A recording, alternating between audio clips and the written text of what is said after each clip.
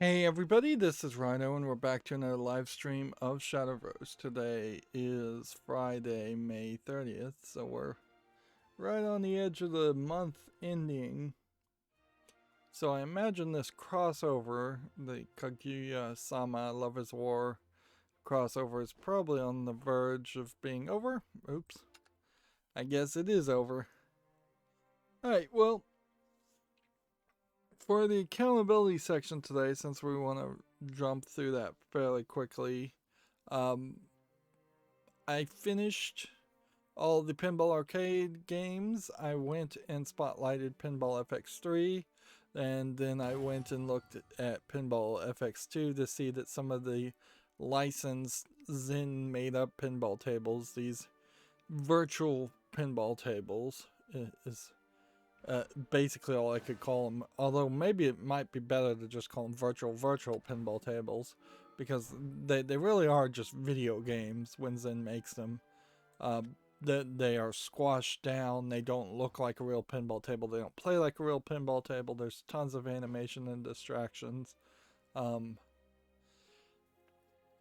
so generally I don't like any of them. I literally don't like a single table that Zen made.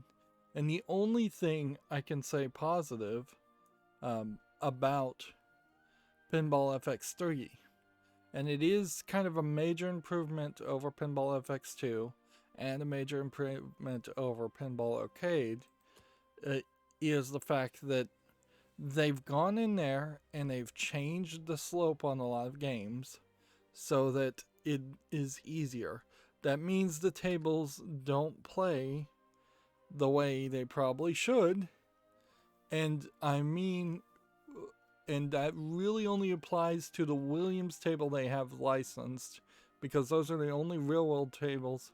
I don't think it's wise to re-roll any of this at the moment.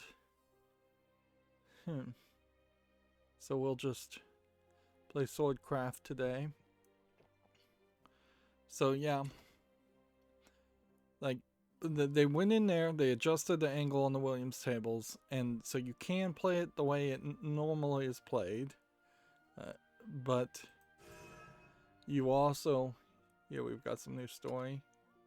So we'll see if we can skip through all of this real quick and potentially pull off the story. Actually now is not the time to be messing with that. Let's, I think, instead just skip to the first challenge and we'll leave it there. And then that'll give me a little bit of gold.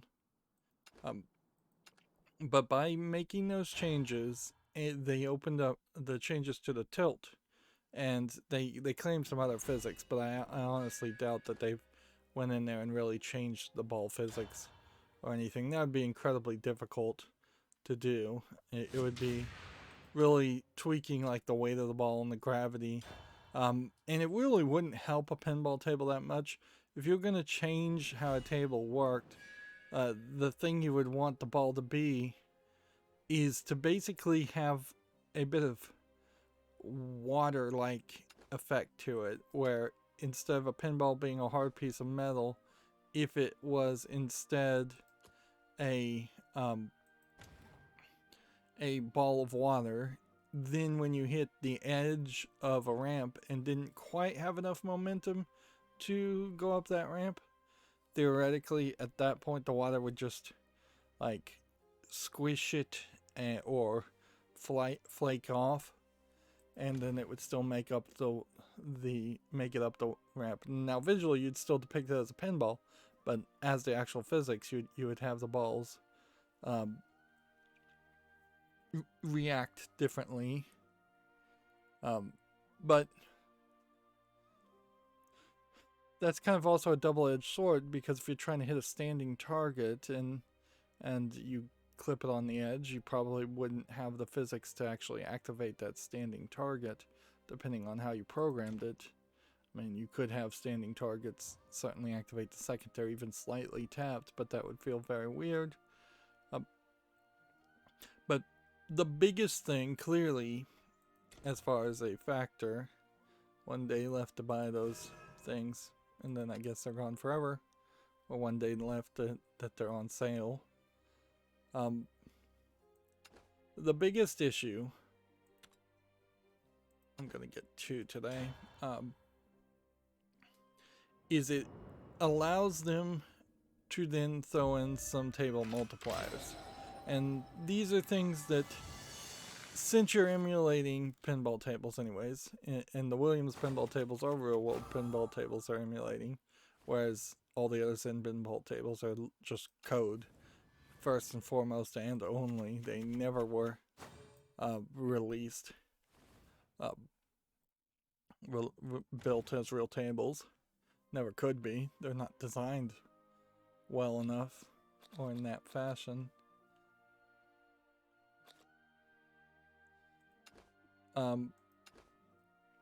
It allows you to give a power up to rewind time a little bit, a power up that increases your score when you're in a multi-ball by 10%, power ups like that, where it totally cheats the rules. It totally puts you in a different scenario. And that's why they have this kind of like arcade mode in Pinball FX3 you can play versus a classic mode. And they push you to the arcade mode.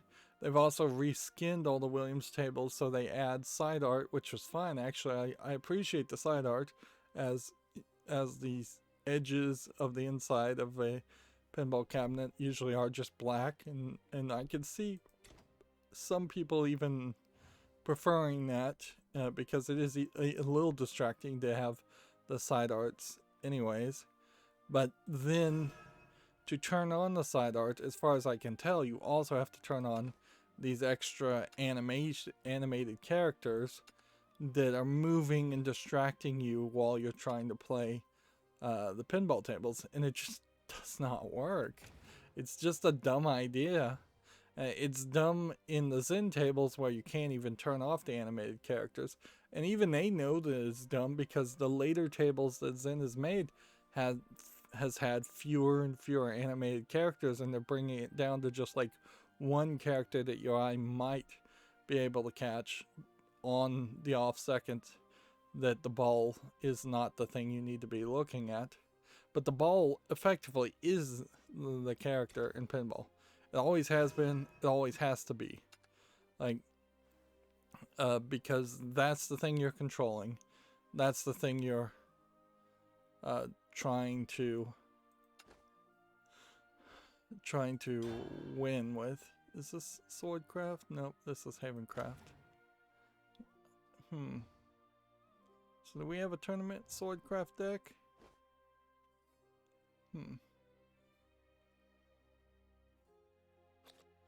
No, we don't. Alright, well, let's make a tournament Swordcraft deck. These tournament decks, more and more, are working. Tournament winning Swordcraft. We are missing 1, 2, 3. 1, 2, 3. 1, 2, 3. We're missing 9 cards in that deck. And we're missing 4 cards on this deck. Alright, well, let's copy this deck. That doesn't seem too hard. It'd just be I wish you could kind of craft these cards right now, because honestly, if this is a platinum and this costs like 36 and you need 3 of them, now you need 2 of them, then 72% of this 7,200 of these vials that are needed are just straight up this.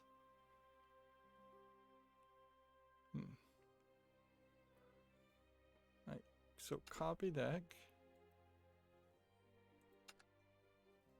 I should probably start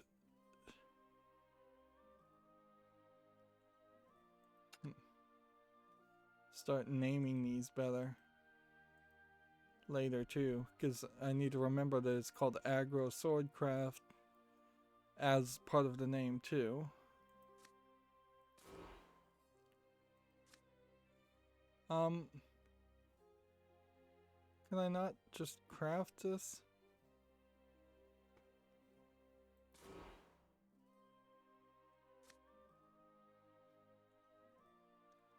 Great cards. Stroke of Conviction. I guess we can try this.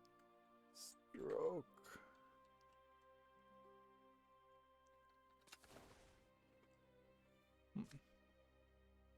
Yeah, so I could create one more for 800. And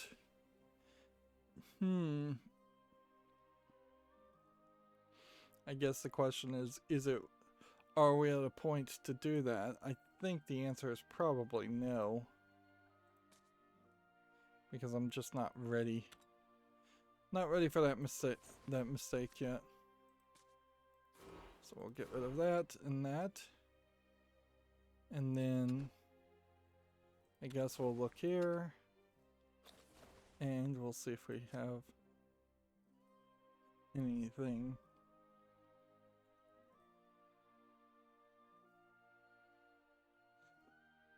Then if you try and deal 8 damage to all 8 other followers, that's probably not the best card.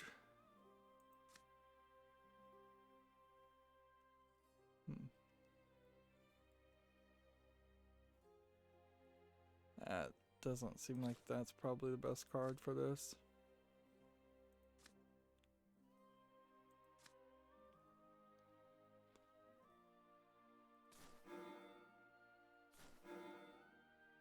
There you go. Let's just do that. Stick with that and hope that that's...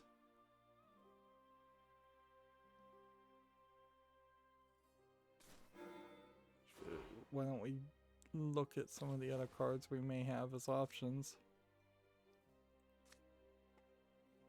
Yeah, okay, that seems good enough.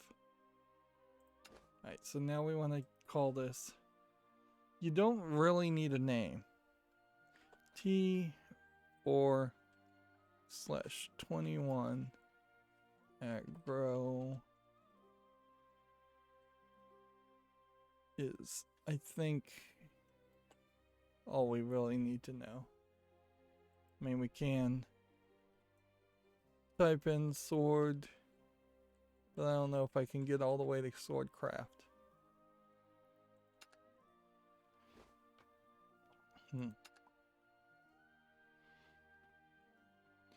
So yeah, I appreciate what Pinball FX 3 has done as far as trying to take regular Williams tables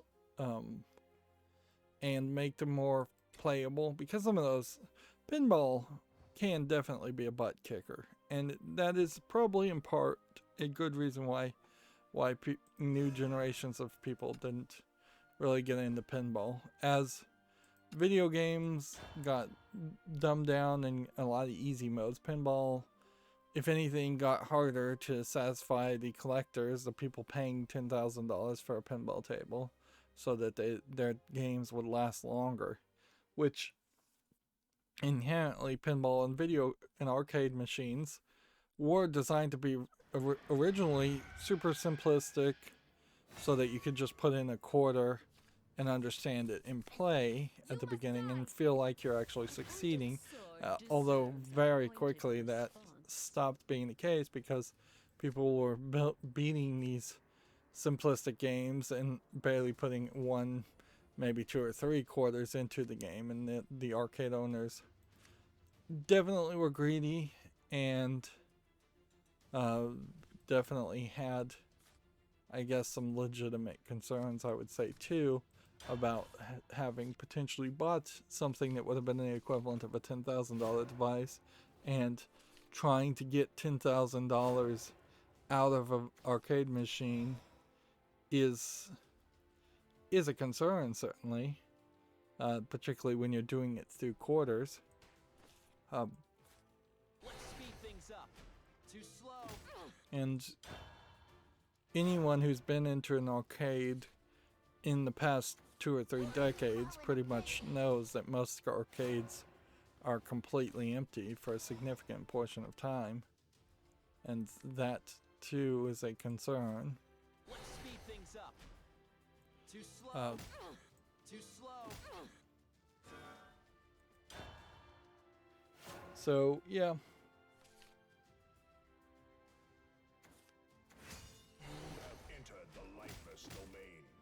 I like the interface. I think Pinball FX3 improved it as best as you could improve it,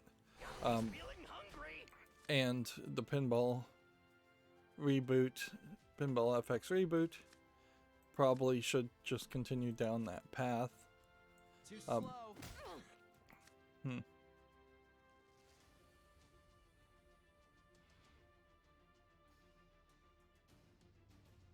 Commander, draw another card, otherwise deal 2 damage to...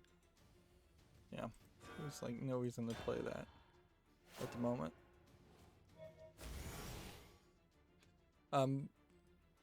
They have kind of this monthly hotspot, hot seat tournament that pushes you to own all the tables.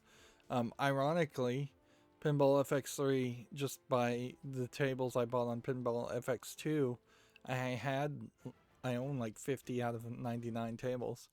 99's an odd number to stop at, but that's pretty much the point there. But some of the tables in Pinball FX2 are missing. The Family Guy table is missing. No, the South Park table is missing, not the Family Guy table. The Missplosion Man table is missing from Pinball FX2. I suspect there probably are a couple more that just did not get translated over, and that does not set a good situation for Pinball FX as a reboot, moving over to the Unreal Engine.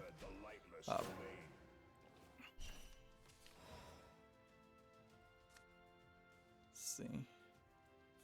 Finally can play this. And do this. And then attack here. Too slow. And there. There is, on top of the hot seat monthly tournament made by Zin, there is also the ability for pretty much anybody to make a tournament. And so there is an active community of tournaments where Pinball Arcade is totally dead and the servers are more than likely just down forever.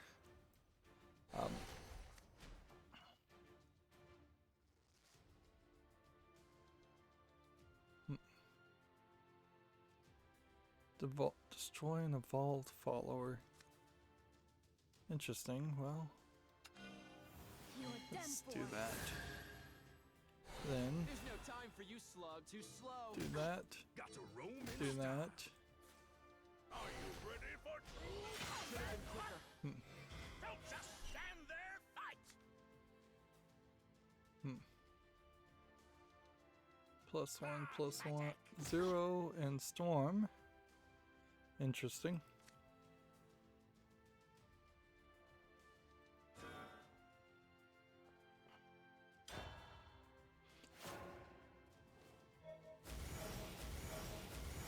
All this guy is doing is just healing himself up over and over again. Trying to stay within vengeance, I suppose. You're all invited to the raising of hell. Yeah, is there anything else to really sing the praises of as far as Pinball FX3, though? Not really. It's got that new design that a lot of particularly kid-targeted tables seem to have, kid-targeted games seem to have, where it is focused heavily around the idea of Already a proper lady, you know. Is that how you treat a lady? should have killed that, then attacked it that.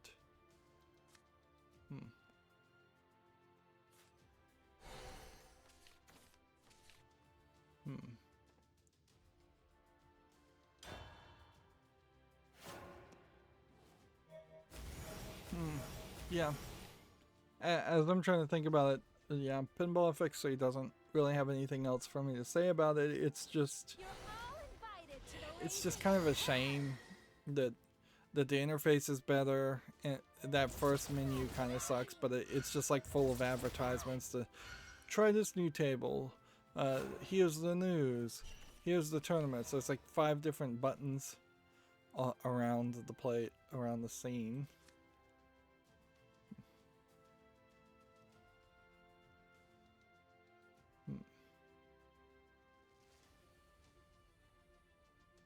Alright.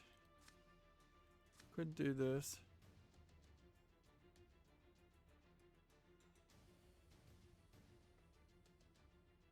Play this and evolve. I can do this and do 4 damage. This is where I truly shine. I won! And then just evolve and attack here. Won't be long now. I've got all the magic I need. Is that how you treat a lady? I won! I won! I am a prisoner of this world. No, I don't think I have anything else to say about Pinball FX3 as far as the program itself. But weirdly, its cabinet mode is free instead of potentially being $600, and you can't actually do it in Pinball Arcade. But then weirdly, the at-games micro pinball, virtual pinball that ties in through an Android app to Zen tables, you only really seem to get the about 11 of the Williams tables emulated, and maybe all of the Zen made by Zen, not licensing anything else tables. That there's some weirdness there, because Zen definitely made all the Star Wars and Marvel and like Jurassic Park tables that exist in Pinball FX3. But those tables also have a license, and those are not transferring over to the virtual pinball table, which for $600, a virtual pinball table that you can get at like Costco or Walmart, it's really not a great deal. It might be a slight improvement up above playing it on a computer, but it is very much just the beginnings of modifications you'd have to make to that $600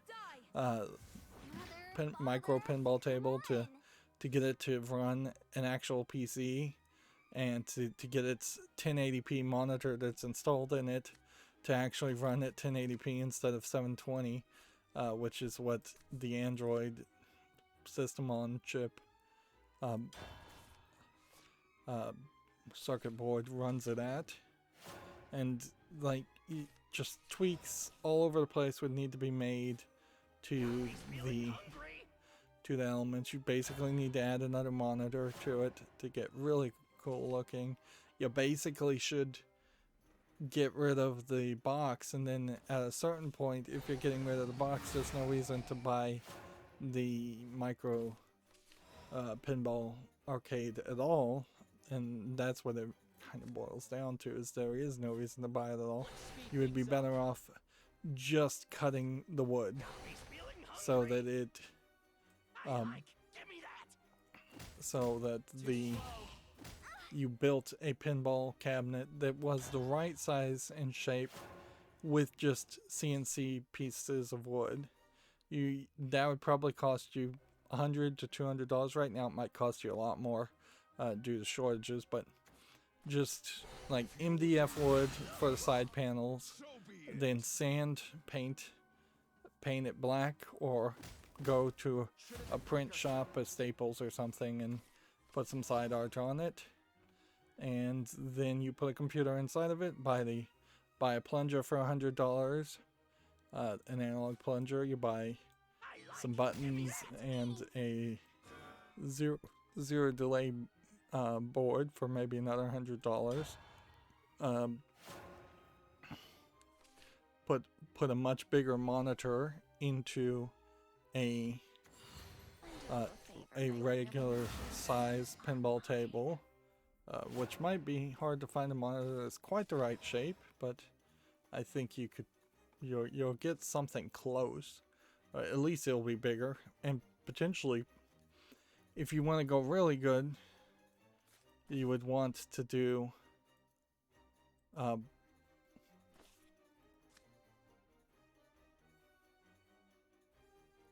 okay, this is a great card to amp up then. Make it so it can attack twice. Yeah, that's gonna work well. Yeah. If this guy, by the 9th turn, is not at 20, by the time this attacks, it will win the game.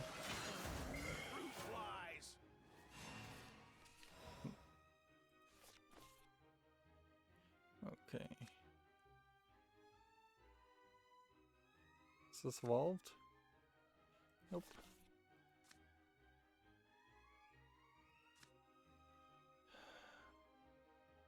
If I do this, this doesn't work. If I do this, this doesn't work. I think I'm gonna have to take a hit some way, so.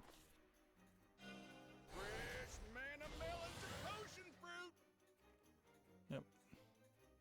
This will do 14 damage if I can make it to the end of the 9th turn. 4 more turns. Oh, he died. Thank goodness. But yeah, you put a 4K monitor on in a regular size custom cut pinball table. You add everything that the micro pinball, the AtGames micro thing adds, and then you go and see, and this is the part I have not gone and seen, and so this is the part that I could be wrong about. If Visual Pinball has somewhere on the internet, some Pirate Bay or something, if there's a collection of all the old, somebody has potentially emulated the. What do we have here? I must restrain myself. Who will be my victim today? Someone has emulated the old Stern, Bally, Midway, Sega tables, all the old pinball tables that existed. If they've done that in Visual Pinball and you put it on your own thing, for like Pinball FX3, you have to take a picture of your arcade cabinet, and so arguably maybe if you took a picture of a real world looking pinball cabinet, they would have a problem with it and not give you a cabinet code. That's still miles better than Pinball Arcade just not being able to get a cabinet code at all, it seems. But yeah, the Visual Pinball and the ROM direction makes so much more sense, and I think I've ranted about this multiple times, so I'm not gonna get talk about it again. But when all you have is this new Stern pinball company that is and a bunch of holding companies that never employed the people that actually built the pinball tables originally, it's like really hard to say, well, these effectively patent trolls, which is really all they are. Oh wait, so I should just wait and evolve this, because if I evolve, then I can win even if it's at 20. He's feeling hungry. Are you ready for true combat? Hop. I like. Give me that. Guess we'll go ahead and just keep things alive. I'm gonna win here probably before I even get to the 9th turn. Why should you justify their anger? But yeah, that would be the real way. And honestly, if you built your own pinball table, you probably are going to spend $1,000 or more, 2, maybe even 3. I wouldn't be surprised if it's closer to $5,000. See, what is this? Why is it special like this?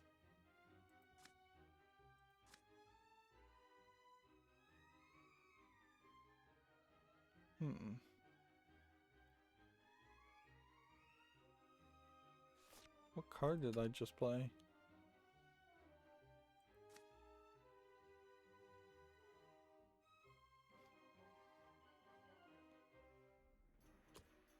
I don't know why that's like that, but I'm not gonna bother to react to that.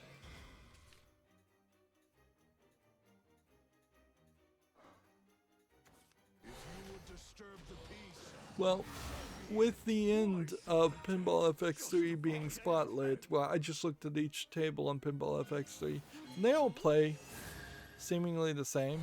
Like, if anything, I would say Pinball FX3's engine, the old engine that they're replacing with the Unreal engine for the reboot, still was probably better than Pinball Arcade, but their selection was nowhere as good. They didn't even have as many Williams tables, let alone the fact that they're missing every other company. Alright.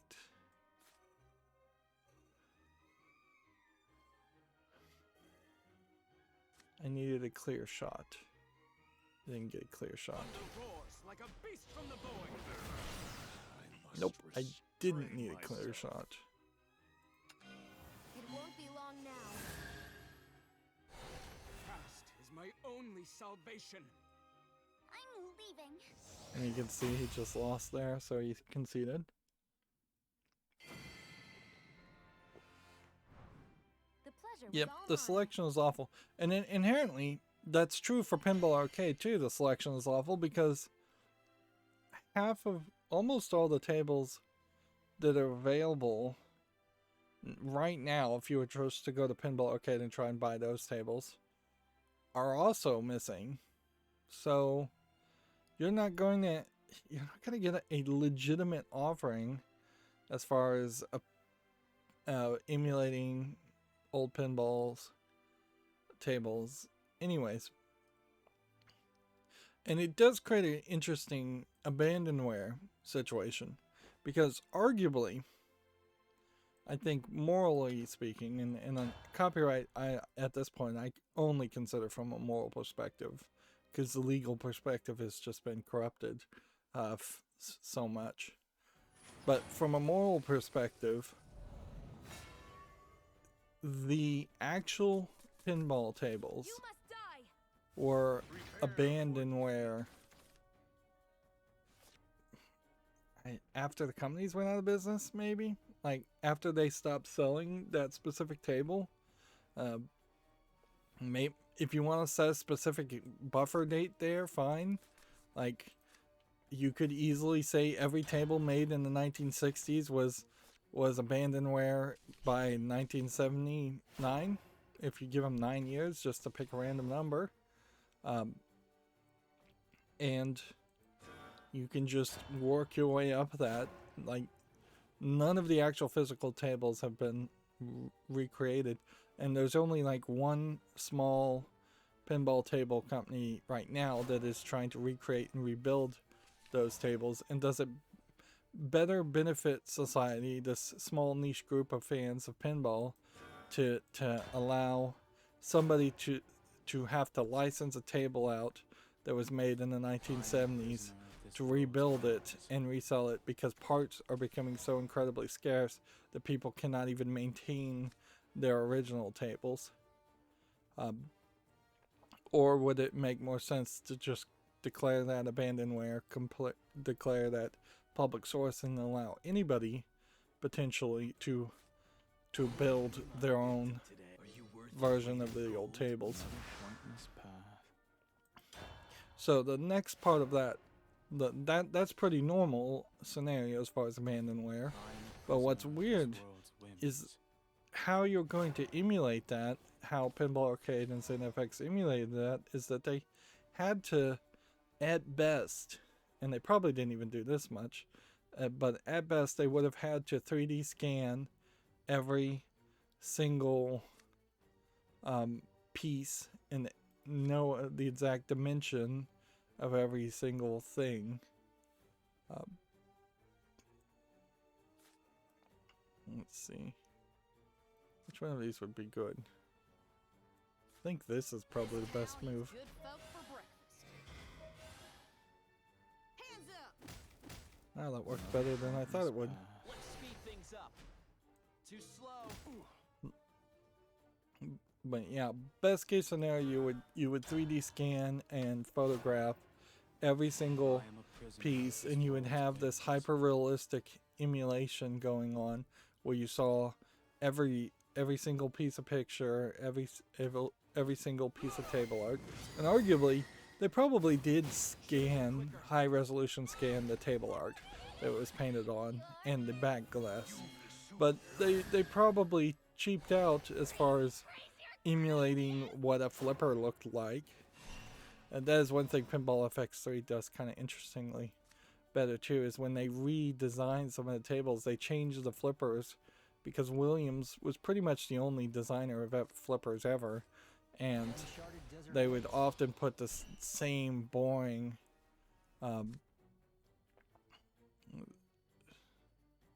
the same old boring yellow flippers on every single table, and that just visually did not match a lot of tables. So sometimes they switch them over to like blue flippers, or different colored flippers on the left versus the right, which is a little weird, but it's an interesting gimmick. That what Pinball FX3 is effectively doing is doing aftermarket modifications, some of which are virtual and animated characters, which you could never do in the real world without a hologram projector or some kind of technology like that. But some of them you could easily do. Side art, changing the flipper colors, adding 3D printed toys or injection molded toys are totally doable things.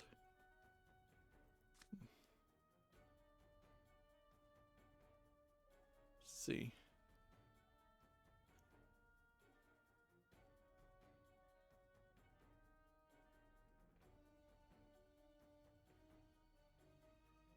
Do I want to activate this? Gain ward, summon the Nitro deal 2 to the enemy leader. Or do I want to turn it into the runaway chariot?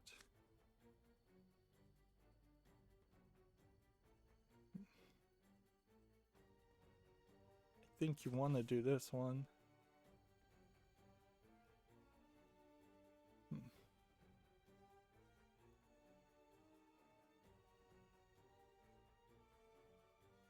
Oh, I can put this in my hand into play. Cool. Fresh banana melons and potion fruit. Freshness guaranteed.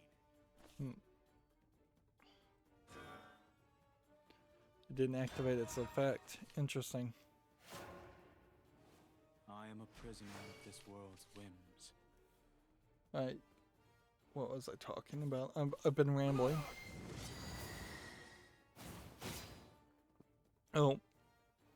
So yeah, I was saying then, because the emulation software, whether it was Zen Studios or Pinball Arcade, and arguably the software for the Williams table may have been literally just copied from Pinball Arcade to Zen Studios, and then they may have made some slight tweaks on top of that.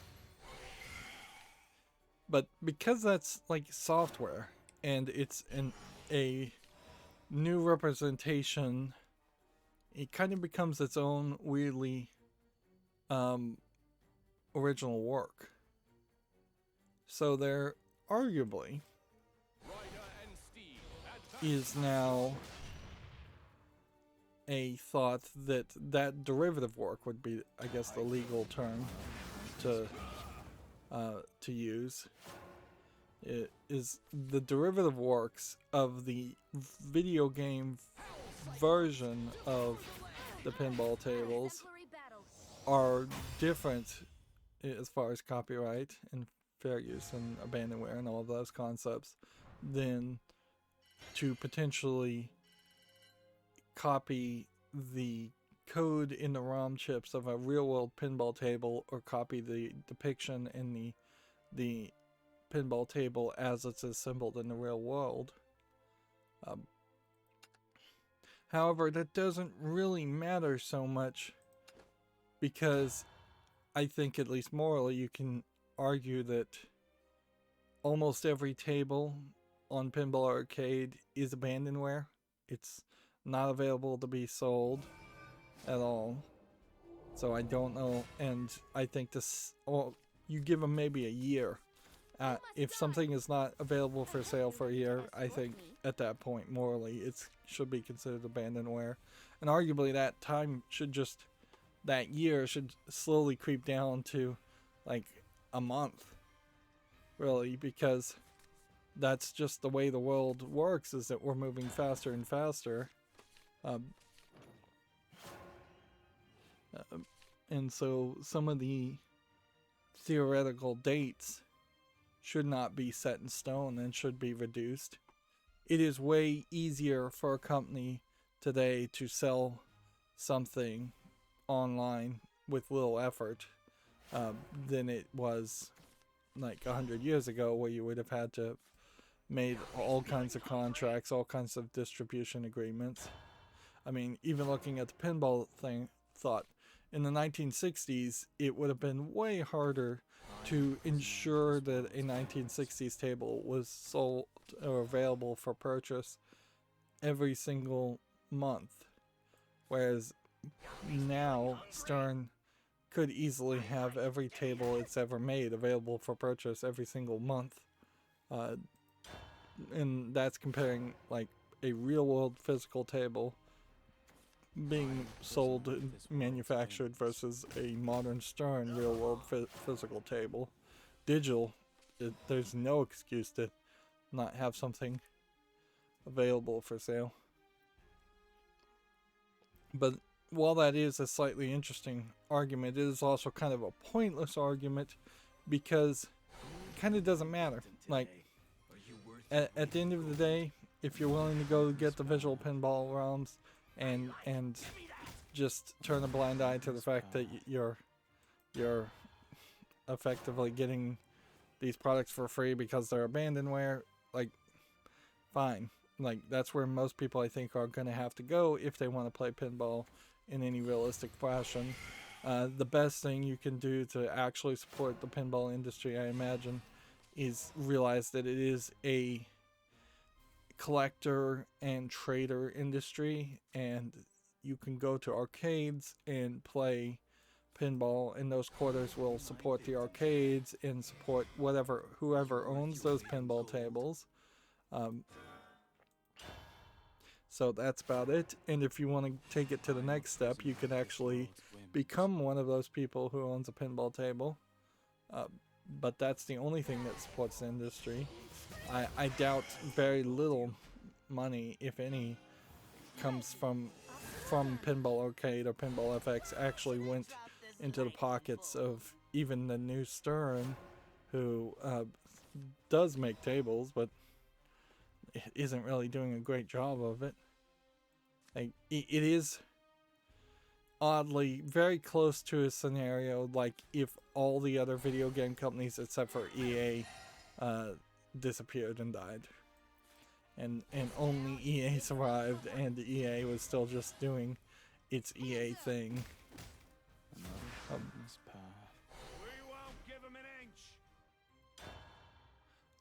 That's kind of the state of the internet, of the pinball world, and I think a lot of people would say, well, if EA is the only video game company out there, a lot of people may not care to support EA much.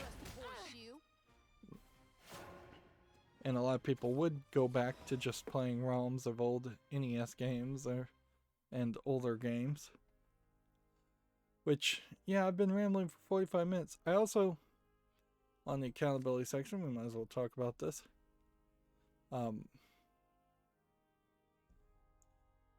I also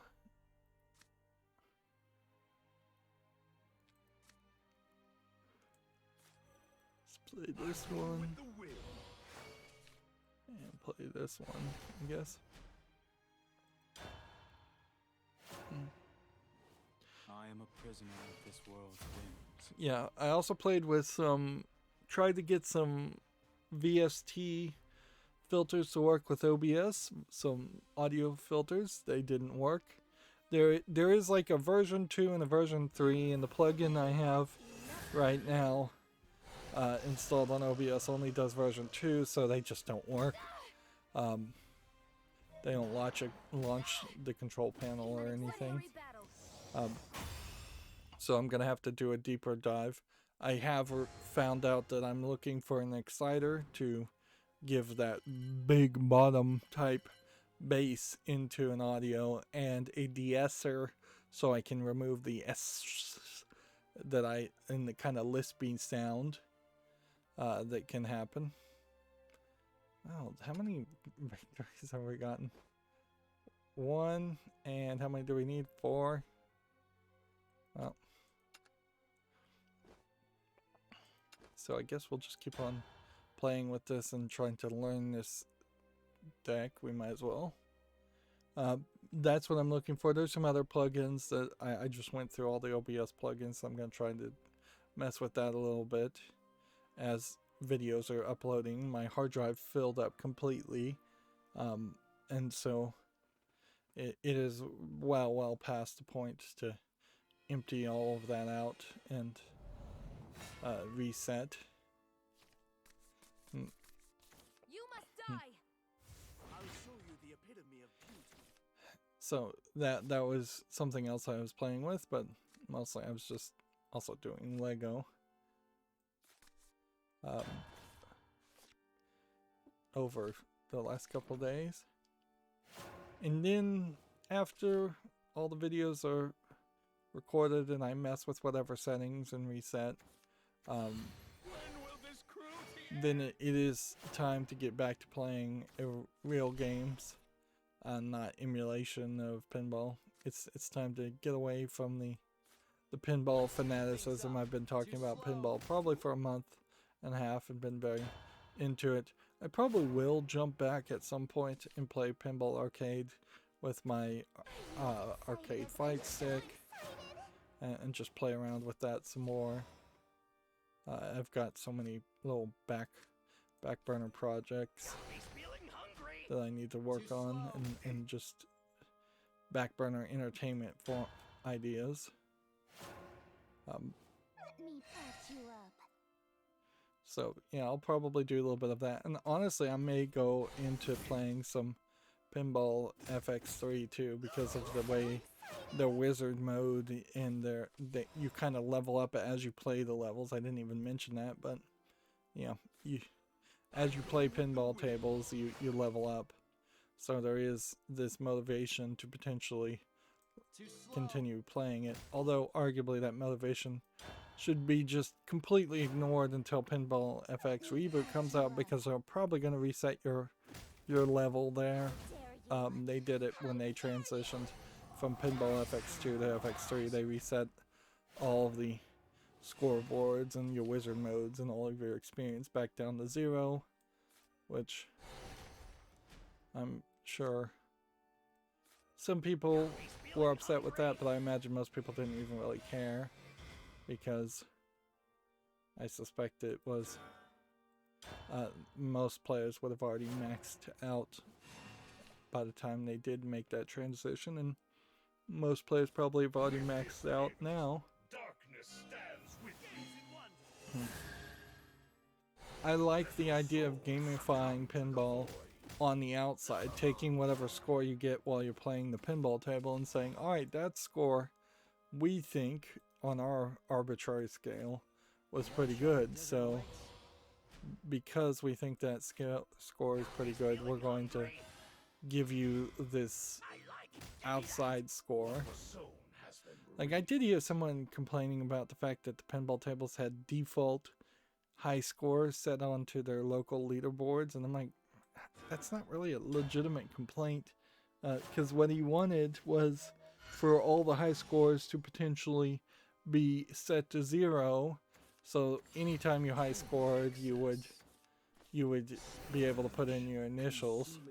But pinball tables have never been like that, and he was complaining that he couldn't even get the lowest default high score on like Attack on Mars, which I think really just highlights that they were Attack from Mars. It just really highlighted that he wasn't that good at pinball. But in all fairness, that probably is the case for a lot of little kids that you would be buying the micro pinball table cabinet for, and that's the person who was complaining about it. So that there might be an argument for that, to just set the high scores to 0 so they can always put in their initials.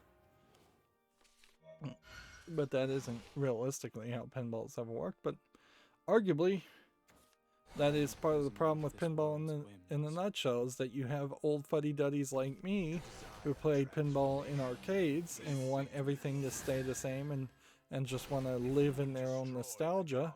And then you have the new generation of kids that probably will never like pinball no matter what, but you've got to try to appeal to them. So you need to do something to try and make that work.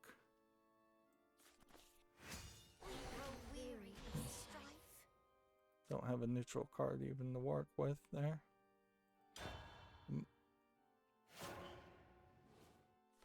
Alright, well, we've got a ton of news and stuff, so let's start going through it. When will this cruelty end? Alright, so I have, because there's a sale going on, I have the ad blocker off. So we're gonna see more of Steam than we usually do. So here we have a game called Joe the Gun, which is a top-down twin-stick shooter. $1.79, nothing interesting. I think the question would be, is anything involved here?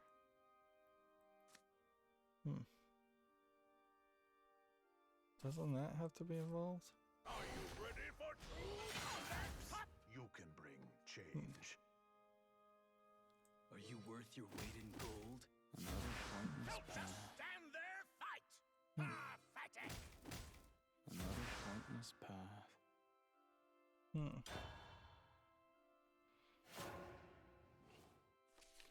Yeah, we need to experiment with the idea, I think, that I could just look at a game, show its name, not look at its price or its languages, and save some time. The game Protocol is now available for Xbox One and Series X and S. So, yeah. Like, theoretically, I need to be able to go to a game like this and go, alright, this doesn't look interesting enough to keep my attention. But am I giving information now, or am I just being selfish if I just say that and close it? Looks like it's a tabletop type game, according to its tags, which, yeah, that makes sense. I don't think I'm being informative enough there, and I don't think I'm reporting enough news. If I'm not mentioning the price, if I'm not mentioning the language, and scrolling down to at least see if it's single player sometimes, if there's any question about that, yeah, I'm not telling. All I'm really saying is there is a game on Steam called this, and my personal opinion is this. It is such a brief, subjective statement that it doesn't feel right to just say that. Right. Okay, well. Who will be my victim today? Are you worth your weight in gold? Who will be my victim today? Are you worth your weight in gold? So yeah, I don't think we can experiment that I'm way. a prisoner of this world's Here we have a whims. game on Steam called Crystal Rider, which looks like a platforming game for $2.39 English and Russian. It doesn't look terrible, it just doesn't look like there's anything there. It's just platforming or jetpacking through one cave level. Balled you. Another thing that that I have done is, because the sale happened, I went through my wish list and as I was looking at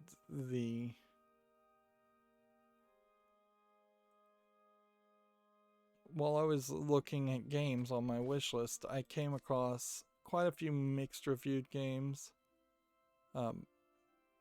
And in those mixed reviewed games, I decided to remove them from the wish list. Almost every single one of them were student projects, but I feel like what has occurred here is You are done for.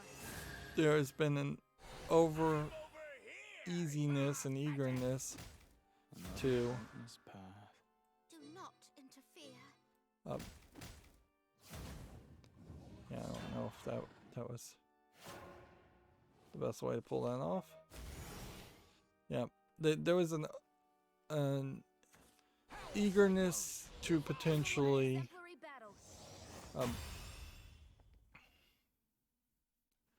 battle. To potentially cover student projects, when honestly, if the student projects are getting mixed reviews and they're years old, they're just not that relevant. And frankly, I just don't have the time. And I think, unfortunately, that is probably the case with every other video game cover.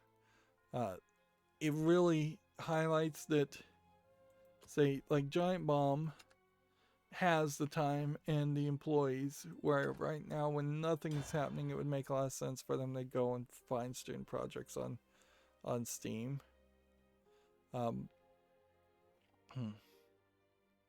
But they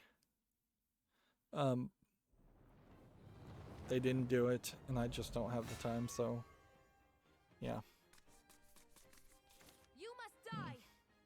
I'll prove that I'm stronger than anyone.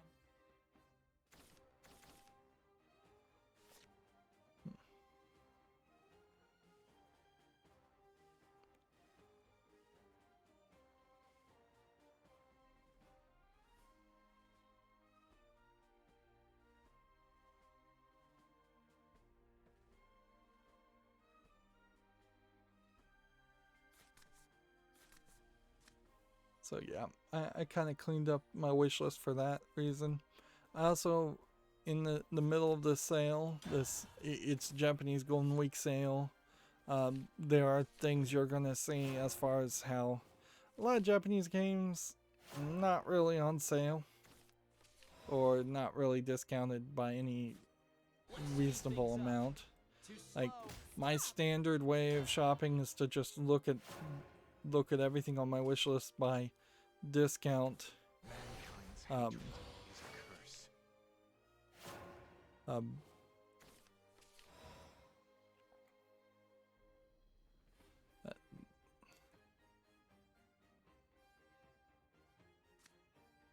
And so, hey, Feeling hungry?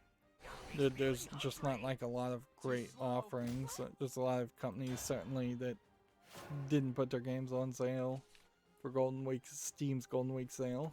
My blade is autumn. I am the fallen leaf. And honestly, there's not that many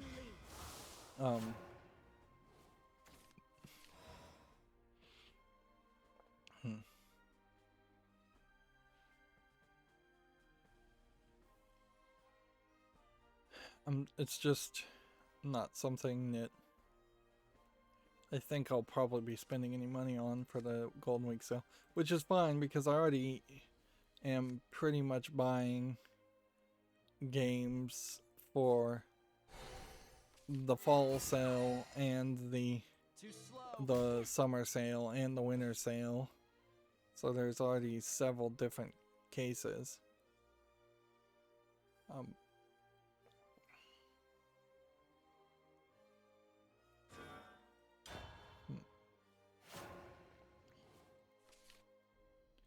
This is already too many times. Ravaged his wrist.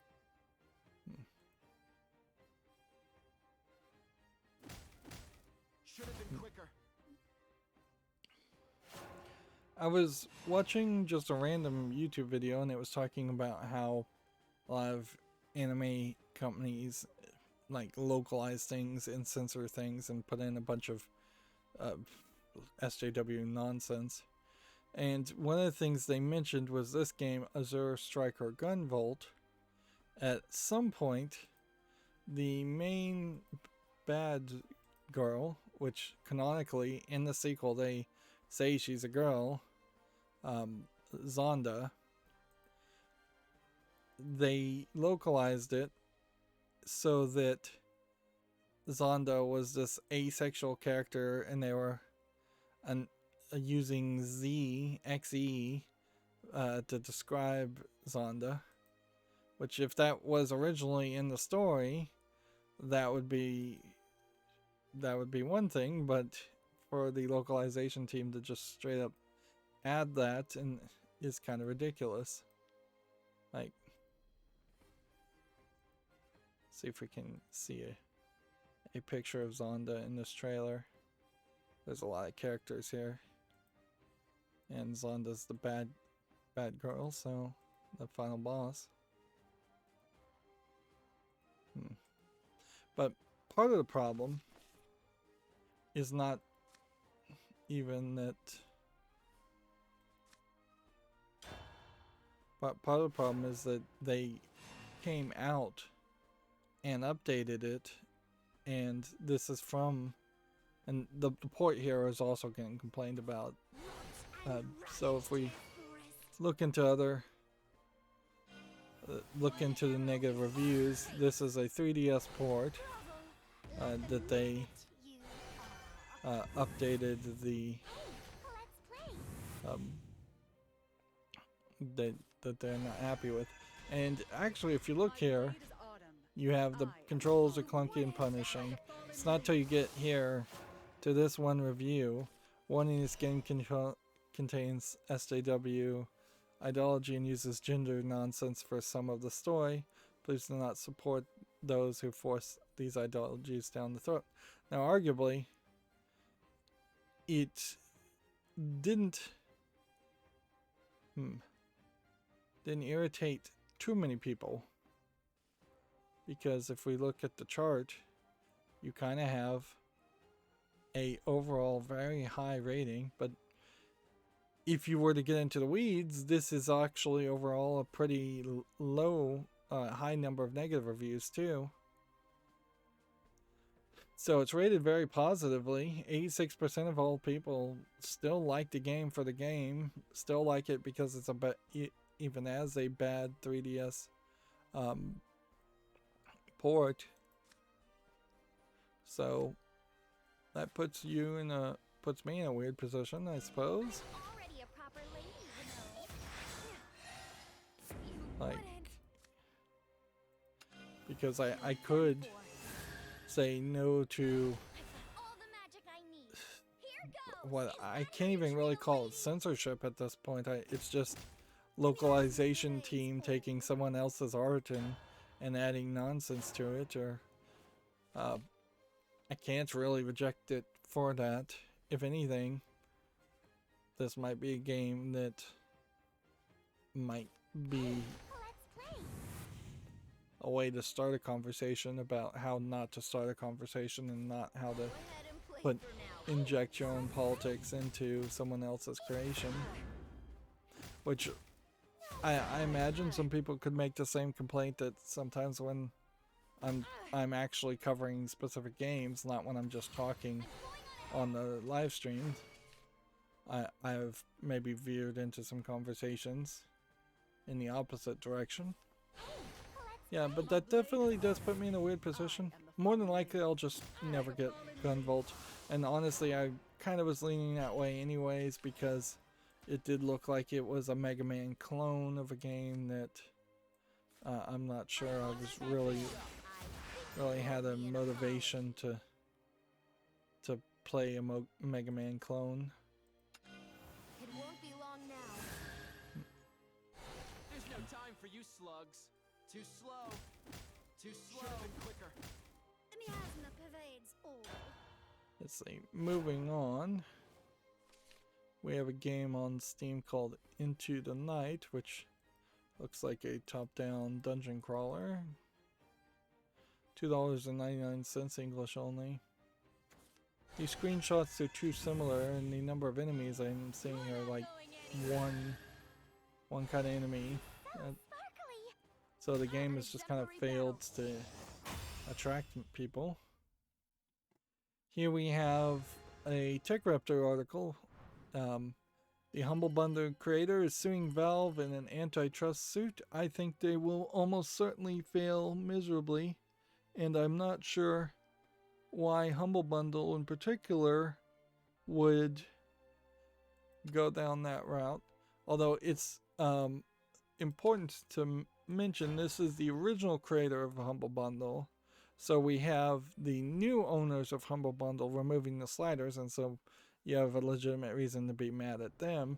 And then you have the original creator of the Humble Bundle, which one assumes that the Humble Bundle always gave out Steam keys, even though obviously the Humble Bundle wanted you to not really redeem the Steam keys and wanted you to just download the free versions.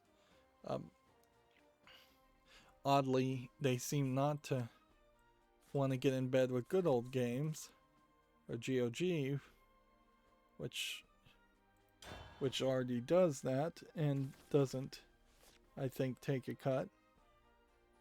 But yeah, every company would love to hurt Steam and force them to take less of a 30% cut. But honestly, if it were a case that every single A and maybe even every double A developer publisher said we're not listing our games on Steam unless you give us a better deal than 30%, which arguably the AAA people are getting a better deal, Steam would probably just be able to say fine and not change anything and just say fine, leave, don't sell your games on Steam. 30% cut is hardly ridiculous when you look at, like, and this is where I think the courts would look at it, when they're gonna compare that percentage cut compared to a movie or music licensing deal is, they're gonna compare that to payday loan percentage cuts, and the law is going to be so wide as far as what a reasonable cut is that 30% is going to be laughably laughed out of the court as being argued unfair. And it certainly doesn't help Wolfie Games, which is the name of the people suing Steam. It doesn't help their case any that other storefronts are or were up until recently taking a 30% cut also. Like,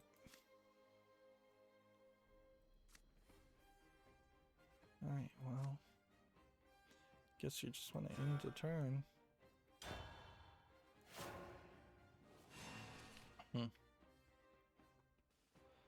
Let's see, we'll get some details here, but honestly this is almost certainly going nowhere. In the suit, Wolfie says publishers need access to Steam in order to sell games. No, they don't. So you're immediately wrong there. Because if you're making this argument, then you're making the argument that the government should just utilitize Steam. That Steam should stop being an independent company and it should just be a government-run entity in the same way that a water company in your city is the only provider of water to most people.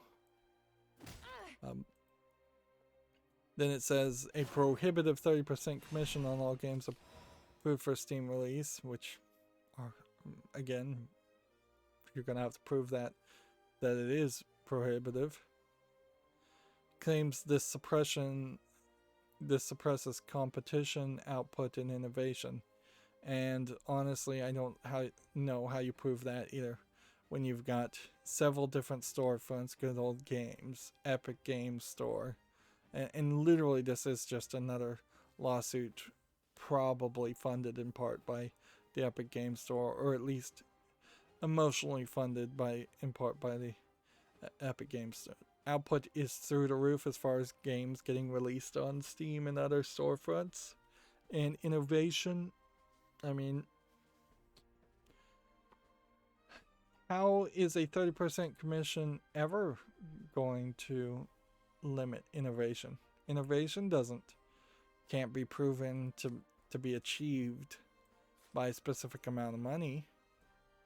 So I don't know how you can ever, I mean, it's an unprovable claim, and unprovable claims aren't going to inherently win in court.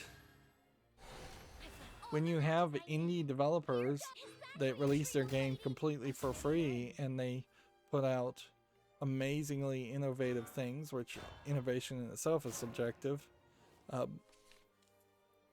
that's not going to stand up as a claim in ways that can never be fully redressed by damages alone. Well, okay, then this quote allows the judge to throw out the throw out the case in its entirety as moot. There's no reason to hear a case, and that's what the phrase moot means, is that there's no point in doing it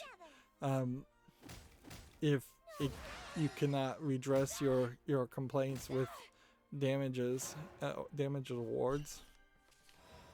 It says that gamers are also harmed by this practice because publishers must charge more for their games to soak up the 30% commission hit, thus putting the cost on gamers themselves. Yeah, okay. You might convince a couple of people on that argument, but you probably won't.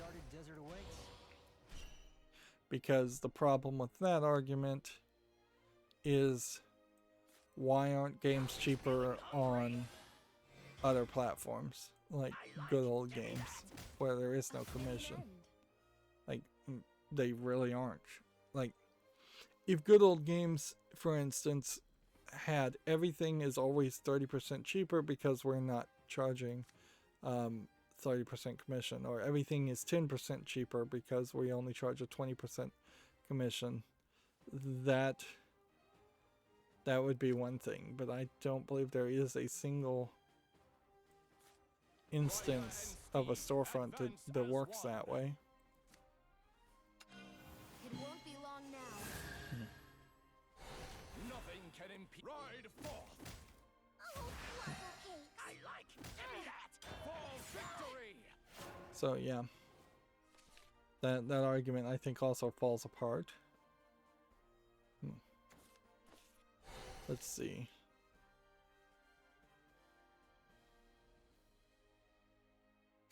I present you a gift from my Ride or die.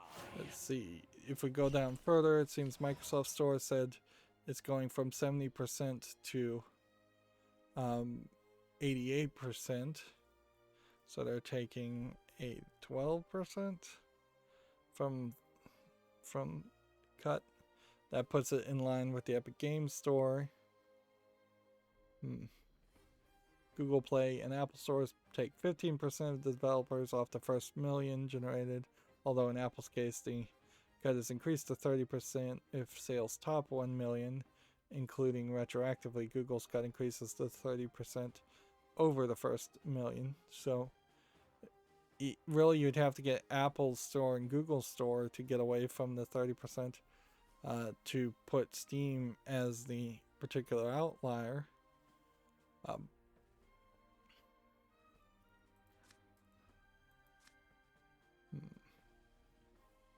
Inherently, there is also the issue that Steam's 30% really only applies to Speed things up. to smaller publishers. AAA need not really even concern themselves with that. And Steam has that whole problem of Steam garbage. So if Steam was willing to go down from 30% to 12%, which is a ridiculously low amount, they would then also have to curate as much as the Microsoft Store revenue does.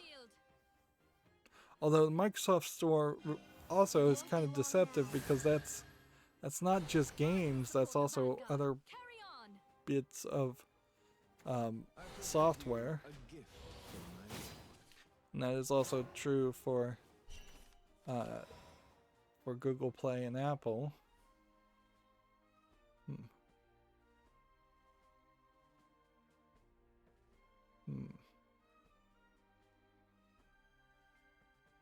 The real question that's not being answered in this article is Wolfire Games as a developer list here. Let's see what their website list as games have actually made. This town is good folk for bricks. This town is good folk for bricks. Okay. Hands up. That. Hands up. And then that. I suppose I've lost some of my edge. Then in the turn, I guess. So here's Wolfire Games website. I assume this is it.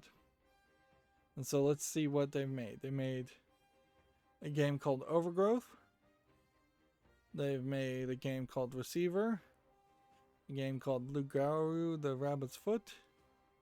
And a game called Blackshade's iPhone. Let's see. None of these from their own website seem to be linking to Steam. An exemplary battle. There's several free games here. So unless I have looked at the wrong Wolfire Games, we could, I guess, look at the Wikipedia thing.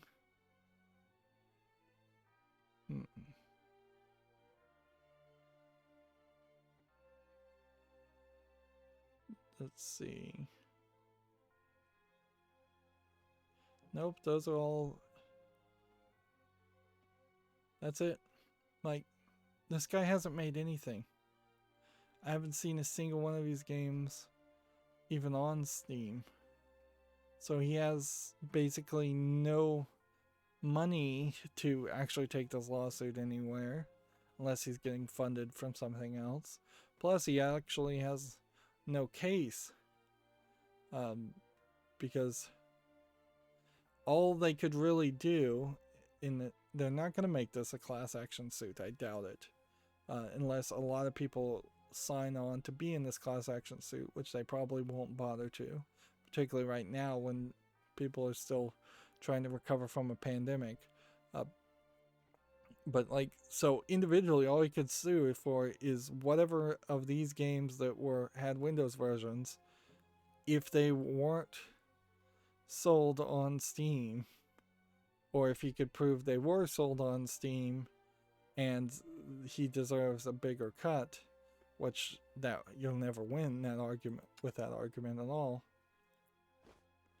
Like, yeah, I'm just an armchair observer of the law, but it seems like there is zero chance that case is going anywhere. What they needed, You must die. what they needed to have I'll burn you alive. is an argument and a lawsuit from either a third-party Steam reseller, Steam key reseller, or another direct competitor to Steam. If Microsoft said that the 30% cut that Steam is taking is hurting Microsoft's storefront, at least you'd have the funding there, but it still would probably get thrown out. Or if you had a prolific purchaser of Steam games file a complaint, but also I don't know how that would sell.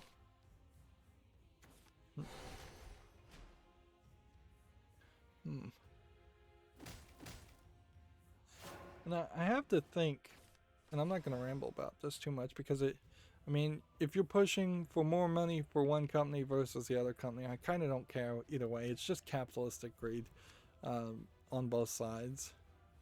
And it's just stupidity for any kind of end user to care one way or another. Because the truth is, if this lawsuit somehow did win, video games aren't going to get cheaper. They're going to get more expensive. We know that. We absolutely know that. There's never been a case where video games have gotten cheaper. Video games will get cheaper once people stop playing video games and stop caring about them. And not a second before. As long as that demand grows, the price will grow. And even if the demand doesn't grow, the price will grow. Because the demand for more profits. Like, if you really wanted to, and this is getting into a political rant again, if you really wanted to lower the price of products, any products, the real way to do it, and nobody's willing to admit to this, is to not allow companies to be public and have stocks and have a maximum amount of profits that each company can make before, if they make any amount of money over those profits, then it's just 100% taxed and goes to the government to fund schools and roads and things like that, or even fund the military, frankly. Probably fund the military quite a bit. But yeah, when you have maximums on profits, and there isn't just this unlimited potential for growth or income, that's how you start to get companies to behave in a better manner, but not a second earlier. I like it. Give me that. Well, on to the next project. Too slow. But yeah.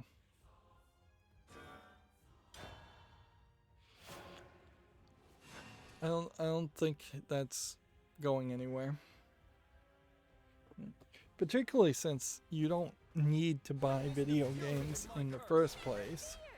It would make a lot more sense to push for cheaper internet service. If somebody could break up the monopolies as far as internet service providers to get faster and cheaper internet, then that would benefit gamers and non-gamers alike way more, because then you would have more money in your pocket, not going to these mandatory monthly bills, or near mandatory monthly bills. Alright, moving on. We've got a game on Steam called Orb Train Slot Racer, which looks hideous. It's super dark screenshot. It's $4.99 VR, it looks like. Single player, English only.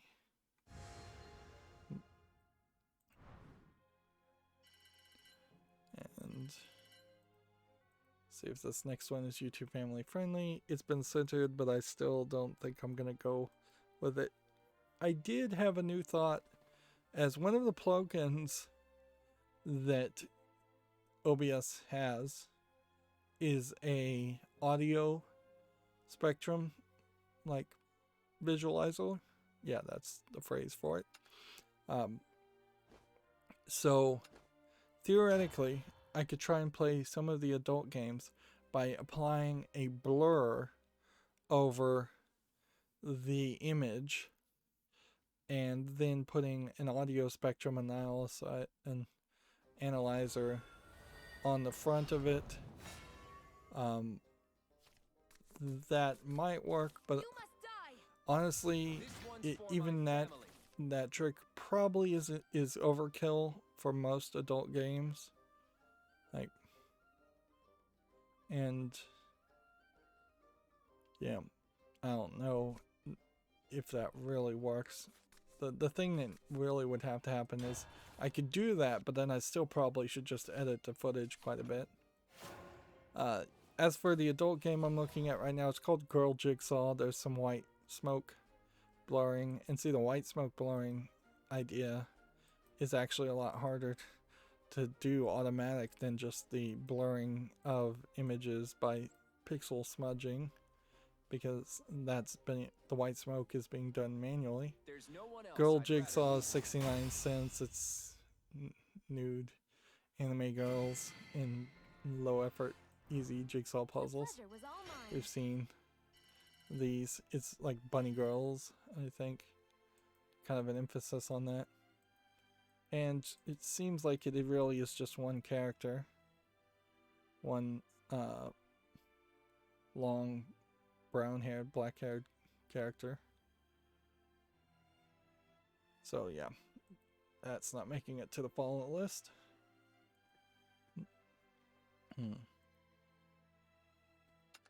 Well, slowly we'll get some disconnects, I suppose. This aggro swordcraft deck is not working anyway as well as I would have liked it to. I feel like my network settings have worked. I haven't had one of those stalls at all, but when I do start to stream, I am hitting some drop frames, You must which die. tells me that there's probably some tweaks that need to happen. Honestly, at this point, if I did start to have some connection stall issues, I would have to assume that it is my internet service provider. So yeah, I probably should just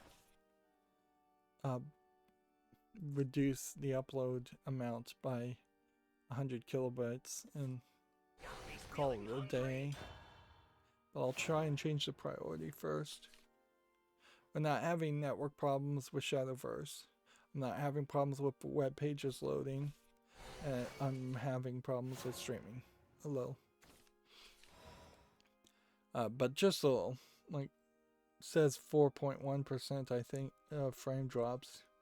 I think that's probably even a bit of an overstatement.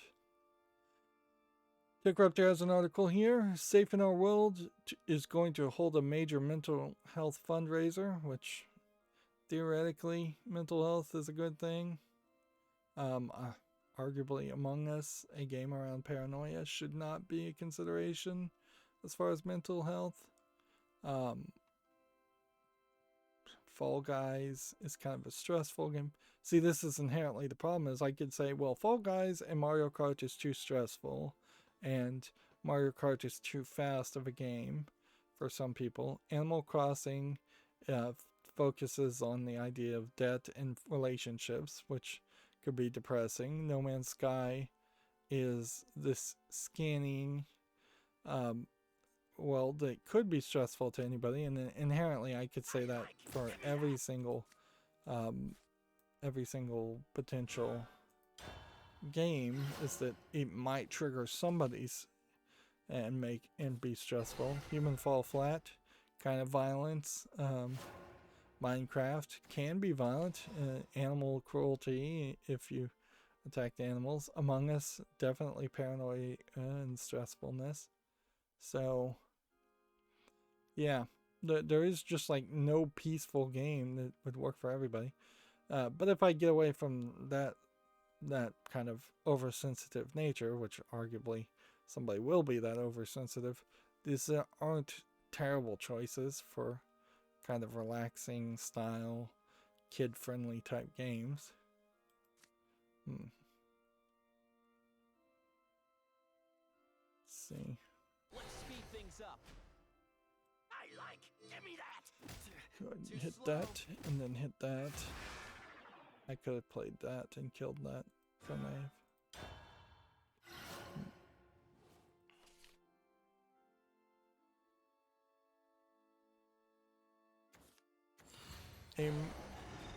A mobile game company called Wildlife has opened a development studio, Super Wild Games, according to Gamasutra.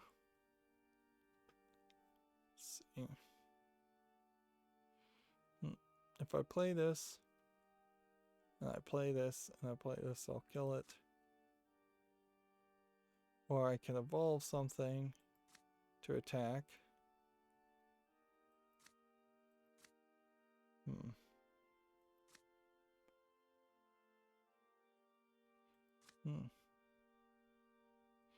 I think you have to do this. My victim today.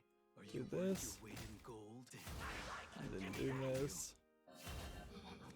And then do this. This town eats good folk for breakfast.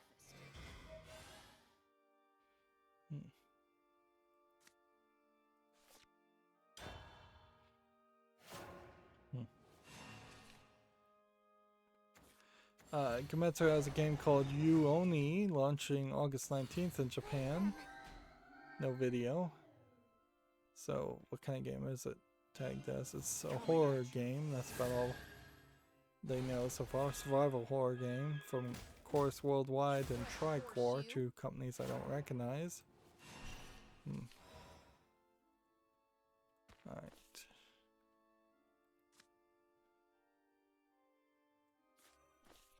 Attack that one. Already a proper lady, you know. Then in the turn. Gametsu has the Wicked King and the Noble Hero read aloud trailer and more system details. They've been advertising this game for a while now. I kind of would like to see it just come out. Although, if they are detailing more parts of the gameplay, it might be a much more complicated game than it seemed at first glance. It kind of seems like it might be. And looking at this interfaces. Right, well, if I did this, He's feeling hungry. and I roll this, You're done for.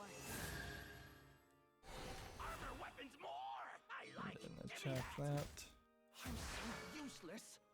and then Are you ready for true? Just stand there, pathetic. do that. Suppose that might work. Record of the lowest war Deed Light in Wonder Labyrinth. Sales have topped 100,000 downloads, which, when did that come out? March 27th, 2021. So, yeah. It's currently on sale for Golden Week, they say. So, yeah. Months to 100,000 probably does indicate it's a somewhat popular. The ESRB has rated Ni no Kuni 2 Reverent Kingdom Princess Edition for Switch. Apparently this is a unannounced Switch version. Which, okay. Now the fight begins. It's probably just an Ultimate Edition. Let's see. Alright, well, next game I have on my Steam listing is Furries and Scalies and Bears Oh My 2 Return to Kale Bay, which I guess these are all YouTube family friendly. I don't know why I really bother too much. It's not like I've ever gotten a complaint. But I guess maybe because I try hard not to show inappropriate things, I don't get complaints. Also, because very few people see my content. This is $9.99 English only. Looks like it's a dating sim / visual novel type game.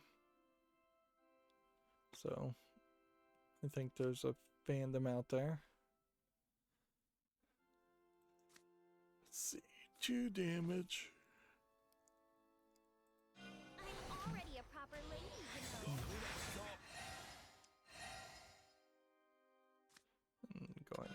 this. Won't be long now. I've got all the magic I need. Is that how you treat a lady? Is that how you treat a lady?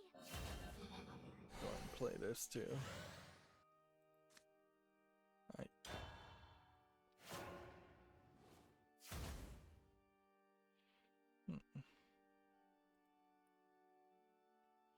See, next we have a game on Steam called Furuki's Adventures, which is tagged as a Souls-like Metroidvania. It looks a lot higher action and zoomed in more, which I think a lot of games would benefit from that concept. Just zooming in more and focusing more on the character in a lot of scenarios. And a lot of platformer and Metroidvania type games would also benefit from just faster paced. Even the original Metroid game is a more distance-based You wouldn't. type game, where you're shooting from a distance usually, or trying to at least. $4.99 English full audio. I think that obviously deserves a follow. Has this developer made anything else interesting? Of course, here's the problem here. The publisher has labeled themselves as C above, and apparently that's a mistake nobody looked at, which once again highlights that clearly Steam is not looking at people listing their games. And I suppose that is an interesting thought. If it were a scenario where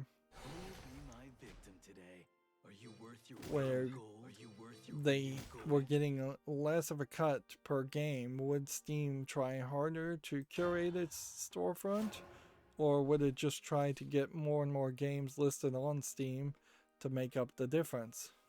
Like, almost certainly, if Steam was forced to, from like a 30% cut to a 12% cut, the listings of games coming out on Steam would not get better, they would get worse. There would be more garbage. They would open the floodgates. Like, as long as they could get away with it. And arguably the floodgates are already open, so I don't want to see what the depths of low effort garbage games that are being rejected from Steam would look like. You wouldn't. Let's see. Next we have a game on Steam here called Ari and Bear, which seems to be a cat that rides a dog and they work together. It's an interesting concept. I'm not sure there's really a game here more than just an asset flip, or an effort to make a game with just some bad animation. Not every game has to look great though, so there might be something to this. So I'm willing to put it on the follow list. It's free, English full audio, and that's weird. It doesn't look to me like it's a student project. And see, this is one of those just instances of somebody abandoning a game when, with the right funding, with the right support, this concept, it's not terrible. Maybe it breaks down logically at some point later, but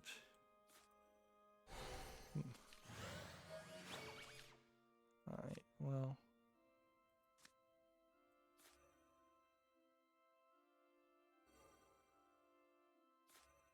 Can we win here? Good guinea pig. Pathetic! I'll destroy you all. Wouldn't. Nope, we're gonna lose. Here we have a game called Copy Editor, a regex puzzle.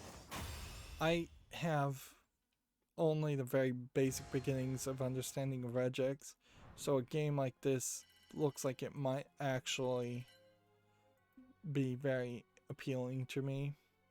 I need either a class, probably a class in regex, a good 6 months to a year of education. And I've probably said this many times over the years, and I'm just never going to get around to it, because regex, I don't use it enough for it to matter. It's too complicated a thing anyways. $3.39. So video game wise, if this could come out of early access and people review it well, even if people just don't review it at all, I might consider this for my own personal education. The idea here of potentially having a group of text and then some puzzles to find specific parts in the group of text, and the parts being found being highlighted by different colors is I think informative enough to teach real regex, but they're actually going to have to teach a lot of the tricks in regex too. Regex being shortened way of saying regular expressions, which is a really complicated system. Very powerful, but too complicated too for a search feature, search and replacement feature. Next, we have a game on Steam here called Chromatic Labyrinth, which looks just like an asset flip first-person shooter. $1.99 English only. Now, theoretically, we want to leave some games over for the weekend, but I also have to bring down the number so I can see how many tabs are left. Here we have a game called Little Party Legends, which looks to me like a mobile game trying to be like a Mario Party game. May not be a terrible thought though. $3.99, only online PvP though, which eliminates it from consideration for me, unfortunately. Because I would need to see at least a little bit of a single player mode. Here we have Farming Tractor Simulator 2021, Farmer Life, which looks like nothing I'm interested in. $2.54 English only. That's also particularly cheap for any simulator game. Let's speed things up. Too slow. Steam has added a new button where you can switch between different windows, which is gonna, I think, prove to be very useful. It seems like not Steam, Chrome has added that new button. I feel like Chrome is making a lot of changes, and change is hard often to accept, but a lot of their visual user interface changes also, I think, make sense. I assume this has been added by Chrome, and that button wasn't added by some plugin I installed. There is still a massive amount of plugins I do have installed that you would kind of like to see default installed for everybody, but a lot of the ones I have installed also make very little sense to be installed by default for everybody because they're too specialized. Are you worth your weight in gold? Another pointless path. I like Hit give me that, that. I like and that. give me that. Too slow. That. Next, we have a game on Steam that's just Asian letters, which they're calling it an action roguelike. It to me looks like kind of just a platforming game. English not supported, Chinese only 99 cents. Not a terrible looking game for a Chinese game in particular.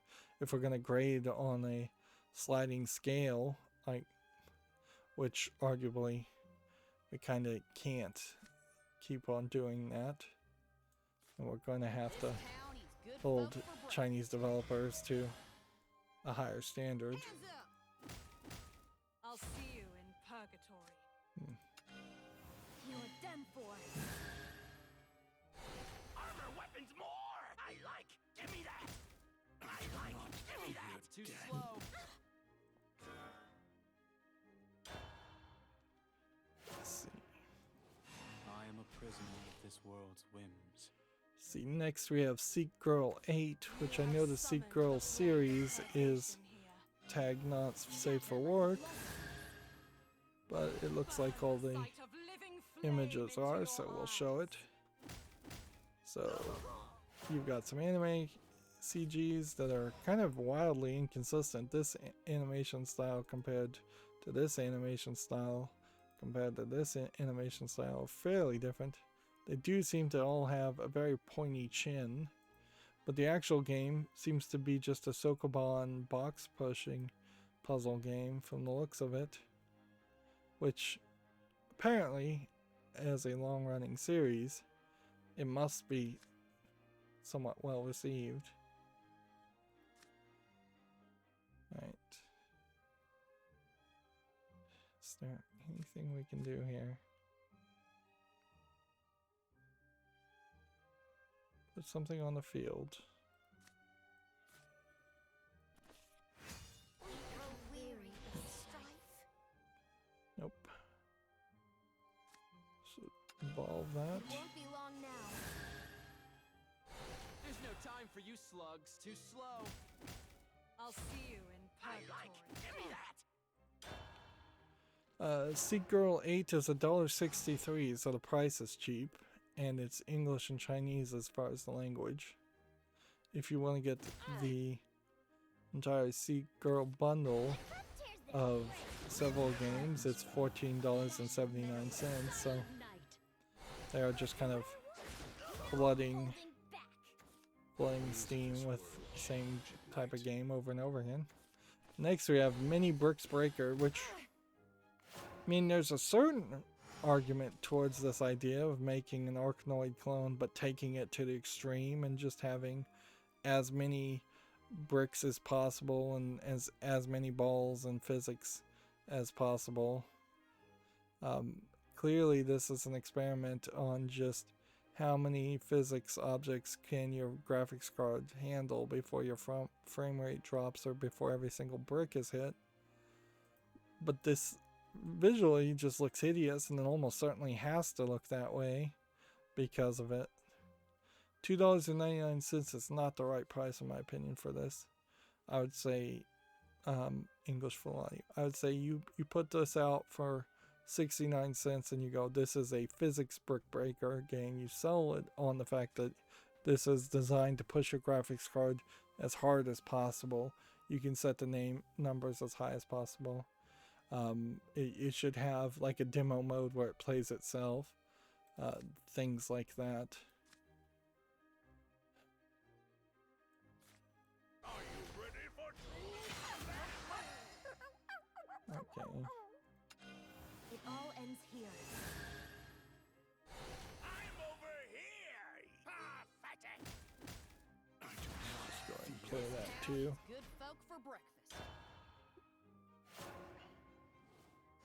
But yeah, you might have an offering there in that case, but just asking $2.99 for that game is not selling it well enough in my opinion. Next we have a game on Steam called The Caretaker, which looks like a top-down twin-stick shooter with some puzzles, but it also looks pretty dark screenshotty. $8.99 English only. It's tagged as a survival horror game also. Yeah, that's like 5 different things. Alright. See if this works. Ryder and Steve, advance as one. I go where my wheels take me. That's That randomness could potentially have won the game for me, but it has yet to actually do it. See, next we have a game on Steam called Smash 'em. There is a point here where certainly I will jump to the web peak on a game like this without really double checking to see if it says not safe for work.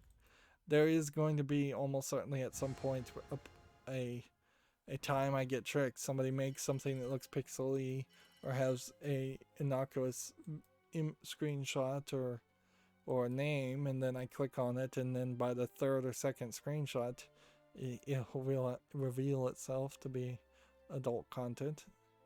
This is $3.99 English full audio with 100 achievements, so it's kind of obvious it's an achievement game. Top-down twin-stick game. It has a lot of enemies, or at least a lot of visual pixel garbage, which I don't think I would like that. There might be an argument for a Zelda style looking game. That's all this really is trying to be, is just like Zelda. But a Zelda top-down twin stick game kind of has to compare to like Breath of the Wild Age of Calamity as a Warriors 3D style beat 'em up game. See, next we have a game on Steam here called Null Lore, the beginning. See, this is once again one of those instances where asset flip graphics for horror games have gotten so good looking that you can easily trick me, at least, into thinking that there's potentially a game here. I don't think there is, though. $4.79, full English and full Russian. Yeah. I'm not impressed. Next, we have a game on Steam called Scourge Story, which looks to be some kind of Shield Zelda style game. Okay, that doesn't look terrible. $12.74 is a little too expensive, but I'll put it on the follow list and see if people like it. It seems to be kind of a Viking themed Zelda game, which, yeah, that would work.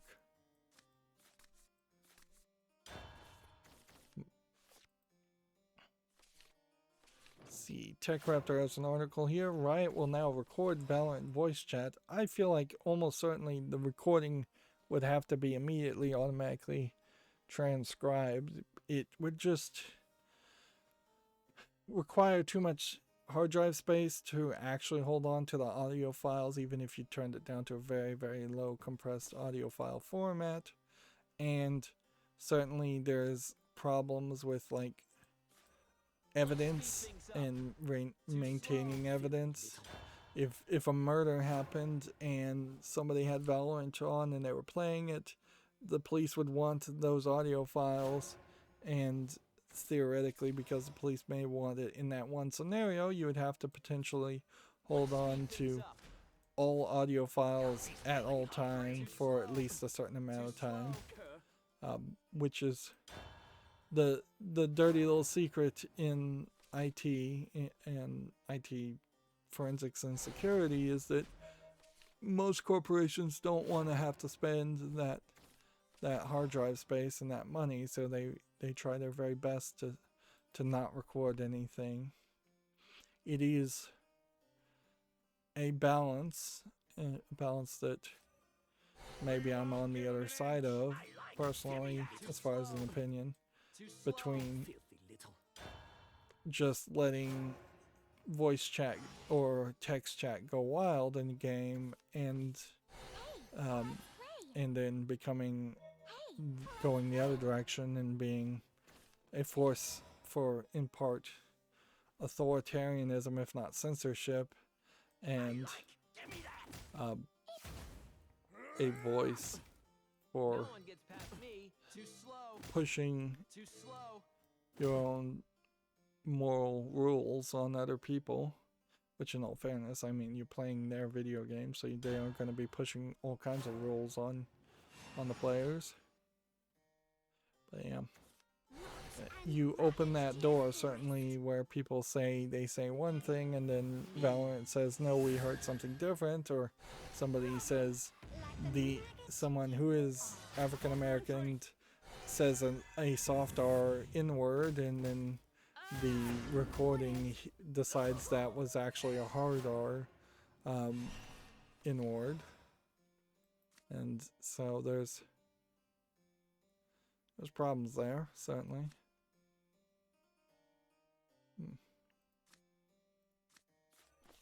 I'm already a proper lady, you know. You're done for. I've got all the magic I need. Is that how you treat a lady? Too slow. Too slow. Kill baths. Let me Plasma pervades all. Let's see. Next, we have a game on Steam called Xeno Shooter, which looks Those acorns pretty bad out of the woods. as a platformer. Kind of looks like MS Paint. $1.39 English only. Beg for mercy. Let's see. First MVP. Next, we have a game on Steam called Hella Dazzling Hell, which looks like a Toho game. Grand slam. Let's see. Early access, English not supported, Chinese only, $8.99. It's tagged as a 2D platformer. Not sure I fully agree that that's what it is, but okay. Since it doesn't support English, that's easy enough to ignore. Right, so we hit this. He's feeling hungry. We evolve this. It won't be long now. Armor weapons more. We I attack Give me that. this. Wouldn't. Then you play this. Ready for true combat? Hold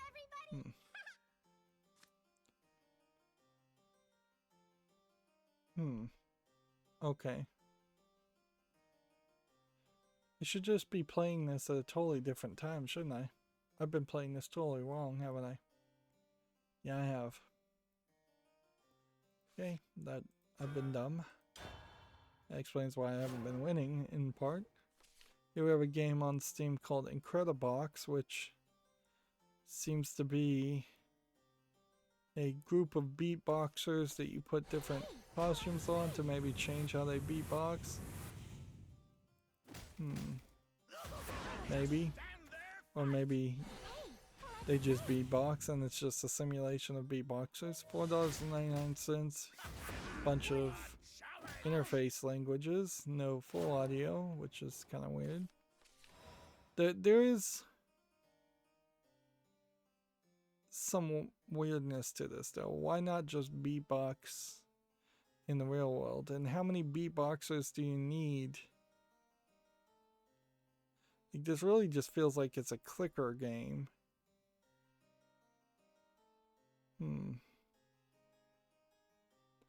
Yeah, I don't think I could, for $4.99, I don't think I could put up with this. Actually, for free, I don't think I could put up with this.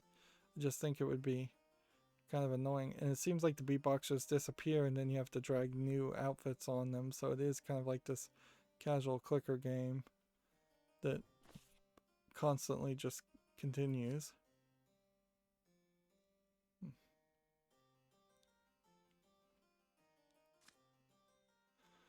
Right. We won't give him an inch. Okay, I see now why this is going, because there are other players on the field. Yeah, I don't think I could ever put up with Incredibox. Next, we have a game called Velocity Legends, crazy car action racing game, which that's I am the fallen a generic title if I've ever heard one. Early access, $4.99 English only. Nothing there of interest. Hear the roar of my 9 flames. Next, we have a game called Blind, where you apparently are not actually blind. It's tagged as a hidden object game. Haunted, spooky, find the hidden objects, I'm sure. Find the pages. $5.99. My blade is autumn. I am the fallen So is leaf. there any enemy here in this game, or are you just wandering a creepy house? So sparkly. All these trailers are the same too. It's like show several footages of you wandering around, and then at the very end have a monster appear and scare you.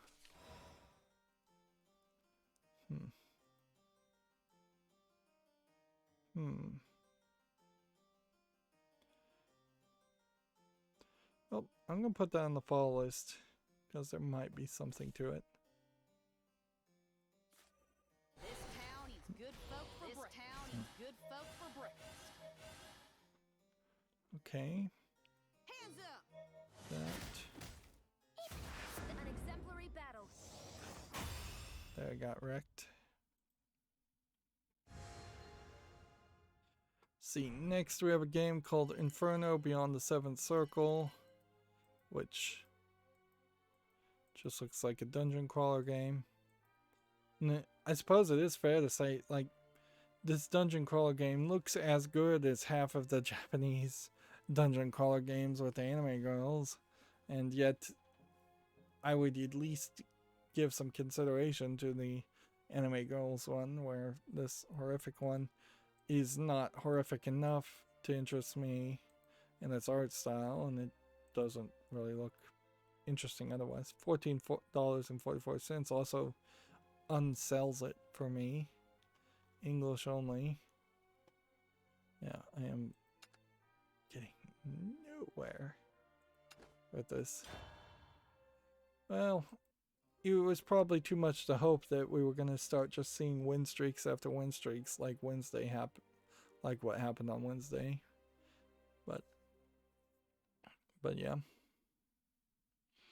We are, I think, getting slightly better.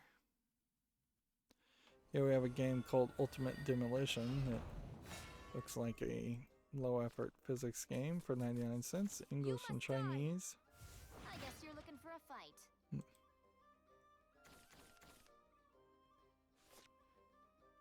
Here we have a game called Mini Island Summer. I feel like I've seen a different game just like this where it actually looked nicely animated, but it was just on this one screen. And that seems to be exactly the same situation. So, was there another Mini Islands? Yeah, there's a Red Island, Snow Island. Yeah, I have seen some of these games. See if we can look at this developers list. Did any of these get put on the fall list? The fall list? Yep. This is once again one of those developers that, see, report this creator. Interesting idea. Let's see. Should I report a creator? See what we can report a creator for.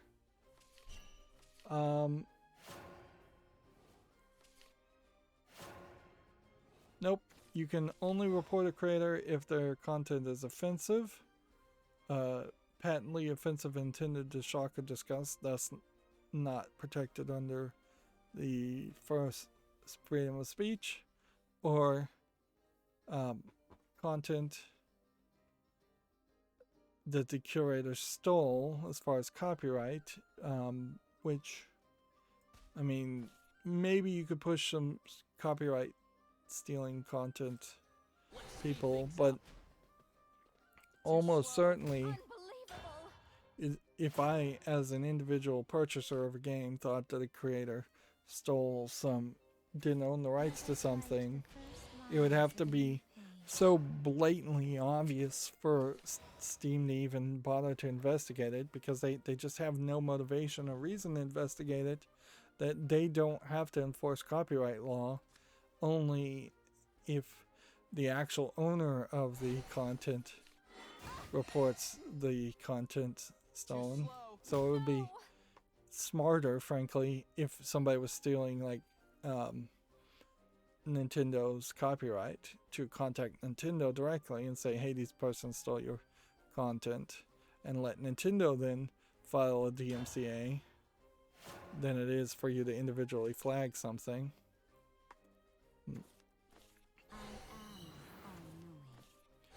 And I imagine if I said ignore creator, if that would help much either. We could potentially go down that route. If we started to see creators that are just flooding the storefront with just absolute patent garbage, there might be an argument to do that. Unfortunately, since there's really no barrier to entry as far as making a new persona and listing new games under a different name, we really don't see a lot of developers that do that. Someone as beautiful Let's as her see. could never understand. Next, we have a game on Steam called the Omni Gallery, which seems to be a lot of 3D models that have been asset flipped into kind of this like VR floating in the world gallery museum.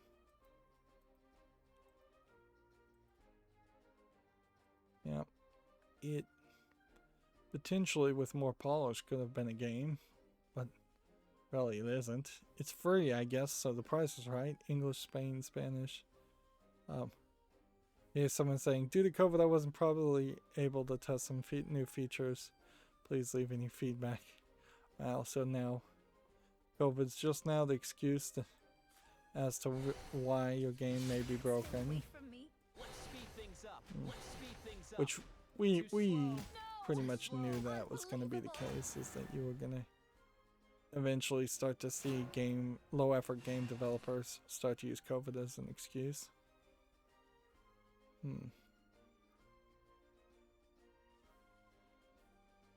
Let's see. I'll open the way. Should have been quicker. Follow behind. Next, we have a game on Steam called Pin and Morta, which looks like a Binding of Isaac, bullet hell type top-down twin stick shooter. That game Returnal is out right now, and one of the things I think it fails to do, this game is free, English only, third-party EULA, but I'm not going to put it on the full list. Like, one of the things I think Returnal really fails to do is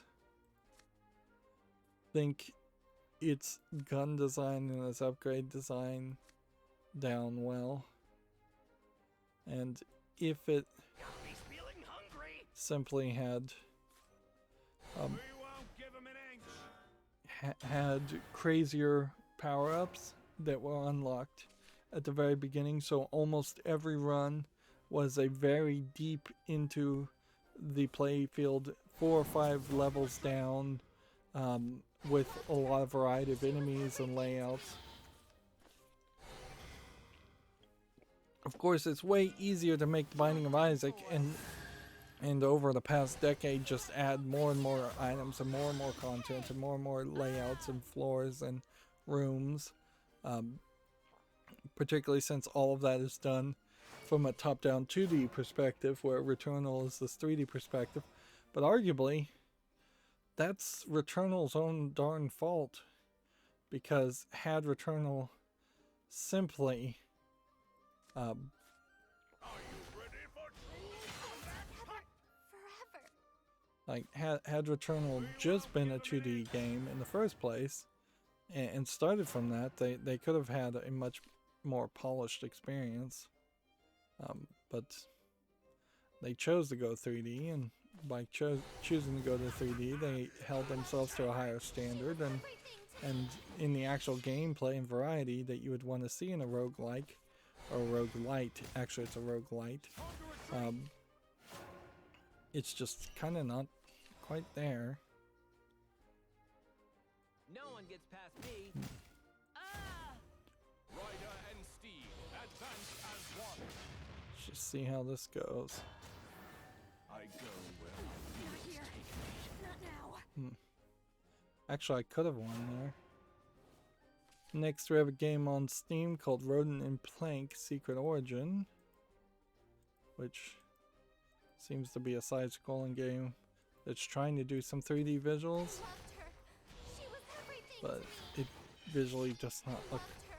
polished enough. Everything to me. Not my style, at least. $13.49, English only. It won't be long now. I'm trying to find a developer with a new developer page, but Okay. so many of the developers don't have developer pages or publisher pages. Game Sutra has an article. According to a report, Activision has turned Crash 4 development into a Warzone support studio amid layoff rumors. I had heard that the creator of the Spyro Reignited, Crash Insane trilogy, that entire team, everybody had been laid off. He claimed that everyone I interfaced with and worked along with was let go. I'm very glad it's not totally shuttering. I don't know why you're saying I'm very glad it's not totally shuttering, but clearly, this is just another example of like Activision Blizzard acquiring a company in 2005 and 16 years later running it into the ground. Particularly since I think many people would argue that Spyro Reignited trilogy, Crash Insane trilogy, and Crash Bandicoot 4 were all fairly successful products.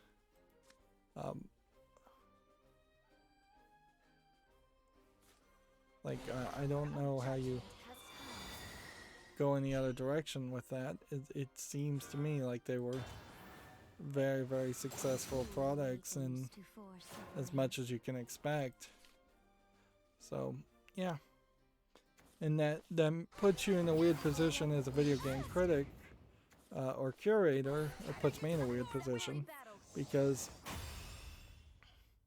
I don't really have any major reason now to go back and try and play the Crash Insane trilogy, which I wasn't really leaning towards playing that anyways, or the Spyro Reignited trilogy, which I was kind of leaning to play that. But that there is definitely not going to be anybody in charge of making new versions of Spyro games or Crash games that worked on the trilogy remaster, and probably not anybody in charge that worked on the original games. Let's see, Gametu has Fist Forged and Shadow Torches in its final stages of development, which is barely news, but whatever. Here we have a game that's all Chinese that looks like it's a dungeon crawler, but it's tagged as a visual novel word game, which I guess that's really what it is. Not a terrible thought, frankly, to have some medium effort, low effort animation in a dungeon crawler scenario, and then try to make it educational of some sort with word games, spelling, things like that, vocabulary. This is $7.19 in Chinese only, so I can't check it out or put it on the fault list. It's actually attack here.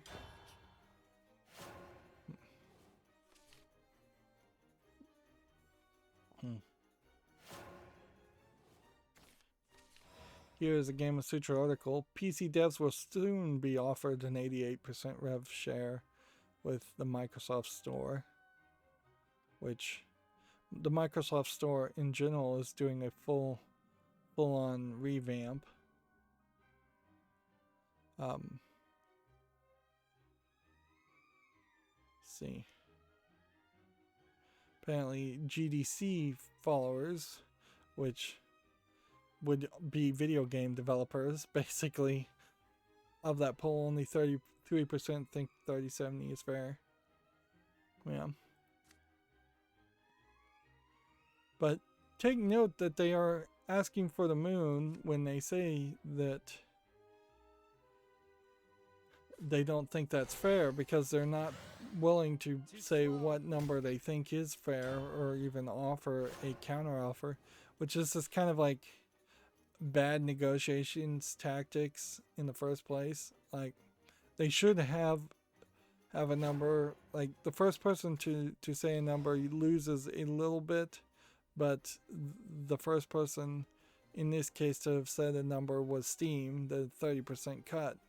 So the negotiation tactics would be for people to push for a 12% cut, which I think is probably too much. But you push for 12, you get 15 from Steam. You've made massive success there. victim push for today. 12, you get Are you 20, worth you've your made weight in massive gold? success. Too slow. You push for 12, you get to 28, you've still made 2% profits. Most games are not succeeding or failing because of 2% less sales or less revenue, though. Most games are Should have been quicker. failing big time, or they're succeeding and still not getting supported by the publishers. The pleasure was all mine. But yeah, they need to throw out a number and push for that number. You see that in the case of the push for the $15 minimum wage in the United States. They have that $15. We're going to push for a minimum wage of $15. They say $15 over and over again. Truth is, they should probably be pushing closer to $40, which is a very high number undoubtedly, but it is kind of much closer in line to what people actually need or would or should be getting You must with die. inflation. Bow before Dark Dragoon, ruler of the skies.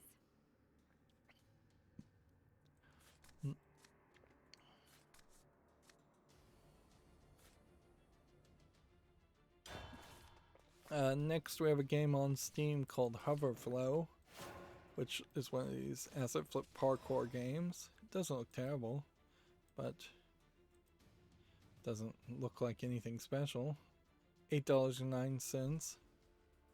Yeah, this genre, or this idea, pretty much was ruined as soon as Mirror's Edge came out, which was years before we even saw any of these types of games. It's just... It really is just a step back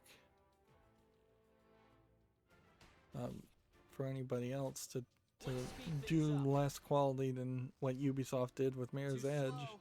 which is a very high standard to set. But also, I think you have to realize that parkour games are not actually that well popular. Here we have a game called A Long Time, which seems to be, they're calling a first-person platformer, but I'm not sure it's so much running and jumping as it is just walking from point A to point B, and with a little bit of up and down movement. Yep, this too feels not like a finished product. Maybe you can't call this asset flippy because maybe each of these images were actually hand created, but not great. If anything, I'd think that a game like this is probably a portfolio builder for some kind of 3D modeler. This is English and it's free. And I could see the idea there to say, hey, I'm a 3D modeler, here's my game where I made platforms and clocks, but that probably isn't good enough either.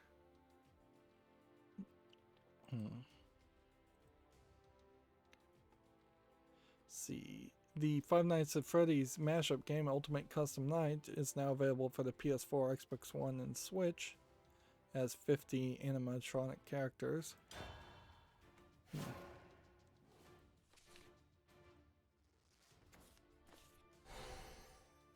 Let's see. OpenCritic has an article here. The game Fuser is getting a month of love songs in May. Which, okay. Suppose that is a interesting idea. Who will be my victim today? Are you worth your weight in Too gold? slow.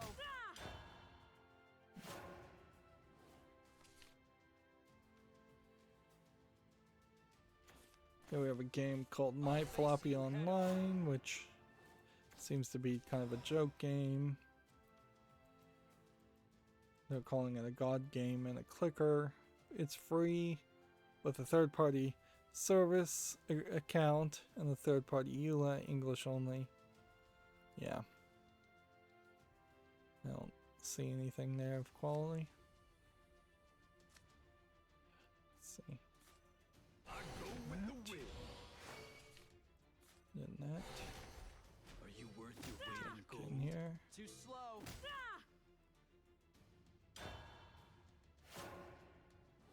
See, it seems to me like this deck is around the idea of getting a whole bunch of power-ups Splendid Phoenix and then having like 4 power-ups potentially by the time let the land be you graced by beauty. can play the character that would attack twice.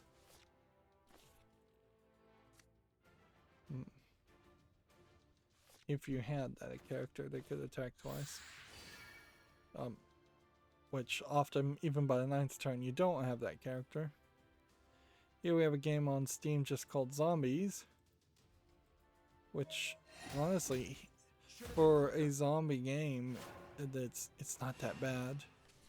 Although, I don't know why there's a zombie that looks like Dancer. It's a VR game. And it seems like you are kind of just taking on one zombie at a time, which I think that is the smarter move, is to either be on rails or take on one zombie at a time in VR. $5.99 English only. I'm going to put this on the follow list. Probably doesn't serve it, but I'll be generous.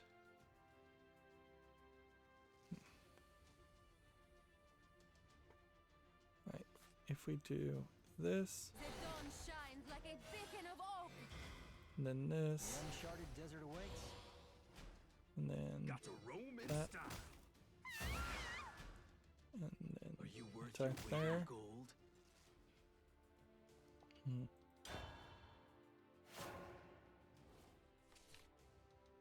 See, next we have a game on Steam called Darker Episode 1, which is just like nothing but dark screenshots. $1.69 English only. They're comparing it to the Cat Lady in Tormentum. Him through.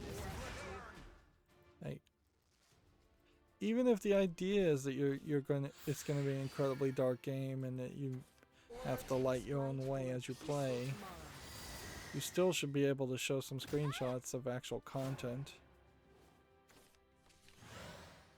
Right.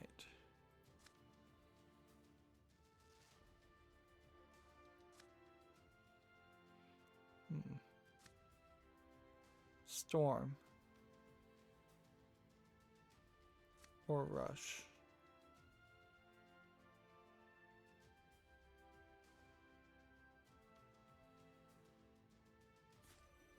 Who will be my victim today? Okay.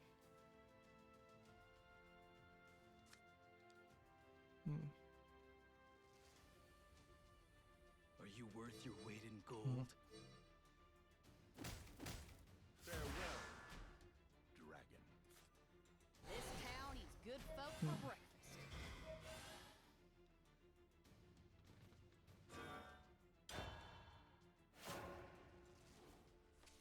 So theoretically, if I could get one hit to this character, there's a decent chance I could have potentially taken him out with this character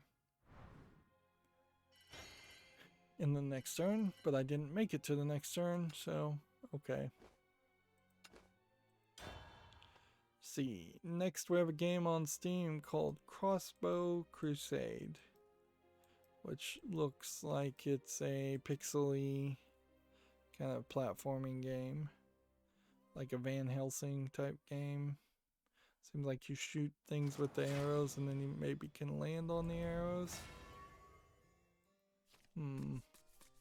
$2.39, bunch of languages. This one's for I'm gonna my be generous family. and put it on the follow list, but probably no. So, first thing you want to do is have a full reroll. And we need that one character. If we don't have that one character, you're doomed. Next, we have a game on Steam called Arctic Boy, and just by the way this guy is depicted, I feel like this might be a troll game or a joke game. Yeah, once again, this feels ridiculous. Seems like she's frozen to death.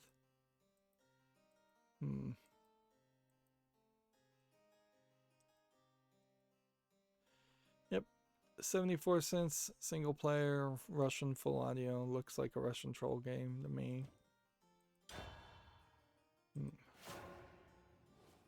Next, we have a game on Steam called Void's Blight, which looks like a dark screenshot pixely game. Some kind of platformer. $4.49. English full audio, and then theoretically full audio for every other language. But no interface or subtitles for any other language. Which, that probably should not even be allowed as an option.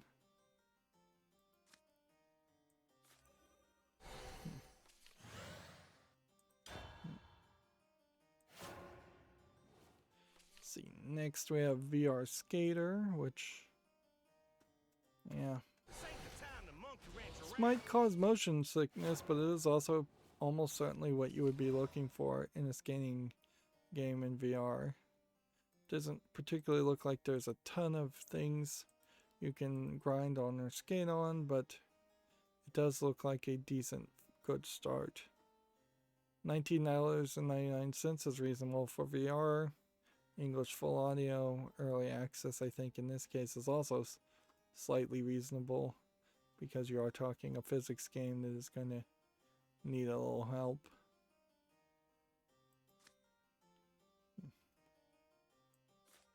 Let's speed things up. We won't give him an inch. Too slow. See, next we have a game on Steam called Woodfell, which looks like it's a cartoony kind of Minecraft clone from the looks of it. Maybe without the mining. Early access, $13.49, English only, single player and online PvP, which is what we would want to see. Next we have a game called Flow Cubes, Adventure's what I live for. which just looks like a box pushing puzzle game. $4.99 in a bunch of languages. Nothing there of interest. Who's evolved? Are you evolved? Are you evolved? No. So we don't want to play that. Who will be my victim today? Are you worth your weight in That. gold? No one gets past me. That Too slow. and that.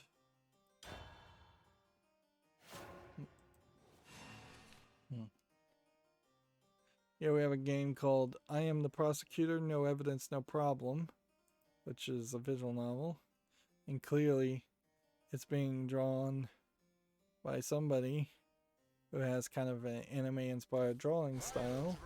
You got big focus on belly and tight cut-in hips. Basically, this lady is not wearing any pants. I mean, these are so low-cut if she is wearing pants. Designs are Like, unhatched dragon eggs. but every shot here is the giant anime eyes coming off their face even. It's really, really exaggerated. So, $2.39, English only. What is this story? An abusive narcissistic mother has been lashing out against her daughter for almost as long as she was born. Now, as an adult, the daughter decides to press charges against her abusive mother, play as the prosecutor in charge of the case, and give the daughter much needed closure.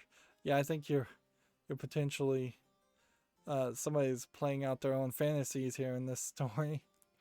Arguably, playing as a prosecutor in any instance, I'm going to put this on the follow list anyways, just to see how people respond to it, is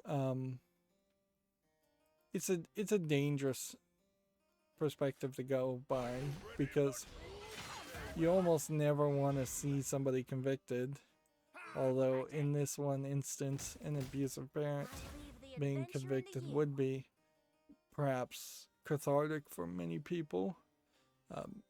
But then you also have the nitty gritty potentially of a court case and what is going to have to be said out loud, and how extreme is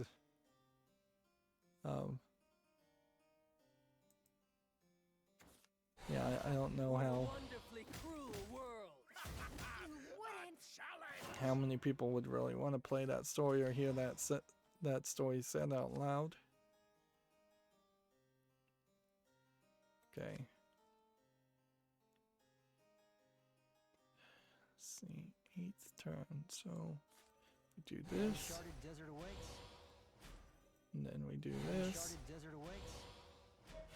And then we do this. Uncharted desert awaits. What do we have here? Whew, my arm could use a rest. Just have to keep things I'm ready for more. What do we have here? tight Well, here. that's too bad. Next, we have a game on Steam called Switch Cars, which seems to be a car infinite racing game. Are you crashing cars into other cars to switch them? No, it seems like you're switching them with controls. Best of luck to you. This really just feels like a huge mess of ideas. Like visually, I cannot see and understand what's going on. $8.09 English only. Yeah, I don't think there's anything here that interests me enough.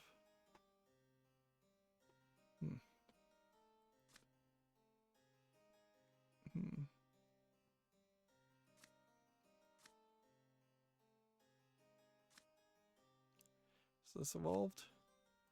I think it is. Are you ready for true combat? Hot! No, it isn't. Alright, well, then we are doomed. So let's hit this. It looks like I'm up. And then evolve this. It won't be long now. I've got all the magic is that how you treat a lady? Don't just stand there, fight! No, the blueprints! Here we have a game called Bridge to Another World Endless Game Collector's Edition, which obviously is a Big Fish Games hidden object game. So this is $12.59. I guess that means I could click Publisher Big Fish Games. Even Big Fish Games does not have one of the new developer pages. Interesting. So if I was going to try and block a publisher, I don't see a way to do it. Which that's really what it would come down to, is it would be way more useful to be able to block a publisher than even a developer. Okay. The hour of judgment has come.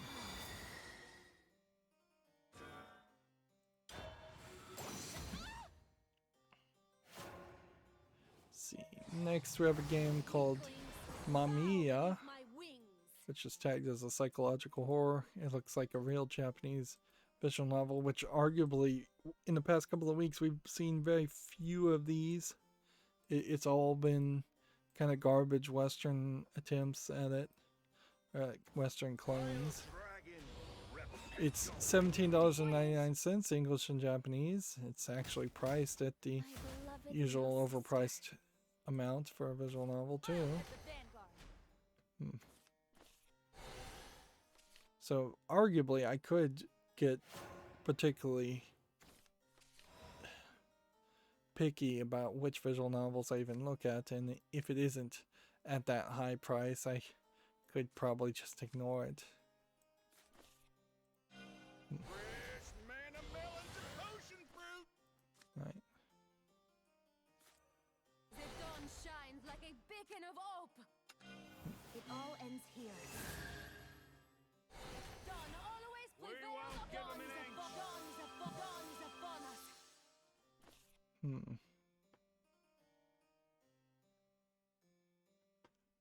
Blessed sunlight.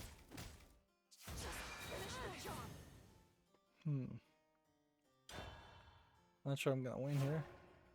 Next, we have a game on Steam here called Age of Fear 4, The Iron Killer, which looks like it's a top-down game with a lot of RPG elements. $22.49, English only. Man, I am really just failing to lock in the victories. Particularly on this deck, it feels like you just are getting wrecked way more than you should. Is there a way to edit this deck? We need some kind of late game element in the 5th or later turn.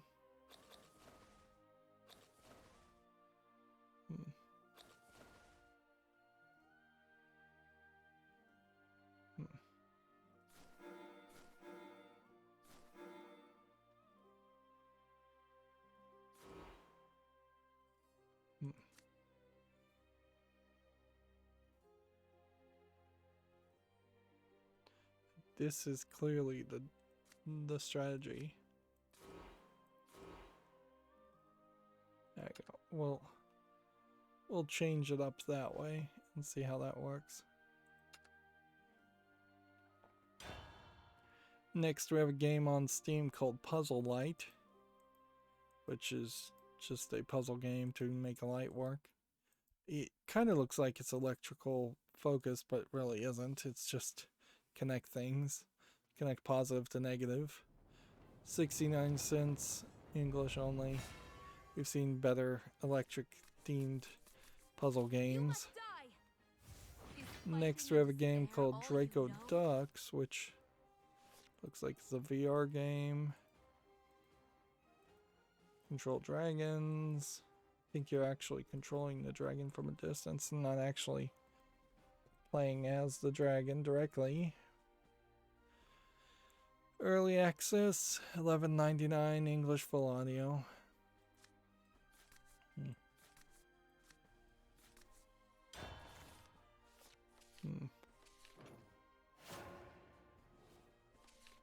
See. Next, we have a game called Sugar Style, which is another Japanese-looking visual novel. Maybe somewhat focused around cooking. Seems like there's 4 girls. $26.99 English, Japanese full audio and English. That should go on the fall list. And yeah, that is pretty much the price I expect to see for a decent visual novel. R-Type Final 2 is on Steam now. I'm not sure I'd ever actually play an R-Type game, but it does look good.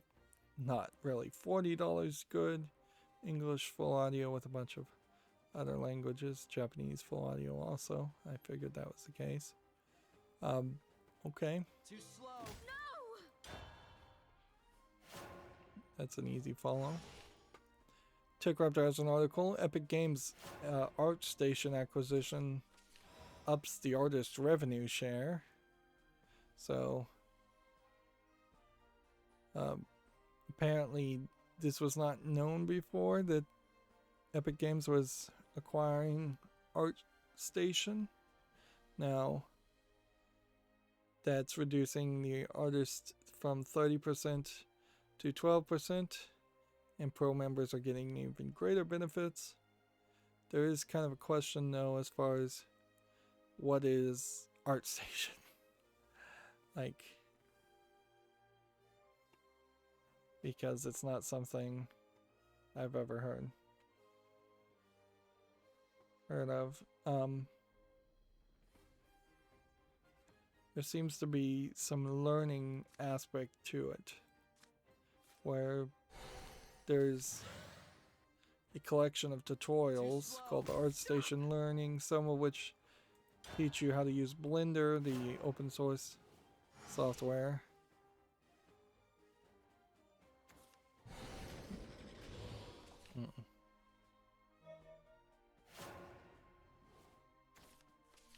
ArtStation Learning is going to be free for the rest of the year.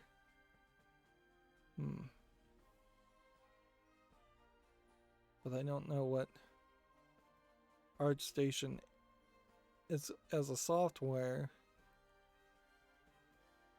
If there actually is a software called ArtStation. I don't think there kind of is. Well, there must be if they're getting a revenue share. Yeah, there has to be some software called ArtStation. Something that is, I assume, a competitor to Photoshop, where arguably Photoshop is the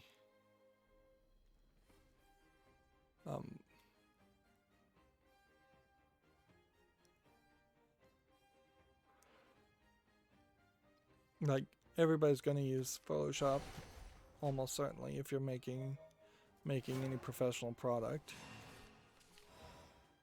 I don't know what you could possibly even do to break people away from using Photoshop.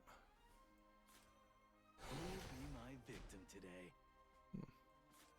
Got me feeling hungry. Are you worth your weight in gold? Here. Worth your weight in gold? Too slow. There and there. Let's see. Game of Sutra says it's a platform which is used by game industry professionals as well as artists for other fields, has been well known for its wide proliferation of art portfolios as well as a brief but ill-fated flirtation with selling non-fungible tokens for art on the platform. Okay, so it's like the Unreal Engine asset store but for art, where arguably the asset store is for art too, but that's video game assets pretty much.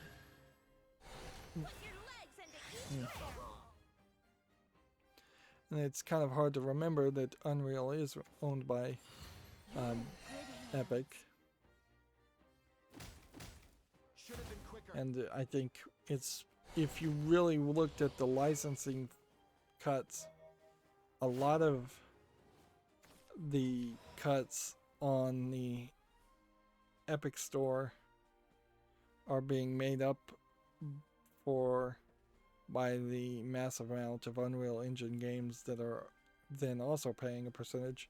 If you rephrased and said what percentage of our sales and revenue is going to the Epic games when sold on the Epic Store, probably is more than 30%. You'd have to run the numbers. Are you ready for true combat? What's today's sermon? Pathetic.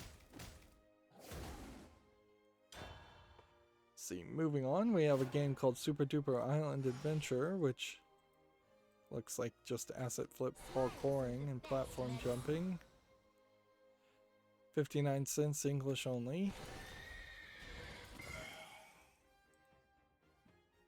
Next, we have a game called Dino Nest, which apparently is a strategy simulation game. Doesn't look interesting. $6.29, English only, way too expensive. Let's see.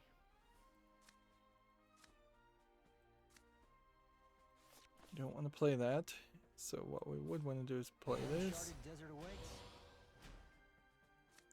And then do this. And then do that.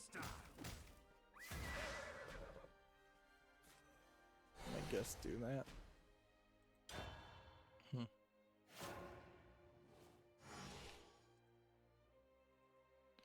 Let's see. The rhythm game Arcacia is coming to Switch on May 18th, according to Gamatsu.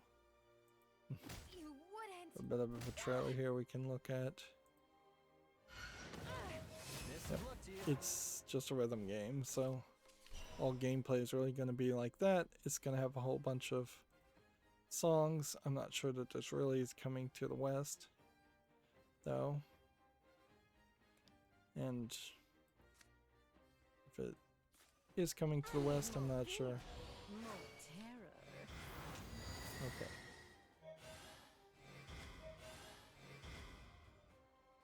Select 3 enemy cards and destroy all other enemy followers. So if I say, hold on to this, and hold on to this, and hold on to this one, it'll do that. Then lets me basically do nothing, and I can just end the turn here. Feel free to call on me again.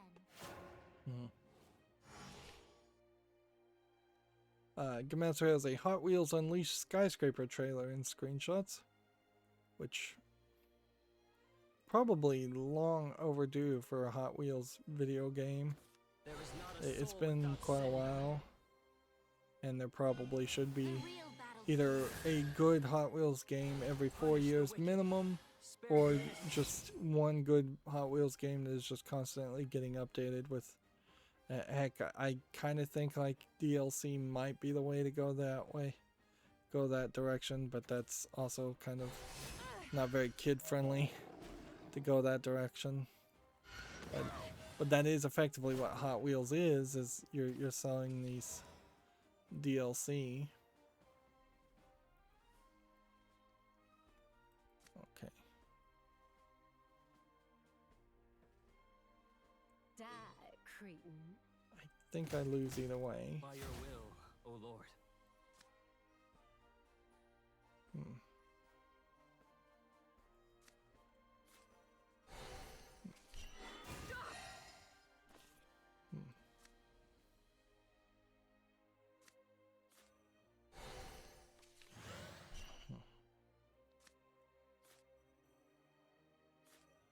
will be my victim today? Are you worth your weight in gold? Damn, I lowballed you. Here we have a game on Steam called Godsword, which is tagged as an MMORPG. Does not look very polished.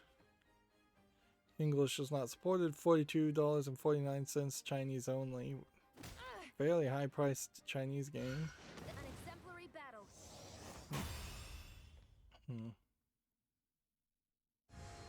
We've been going 2 hours and 47 minutes, and it's been a struggle to get victories. And I should be focusing on the single player games. Next we have a game called Lost Egg 2 Be Together, which does not look good. $2.69 English and Japanese. Yeah, I can't imagine that concept really working. The Resident Evil Village gameplay demo is now available, so you can check that out if you're interested, but I honestly would suggest against it. It has Denuvo in it, third-party EULA. I don't really see a reason to potentially spoil yourself. And just wait for Resident Evil Village to come out in its completeness.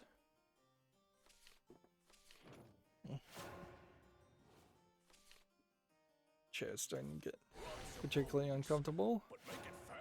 Yeah, Arcana Heart 3 Love Max Stars Extend update is now available for PC. What kind of game is this? It's a fighting game? Okay. So it's available on Steam. Yep, and that game is on my wish list.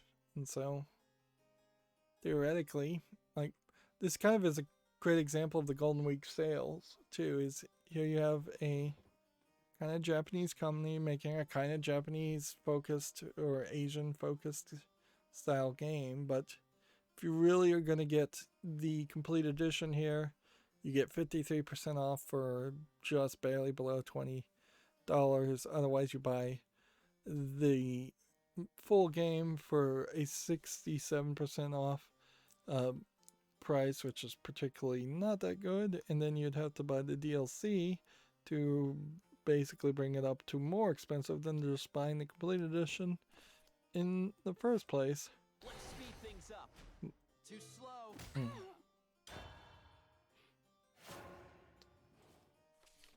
And inherently, I think that is the problem with Golden Week, is that it is this holiday designed not to be a sales week like in the West, but it's a holiday designed to just tell Japanese people in particular that no, you need to be a good little consumer and pay full price, and that it's expected of you to buy things and support the economy, Too slow. which Yeah, I love this job.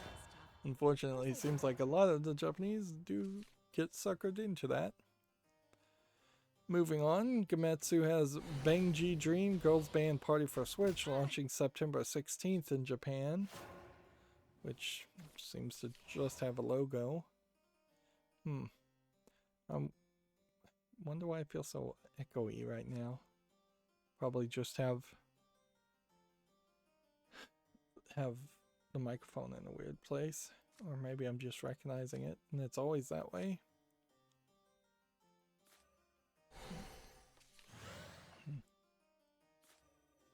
Let's speed things up. Too slow.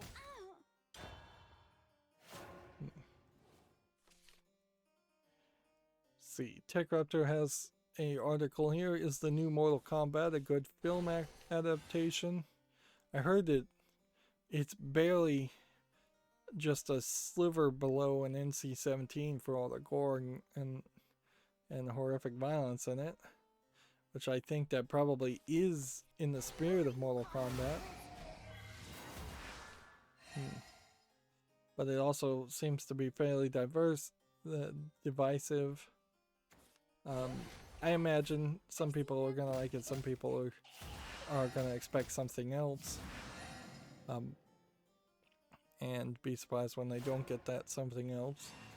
Honestly, I can't really imagine much success in any form factor as far as Mortal Kombat, because Mortal Kombat is just not a good contender in the first place to be a movie. It's a generic concept even as a video game, so how can you really expect it to be that good as a movie? Moving on, TechRaptor has Star Wars Jedi Fallen Order is getting a free next-gen upgrade for the May the 4th. I feel like last year there was basically no announcements for May the 4th as Star Wars Day as far as video games, and this year one free next-gen upgrade is still not a lot. Seems like we are 2, maybe even 3 years deep into a lack of focus around making anything around Star Wars that's interesting, like except for maybe The Mandalorian Season 2. Let's see. TechRaptor has an article. The new Pokemon Snap Pokedex makes some strange choices. From what I had seen, like 33 of the Pokemon are missing that are really popular. Let's see. So here's the top 30 most popular. And every single one with a little T symbol is included in Pokemon Snap.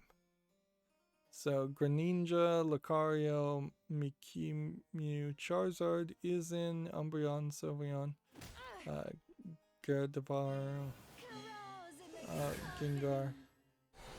To me, at a quick look, it seems like they stopped including some of the newest Pokemon and only included really old favorites, with Pikachu being 19 on the list, which that's an interesting list too. It also might be a case that these 3D models are based on whatever 3D models have existed so far, and so it may not be, I need more beer. it may not have been cheap enough to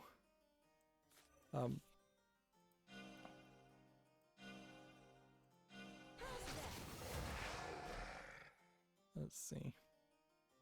Die, cretin. I guess I can just do that.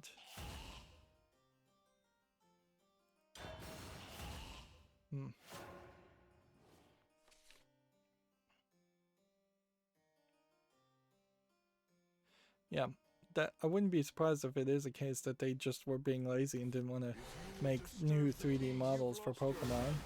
Not your nobility. We'll smash powder. Laugh! Revel in the battle! So yeah.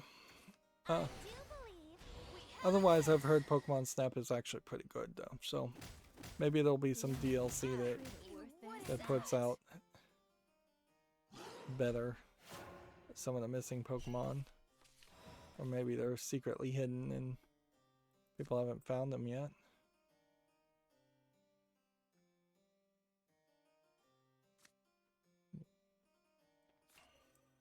Ryder and Steed, advance as one.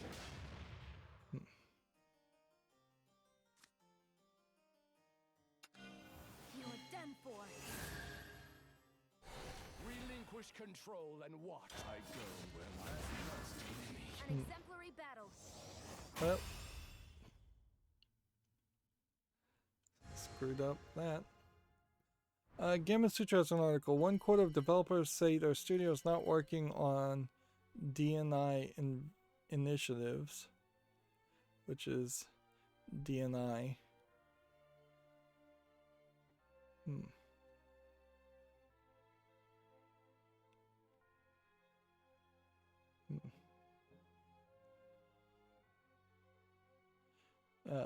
Diversity and inclusion. Okay. Alright, well.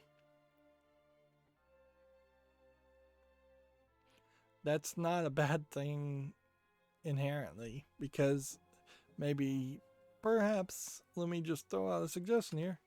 Maybe 1/4 of developers don't have any problems with diversity and inclusion. I mean,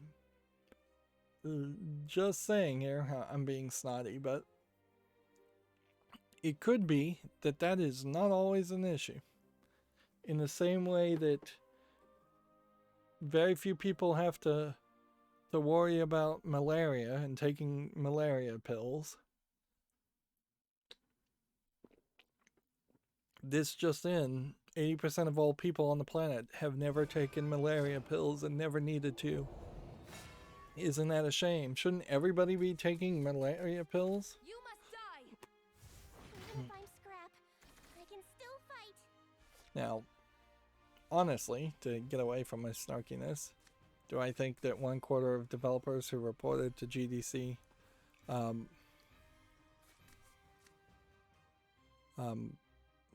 are fairly diverse? Probably not. We still see a lot of white guys as programmers. So there is some way to improve that, but the problem most definitely is anytime anybody tries to work on diversity and inclusion initiatives, it comes out as we're going to make some animated character more diverse looking, but we're not hiring anybody who actually is diverse of thought for sure. They're not going to hire anybody diverse of culture or upbringing or just race or gender. No, they won't hire anybody because of that. So yeah, inherently games get made worse for no good reason. You have like game characters being relabeled as asexual when the creators of the game are still the same creators of the game, and it doesn't really affect or help anybody to make those creations, those changes.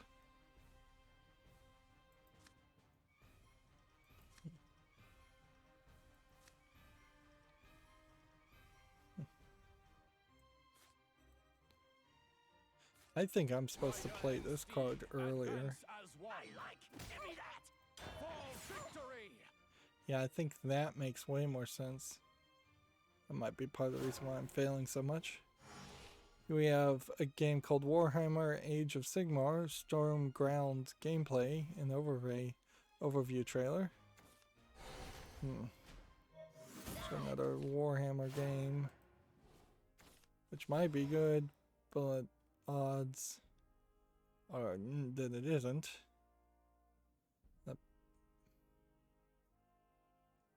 We've yet to see one good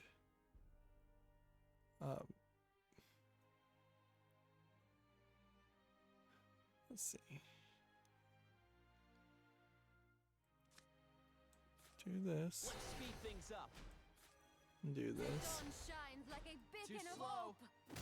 That. Ride forth. And that. I like. Give me And that. that. For Your victory. service. Is upon us. It looks like this Warhammer game actually has some card-based gameplays to it. Gameplay mechanic, interesting. That's not what I would have expected it to do. Well, there might be a way of improving your gameplay if it is a card-based, kind of tile grid-based character movement game. That's an interesting attempt of a combo. Greet the new dawn.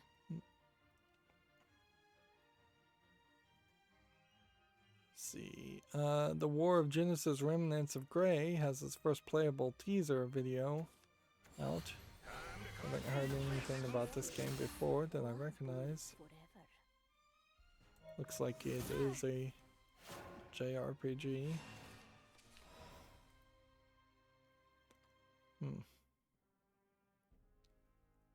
Okay. Can play. Is this evolved? No. So you do this. Uncharted desert awaits. And then go ahead No and one just gets past hit me. that. So we Let's can speed hit that. things up.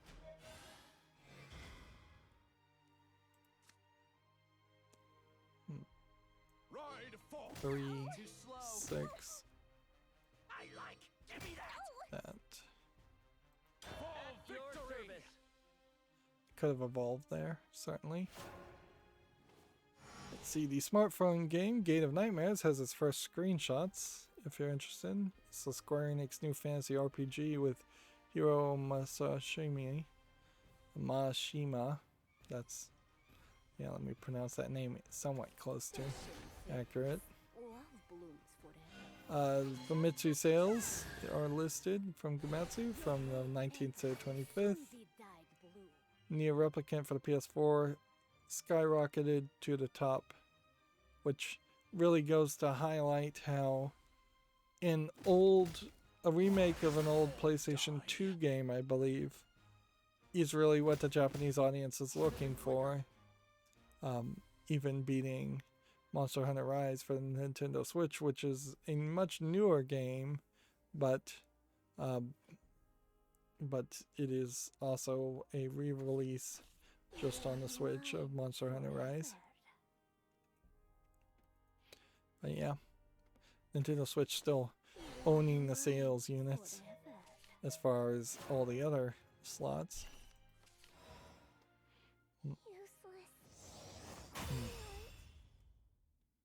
See, Gamatsu has bullets per minute for PS4 and Xbox One launching this summer. Which, yeah, that rhythm game, as a rhythm game as a first-person shooter is an interesting concept, but it's not something that I think I could ever pull off. Right, well that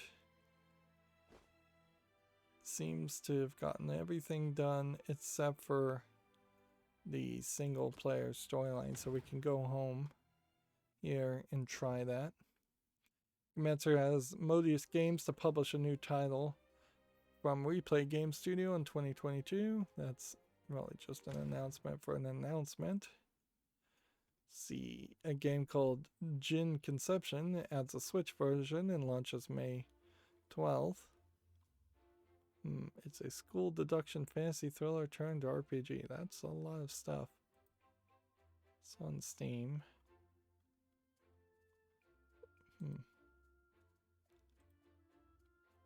Here it is on Steam.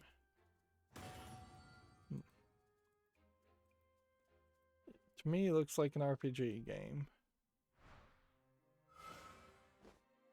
It's not out yet. I don't think I want to bother to try and put it on fall list either.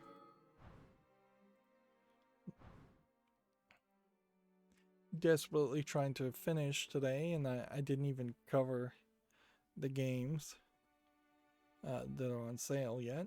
Story-rich sci-fi thriller adventure game Minds Beneath Us is coming to PC. Okay. I'm gonna just wait for it to actually come out. Yeah. Alright. And we've got now a new crossover event. Let's see. It's Zombieland Saga Revenge, which is okay. Imagine that means if we went back to the title, we would probably see Zombieland. See, it's a new tie-in here. And then one more day till the leader skins are gone. There's apparently an esports Discord now. Let's see if we go more. Back to the title. See what that looks like.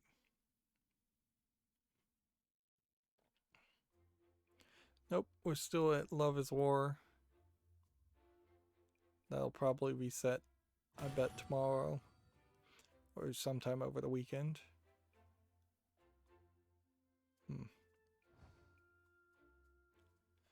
See, Komatsu has Halo Infinite is going to support crossplay and cross progression, which, yay, kind of would want to see that happen for everything. Let's try this single player stuff. Problem here is inherently going to be that you're going to have to actually win and not just goof off and hope somebody concedes. Alright, well, we'll try this. A game called The Persistence Enhanced launches June 4th, which I don't recognize a game called The Persistence. Of course, me recognizing anything at this point is kind of crazy. Doesn't look too bad. Kind of feels like a System Shock type clone. It's a free upgrade for existing owners. So I feel like I need to look for that game specifically and see if I can find it on Steam.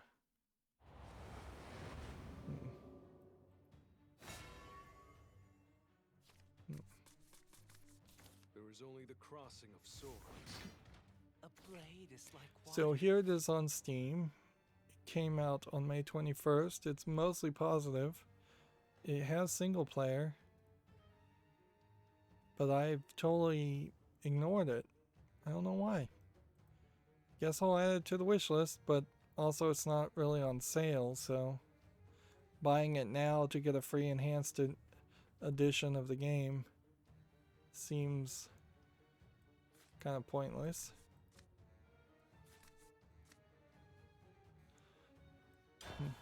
Let me see if perhaps the enhanced version was already alerted to me. Nope. Alright, well this guy does have a thing, so you could ignore this creator. If you ignore creators, Steam will stop recommending any of the games they publish or develop for you interesting to you. So theoretically, there will be a point in the future where this comes out of beta, which has been in beta for a long time, and everybody has to have a page like this, which this is a better like profile type page. There's basically no profile type page for developers otherwise. And at that point, I think ignoring some creators might be a way of kind of curating the games we talk about. Like by the 4th or 5th time we've seen, say, Sock Pop put out a collection of low effort games, I know what Sock Pop is doing as a developer and publisher. So it would make sense to ignore them, and that would save some time.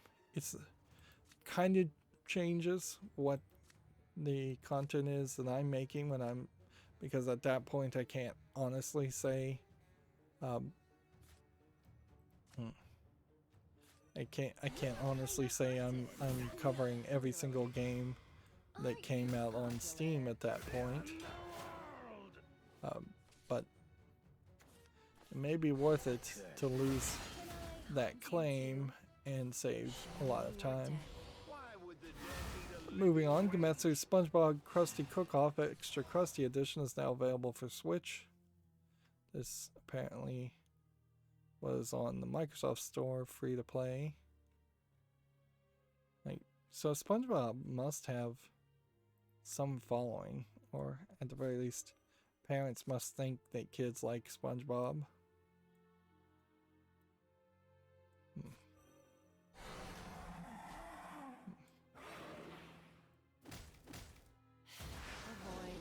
Beckons me.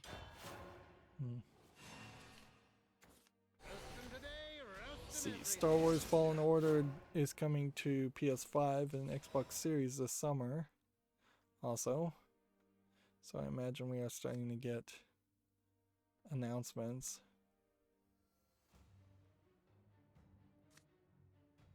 So you do this, then you do this, and then yeah, evolve up to that, I suppose. Dreams are what I want to get it all back. Overcooked.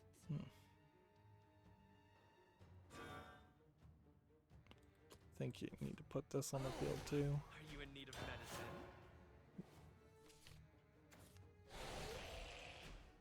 See, Devolver Digital and Deconstruct team announced a 10-in-1 collection essays on empathy for PC, which, yeah, I'm not sure there's really a game here that I want to play. It kind of feels like it's just going to be preachy. There have definitely been some games where empathy plays a big role and it makes good sense. Like I think The Walking Dead definitely opens up some opportunity around that. Even the Game of Thrones Telltale game opened up some opportunities around that.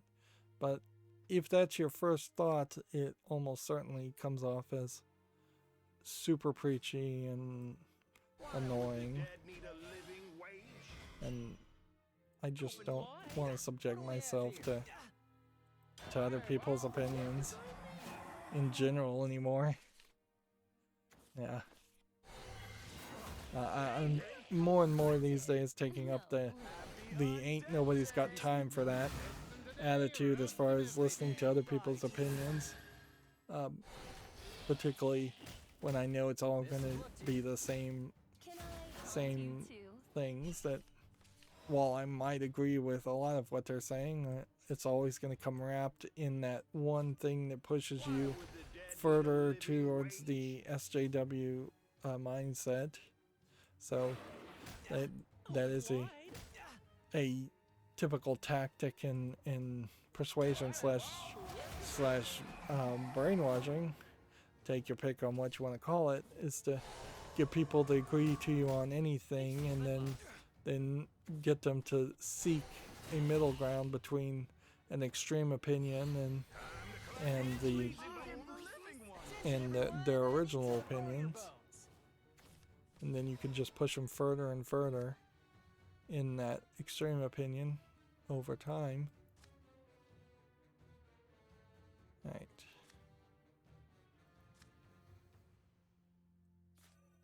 The uncharted desert awaits. I think we can pretty well win here. There's no other way. That wasn't supposed to be, I imagine, a particularly difficult fight anyways. I still haven't killed enough. Gamatsu has an article here. The Judgment Twitter account shares possible sequel footage.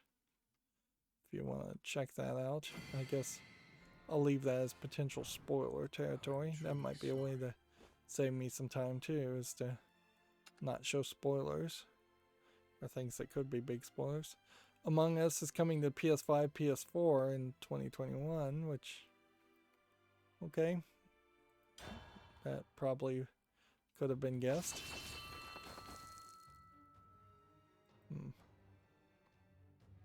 Let's go ahead and skip this story because we don't want to spoil any of the story for me. And then see if this next one is a game. Yes, it is. And then skip.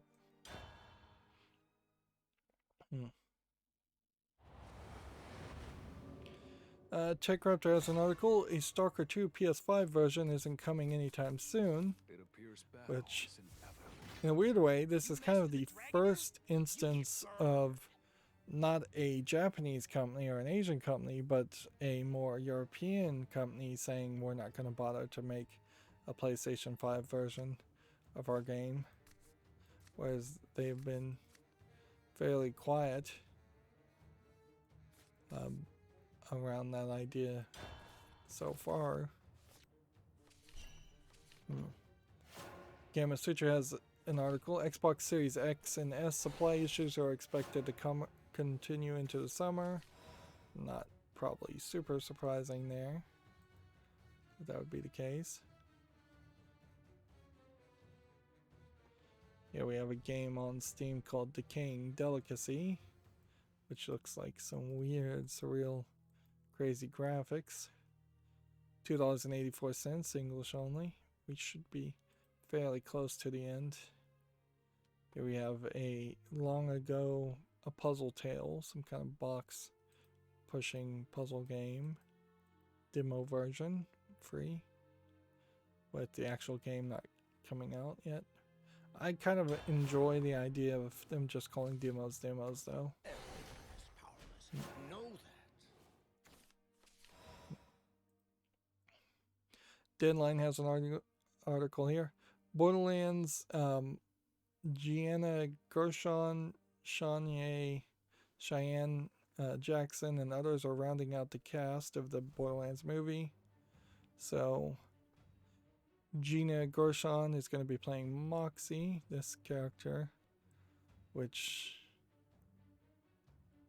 okay, I mean, anybody playing Mad Moxie is going to have to wear a ton of costume and makeup.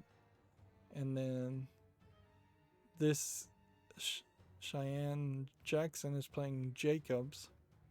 Was there a character named Jacobs? I thought there was a gun maker named Jacobs. Charles Balboa is Hammerlock. They're just listing pretty much everybody. Stephen Boyer is Scooter. Ryan Redmond is Ellie. Who's Ellie? Man, it's been a while since I played Borderlands. Some of these names in themselves are getting confusing. Gamma Sutra has an article here. Epic won't let Microsoft add streaming support for Fortnite on its competitor xCloud, which is weird because Epic doesn't have a streaming service. So, are they tacitly admitting that they plan on releasing a streaming service? If so, when would be the question then. This world shall never be awakened. see, Gamma Sutra EA has completed its 2.1 billion Glue mobile acquisition. Assume Glue Mobile is a game developer and not an actual phone company. Yeah, it's a mobile developer and publisher, not a phone company, because that would be really, really weird if somebody let that happen.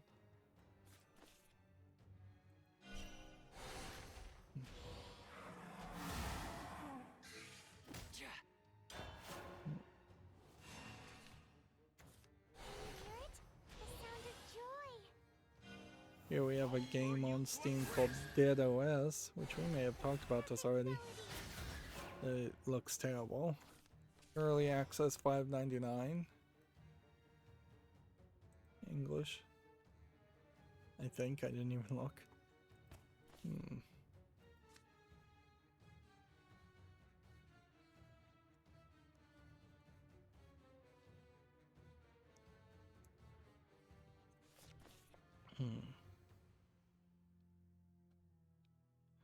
Okay. Let's try this. I'm coming. Detestable. Detestable. That. Detestable. That. Detestable. And that. Oh no, the bell! Next we have a game on Steam called Rectum Sherry Dreamland. That sounds French. I kind of like this art style of this character. I don't know if the sepia tone idea makes sense. What this kind of feels like is it's trying to make a Game Boy game, but with a more modern resolution. Now, I think there might be a chance this might actually work. $6.29. I'm gonna stick it on the follow list. And yeah, this animation style is kind of interesting. Something different. Why would the dead need a living wage? I have all the workers on me.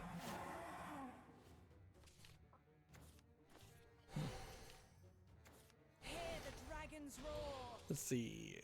Gamma Sutra has Rovio's game revenue grows 3.4% as Angry Birds 2 and Dream Blast revenues remain flat, which not super surprising. They also have a Insomniac Games character technical designer for Burbank, California job listing. Alright. Just kind of buying time here. So if I did this, just give me a giant skull. I think I need to do this, and then do this, and then do this, But make it fashion. then Born to be fabulous. that, What do we have here? hit that, hit that.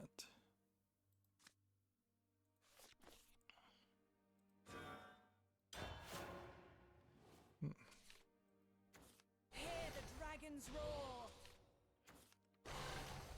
Here we have a game on Steam called Pirate Popper VR, which looks like it is throwing balloons in VR, doing kind of like an Arkanoid bubble bobble clone from the looks of it.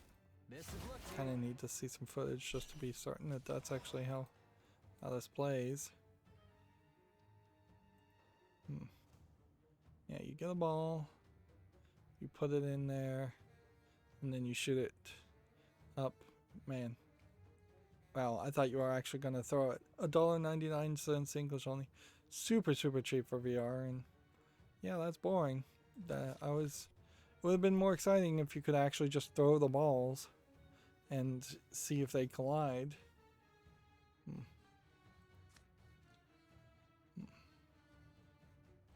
Okay. This, You intend to bury me. and then this. Ladies and gentle goats, my body may rot, but I won't stop. And then this. Lots of bones, but make it fashion. And then Prepare yourself.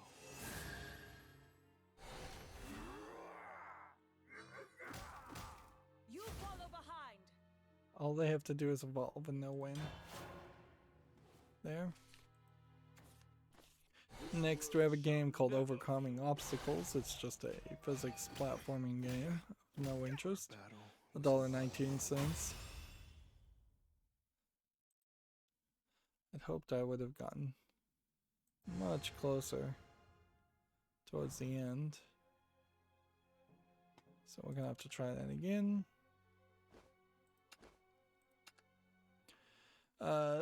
Game of Sutra has an article here. Activision's CEO Bobby Kotick has reduced his salary by 50% to $875,000, which is still, I think, massively high. You mess with a dragonoot, you get But yeah, burned.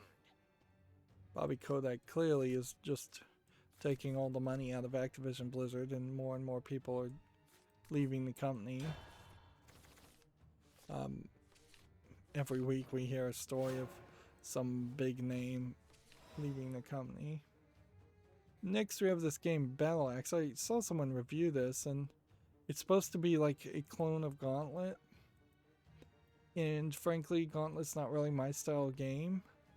So I'd have a real hard time justify playing this, particularly at $25.49. It's a top-down Gauntlet hack and slash game. You play as one character. In the arcade mode, you have like 2 lives, and there's some problems, I think, with the number of items you can carry being only 1, and the limited upgrades, limited levels. In a infinite mode, I think you probably could just play forever, maybe. And you're going to have 5 or 6 different enemy types spawning, is about what I saw. I'm guesstimating there. And then there's a boss fight at the end. I'm going to put it on the fall list and see if maybe improvement or just fandom in general does bring people to it. Battle Axe is an interesting name because it indicates that it is trying to be in between Gauntlet and Golden Axe, which Golden Axe is more of a faster paced side-scrolling hack and slash game. Do not seek what is not there. Next we have a game called Voxel Battle Simulator, which looks like nothing. $9.99 English full audio allegedly. Did I want gold again? That, You've been chosen. that. See, now this is slightly interesting. Here we have Star Wars Pinball VR, but these are just the Zyn Star Wars pinball tables, and Zyn also licensed these, I think, to one very specific of its micro arcade cabinets. And inherently there might be an argument around the idea of having a Star Wars fandom room full of all kinds of collectibles, and this goes to show where Zen is trying to put more value in more modern contrivances in their games, but they just kind of suck at making tables, and you probably can see that in that it's mixed reviewed. And the idea of wearing a VR headset to play VR kind of does make sense, though. Let's just look at some of these reviews. First, I thought this was a no-brainer for $20, but nowadays releasing a VR game without VR controller support and no graphics options is just a no game. Game has poor graphics and no knuckle support. Controller for knuckles and wand support lacking, and probably will not fix. Requested refund. Valve Index controllers. Oh, I figured out what these animation things are. Then when you hover over somebody's name, now doesn't actually support VR.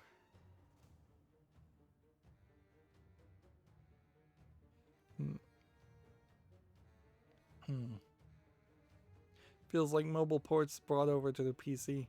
And see, it seems so weird that you would spread yourself thin like this when you're in the middle of announcing that you're going to come out with Pinball FX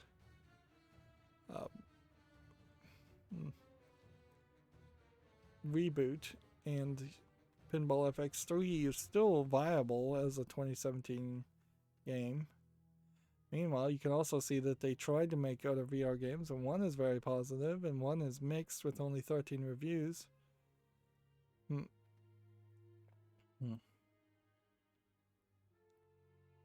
Let's see. What does this game look like? Party-based dungeon crawling RPG. Yeah, I can't really see a reason why I'd put this on the fall list though. Zen Studios probably is wise to think or start thinking about moving away from pinball. But if they do, there won't be anybody that decides to step up and take up the slack. I don't think Pinball Arcade, I mean, we could actually check that. Next, we have a game on Steam called Retro Clicker, which looks like nothing. 59 cents, English only. So if I type in Farsight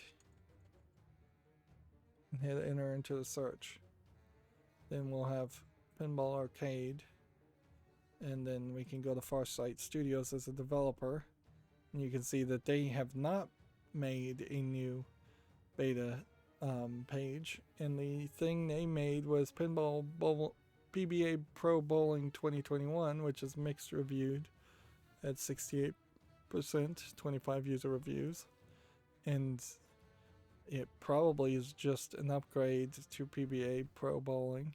And then Pinball Arcade is a 2013 game. So yeah, I probably got all the tables I bought somewhere around 2017, and Pinball FX3 came out in 2017. So neither pinball company really is doing well at all.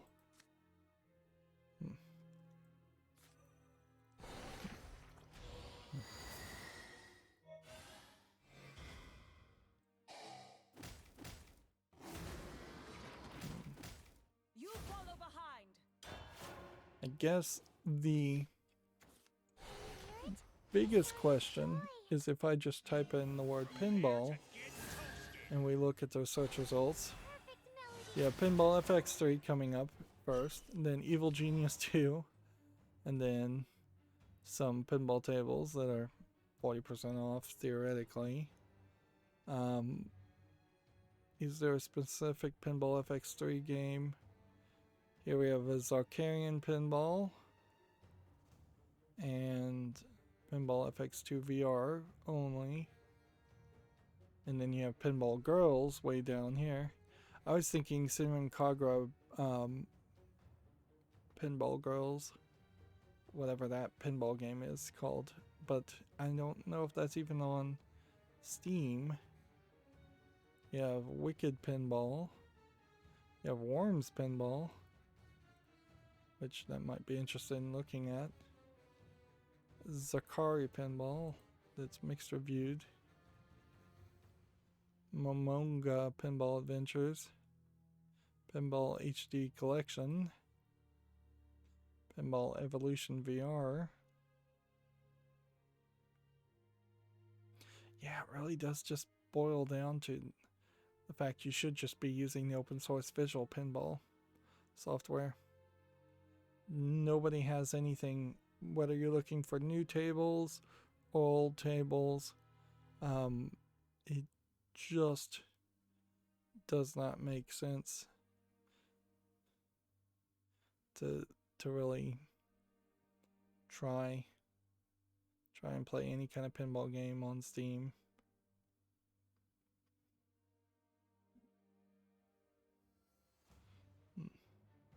Some of these tables, it says I don't own, but I do own them.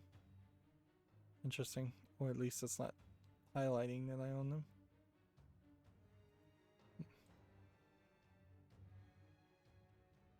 There you go. Sinrin Kagra Peach Ball. Way, way down there. And then Fear Project Origin for no reason. There's no pinball in that.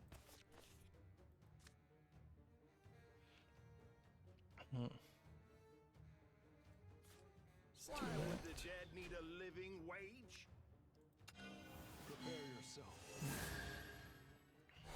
I've struck it rich. Get in there. Since I'm playing the single player content, it will never concede or make any complaints if I take forever to play, which that becomes another whole issue. So yeah, Worms Pinball is from 2011 and visually looks awful. But in all fairness, I guess if I was going to get the entire Worms franchise, I'll probably end up getting it anyways. And probably won't matter. Let's put that on the field. You look kinda haunted. No, literally. And can't fuse. So let's do that instead. There is no other way. My dreams are what kept me. I want to get it all That. back. That. See, Zachary Pinball. Seems like maybe real tables, maybe just relatively decently, relatively decent design. Feel the emptiness.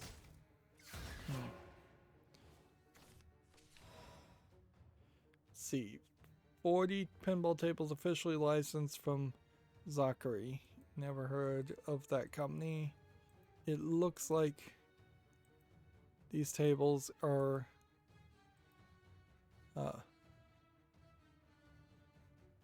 it says it was the third largest manufacturer behind Williams and Bailey at one point, but it's early access, and the starter pack here of $5 in one. But if you want the platinum pack, you're ending up spending $116, and man, the price in itself is a problem. Bad pinball game crash.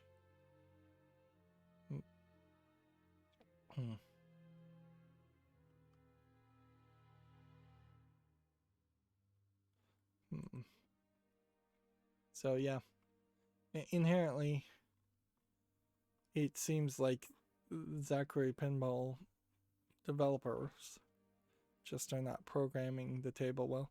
And I can kind of tell that because you can see reflections on the glass here, which is just not something you would want. At least in Pinball Arcade and Pinball FX, there's basically no glass there at all. It's also worth mentioning that the At Legends Mini Pinball actually does not have glass either. It has plexiglass, and that causes more reflections.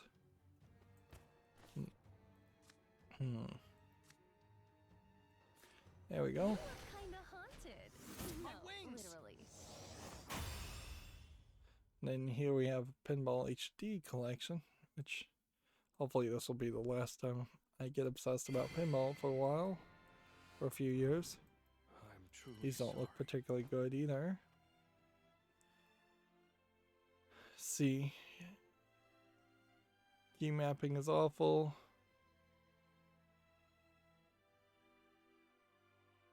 No options to change things. Can't reset the controls. There's no nudging, no controller support, and frame rate drops on a 1070.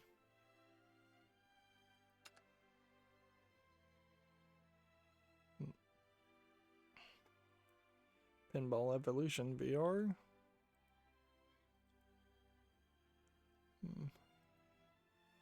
It seems like this is an actual new pinball table just developed from the ground up. It's early access and it requires VR though. VR might be the future, certainly, as far as where pinball would succeed. Here we have Malzabi's Pinball, which is mostly positive. These look like somewhat simplistic tables, but they don't look as bad as, and overly animated as the Zen tables. How many would you have to get everything? $8.99. That is not a bad offering. Free to play to start with. Buy every single table for less than $10. And I think inherently that highlights the real price that pinball should be at too, and it's difficult to actually sell emulation of real pinball tables at that price because of licensing fees.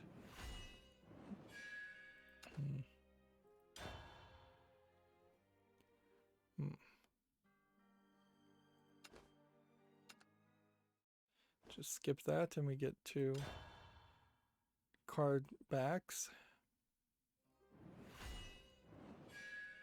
This story seems very weird because this feels like a very Japanese ancient samurai type story, and that doesn't fully fall in line with the vampire stories we've been seeing up until this point in this world.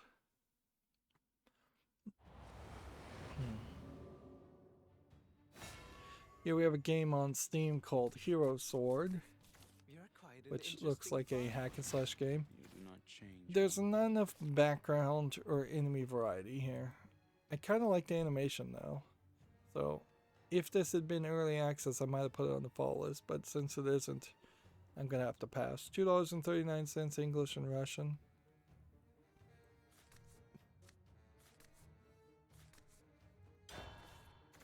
Let's see.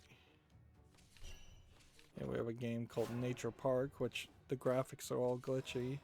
You couldn't even record the stream with this asset flip. $24.99 English only. That's laughable. Low quality. Here we have a game on Steam called Decamped, which just looks like an asset flip. Survival game. $3.99 English only. It says it's a puzzle. First person puzzle adventure finds a character waking up in an overgrown, desolated world. They must face their past to move forward. Yeah, right. I don't buy that. I don't buy that at all. I think it's just an asset flip game. Let's see.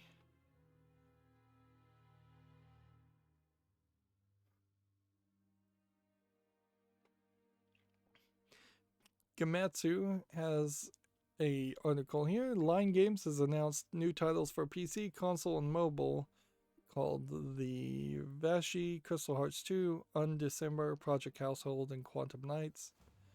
I assume they're in that same order.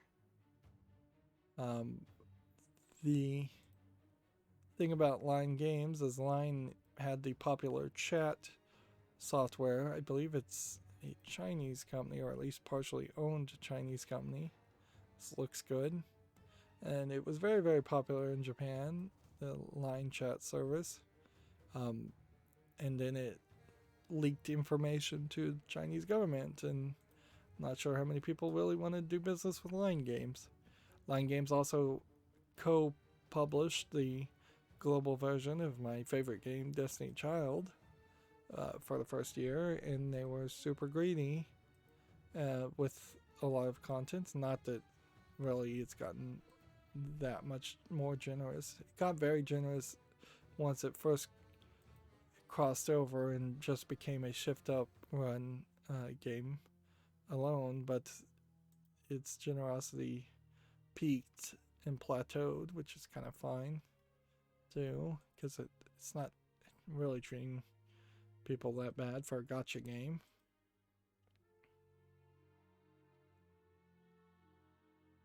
All of these games, though, objectively look good.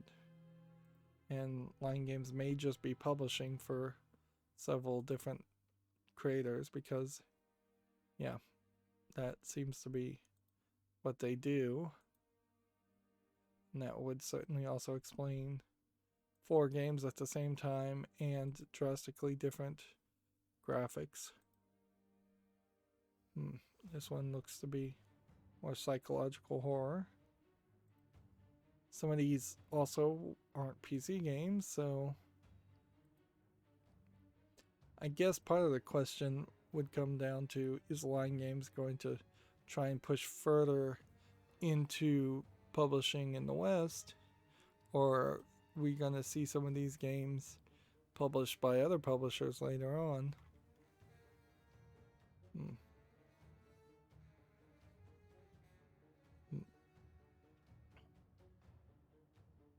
And that was all at a presentation that they had.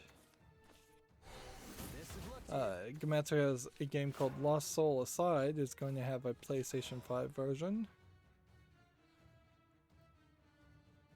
Let's see. And the PlayStation 5 launches May 15th in mainland China. I didn't even know that it hadn't launched in mainland China. You look kinda haunted. No, literally.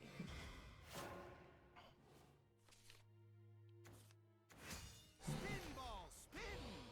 Here we have a game on Steam called Deadly Cosmic, which looks like a low polygon game. Calling it a retro short horror 2D game for 79 cents, English and Portuguese, Brazil. Let's see. Aren't you If I hit popular? this, and if I suppose bury this, I can do that.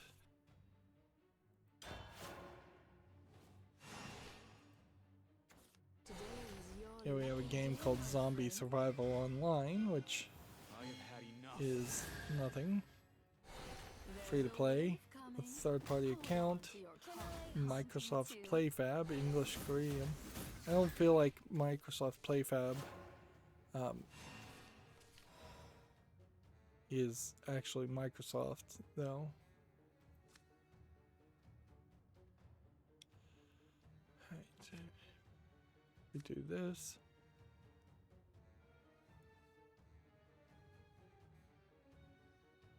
If we do this.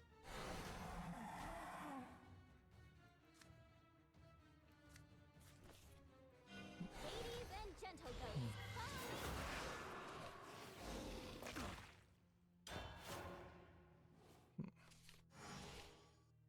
See, next we have a game on Steam called Insurmountable. I believe this is the climbing game. Should be on the follow list. $17.99. Several languages. A strategy roguelike climbing game. Maybe works, maybe doesn't. It is definitely one of those games that I think needs some consideration. If I do this, Uncharted desert awaits. and then I do this, and then I just toss that. You look kinda haunted. No, literally. Give me your neck. There we go.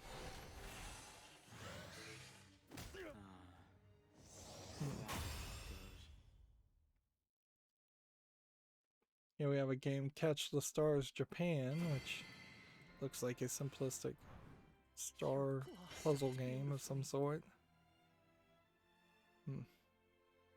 Click on the right star to solve the puzzles. I don't know how you know which is the right star to click on. 74 cents, whole bunch of languages. Yeah, that doesn't seem appealing. Total War Rome Remastered is mixed already, but I'll put it on the follow list. $29.99, several languages, full audio, third party, EULA.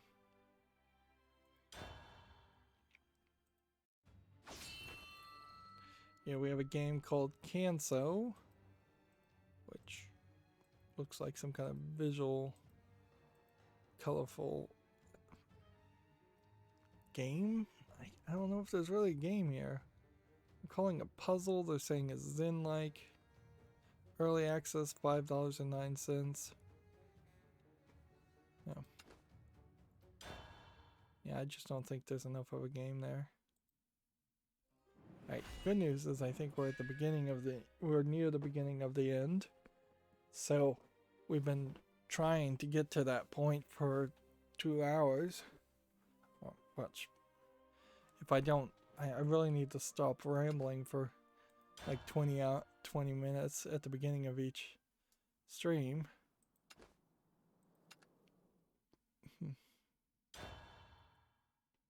See, here we have a game on Steam called Hammerhelm. It just looks like a fantasy RPG game of no quality. $14.99. See.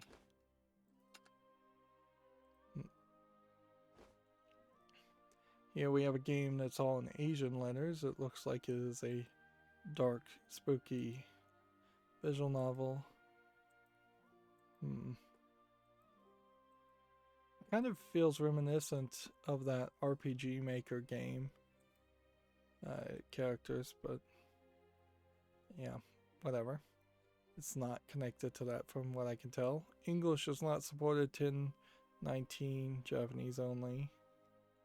So, can't go any further down that path. Alright, well, that puts me in a decent position now because I have all of the news covered.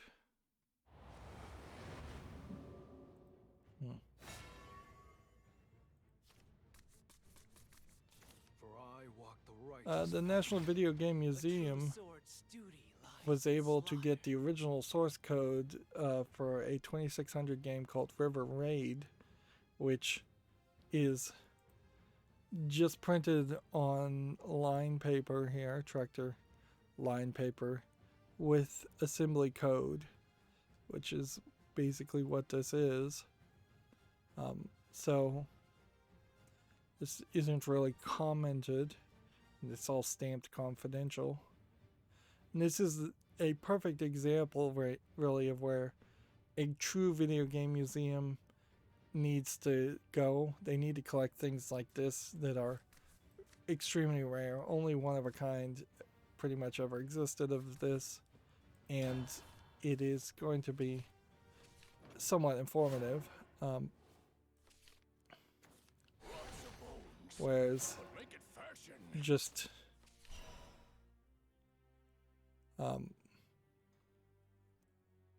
somebody having yet another copy of Super Mario Brothers, for instance, is not likely that needs to be as well preserved, or so many copies of that need to be well preserved, or Pokemon cards. There's a lot of speculation on things that are not really rare versus things that are extremely rare. Of course, though, since that's not commented for source code, you can only go so far with it, in the sense that you can only really you can only really recreate the code, which you could have done fairly easily anyways.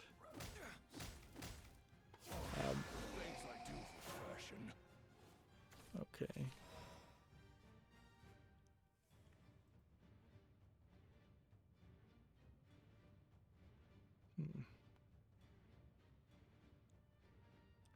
Oh, this does not do what I thought it did, does it? Well, that's kind of pointless. The pull down menu actually just lets you search for tabs by typing in a search. I thought it was letting you switch between different windows. I wasn't paying enough attention, I guess. Obviously.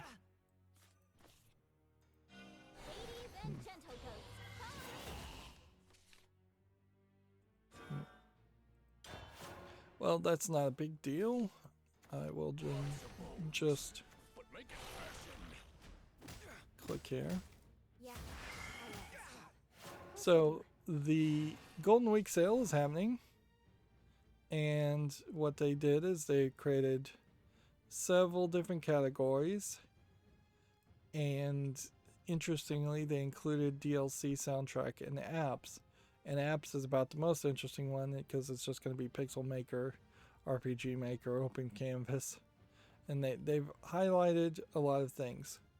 And normally I might go through this entire featured section and show what they've highlighted, but it's not particularly a great collection of games. Not a lot of things here caught my attention. Going through each of the categories didn't really catch my attention. So instead of doing that, I think what I'd prefer to do is to just show off some picks that I picked as being slightly potentially interesting. There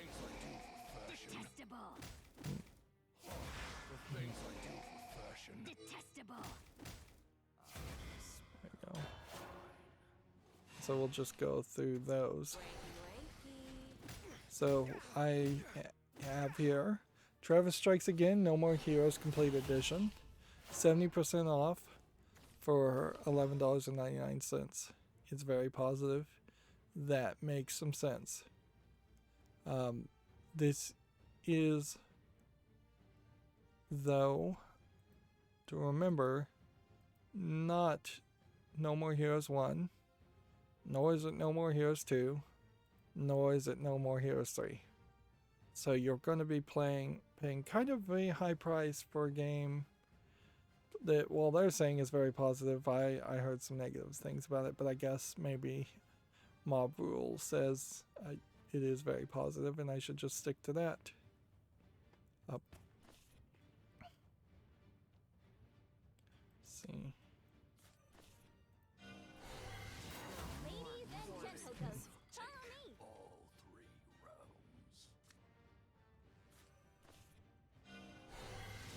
Ladies and gentlemen, follow me. All 3 rounds. Lots of bones, but make it fashion. Prepare yourself. I don't know if I really should be evolving. Quit flying around everywhere. Next, we had Katamari Damacy Reroll, which is 67% off for $9.89, which is a decent price for the game, but it's not really a decent discount. And it really highlights how a lot of these games are just overpriced in general. And since I was coming from the perspective of not really being particularly enthusiastic around buying anything, not getting a good discount certainly is a great way to convince me not to buy anything at all. Next, something to consider here would be Death Stranding, although it's not something I really would want to play. The $24 price tag is a little bit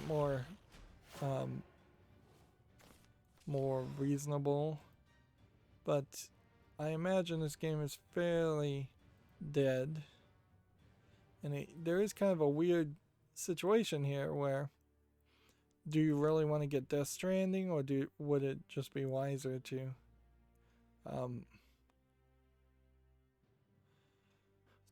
get the Metal Gear 5 game instead? Do this. Uncharted desert awaits. Do this. You intend to bury me. I am Hit eternal. this.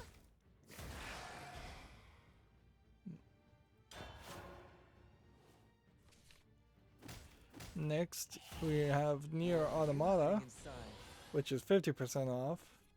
But then if you're going to buy the DLC, then you're back to $25. But honestly, probably the lowest price. Yeah. But also not any lower. Also, kind of no reason to play Nier Automata at the moment, because now you would want to play Nier Revenant first, and then go back to Nier Automata if you haven't played it, and just play the games in its chronological order. Let's see if we can do something here. What did I want again?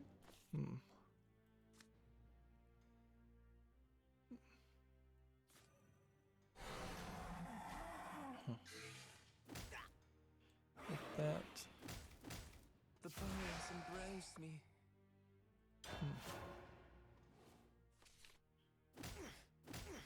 Let's see. Next, you have Dragon Ball Fighter Z, which I already own Dragon Ball Fighter Z, but I don't think I own the Season Pass, but the Season Pass is not on sale. At least Season Pass 3. Season Pass 2 is on sale for $12.49. So it might be worth it to get that and beef up the collection of characters for another $12. Although, arguably, I already have the Fighter Pass 1 and I haven't even played this game. So, yeah. If you're going to buy all this DLC, it's $132 in general. You kind of would like the Ultimate Edition to have included all the fighters coming in the future. It's questionable, certainly, also around the idea of how much entertainment you're going to get from this 2018 game now. That is certainly more questionable. Another potential pick is Code Vein. Code Vein at 67% off gets it down to $20, but then if you want the deluxe edition, which I would hope includes the season pass, you're up to $26.39. But this is the anime Dark Souls game that is very positive, but also was very under talked about. And thus, that is why it's not as recognizable to a lot of people. Then you could also go to the 2016 Dragon Ball Xenoverse game, which is the more story-based Xenoverse series, which might have more offering in single player than just the fighting Dragon Ball Fighter Z game. It is 85% off for $7, and but then there is, I suppose, a question as to, do these extra passes, do the legendary packs, do these things really matter?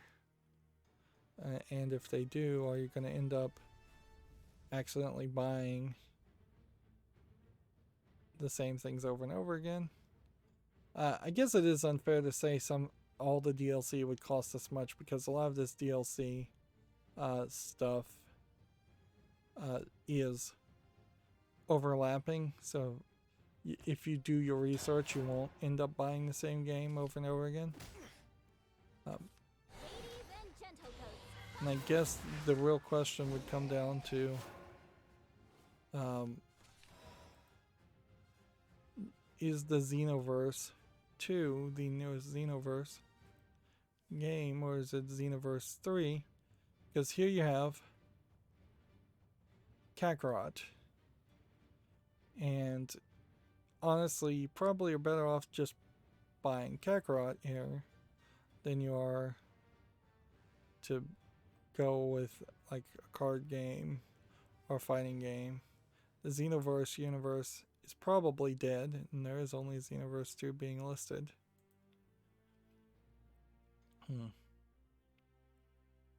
So, yeah, here you have relive the story of Goku and other Z fighters in Kakarot.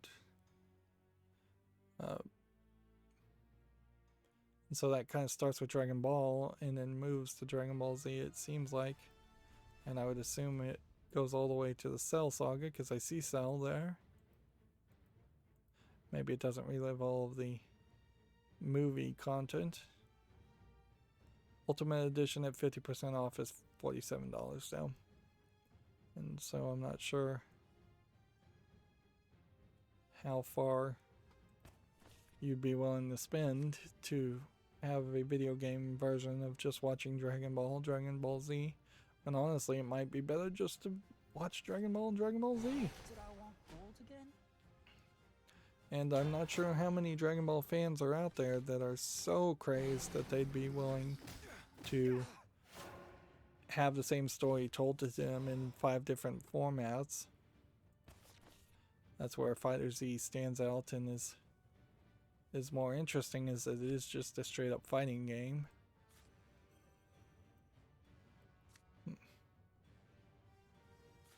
See Did that. I want gold again? I want to get it all back. And see what this does.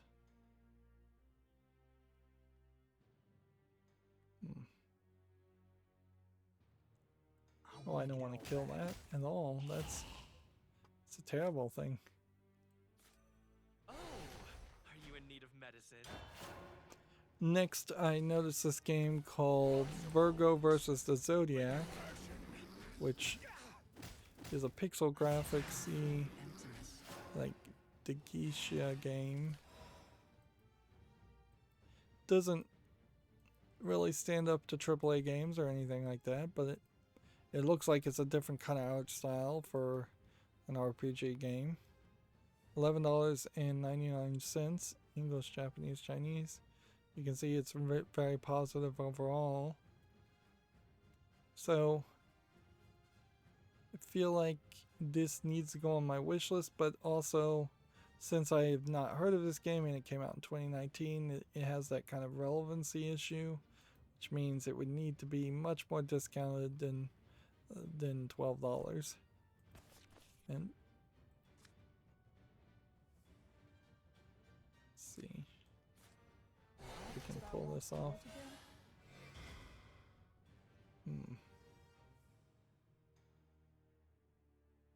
Do we want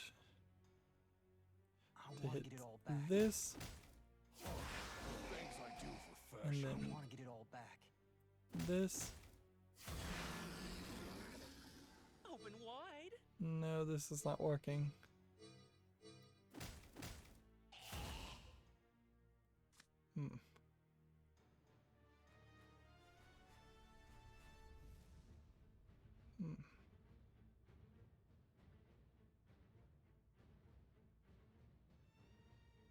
This is called the Tri-Head Hound, and it's showing me... Oh, those are dogs. I thought that was a picture of drums. Yeah, but Virgo versus the Zodiac being not relevant doesn't really make it to the list. Next, I noticed Pure Tetris 2, which is on the following list, and I can put it on the wish list now. It's only 33% on sale though, so barely discounted for a almost brand new game.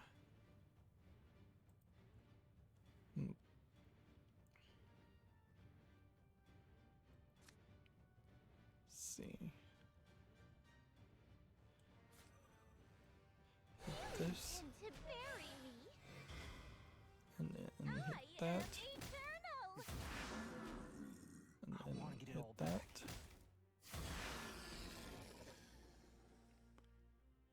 And I think we're safe, so we'll just end the turn there.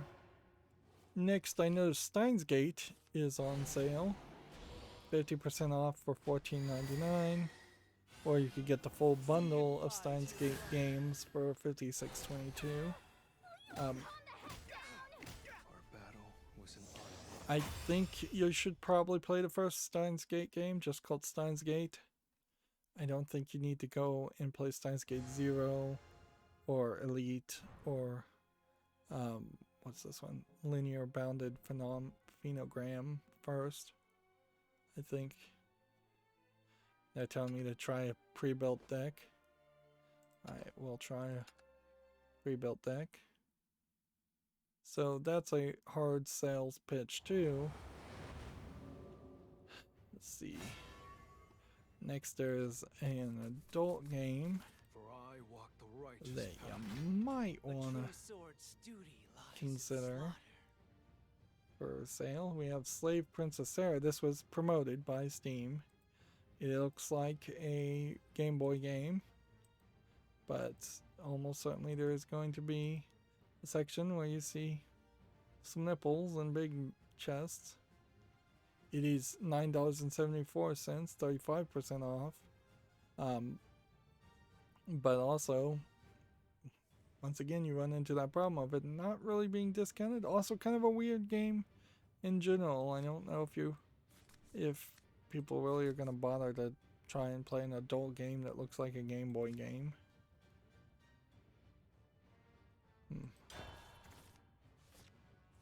And certainly compared to like certainly compared to the Dragon Ball games, I would much prefer to play the Dragon Ball game.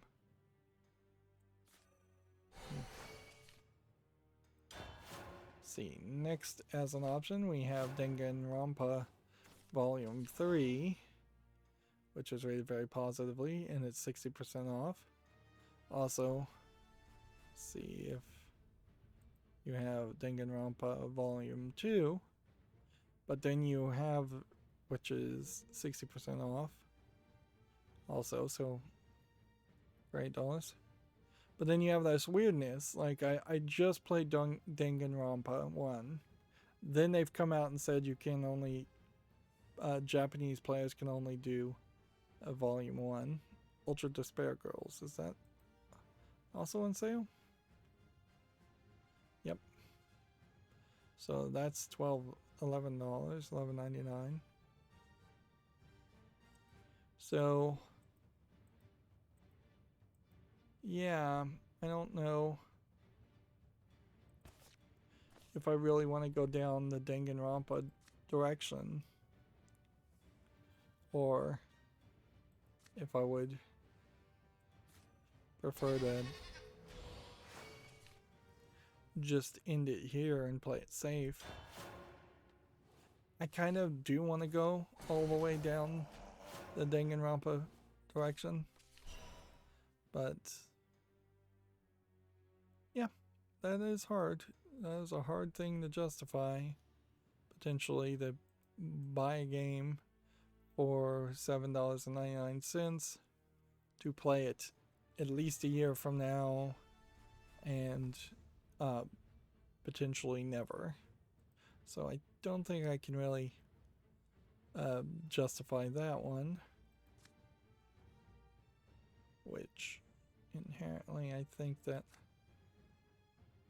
is going to lead me down the next issue, which, take note, a lot of these Japanese games that are on sale for Golden Week do have issues. I could cover Persona 4 Gold, but Atlas kind of doesn't seem to want people to stream that.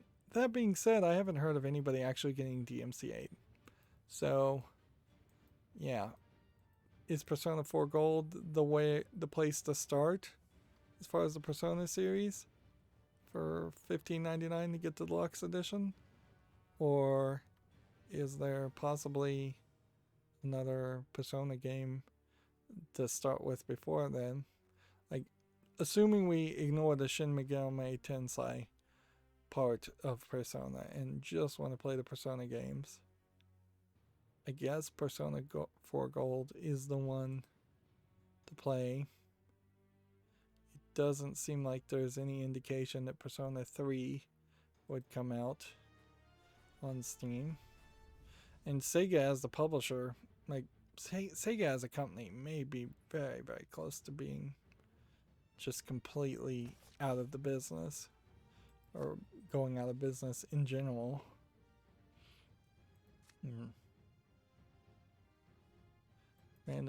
Destroy a random enemy follower when this dies. Summon an assembly drone. gain a shadow. Verifying access.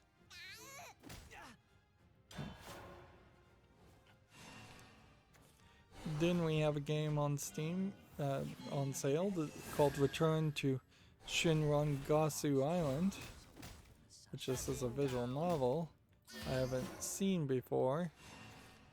I guess the animation doesn't look particularly good either, but you can see that it's overwhelmingly positive, and at the very least, this one is $3.49. So I guess I should probably put this on the wish list, but I probably shouldn't buy it. Yeah, it's kind of hard to justify buying anything these days. It's not like These are my weapons. I'm making a ton of coverage and scheduling videos. That's the next thing. And then in a similar way, we have a game called Bad End, which is a visual novel that looks slightly better animated, like a horror game. And that is very positive for $1.49. But that too is only 50% discount. Let's see. Destroy a random enemy follower.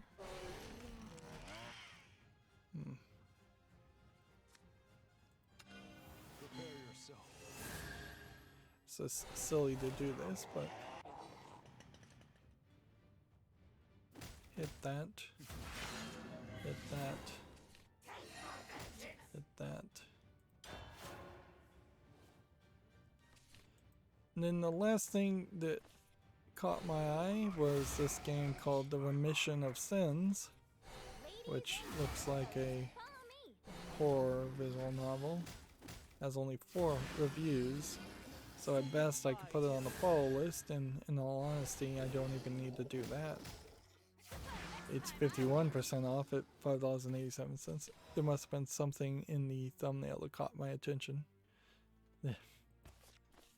I'll leave it to your imagination what that is. And see, that is, when all is said and done, 1, 2, 3, 4, 5, 6, 7, 8, 9, 10 games to consider versus all of the games that I saw being highlighted for the Golden Week sale. And it says up to 85% off. I have not seen anything higher than 75% off. Arguably, I probably have already bought anything willing to be any higher than that. You intend to bury me? Let's see.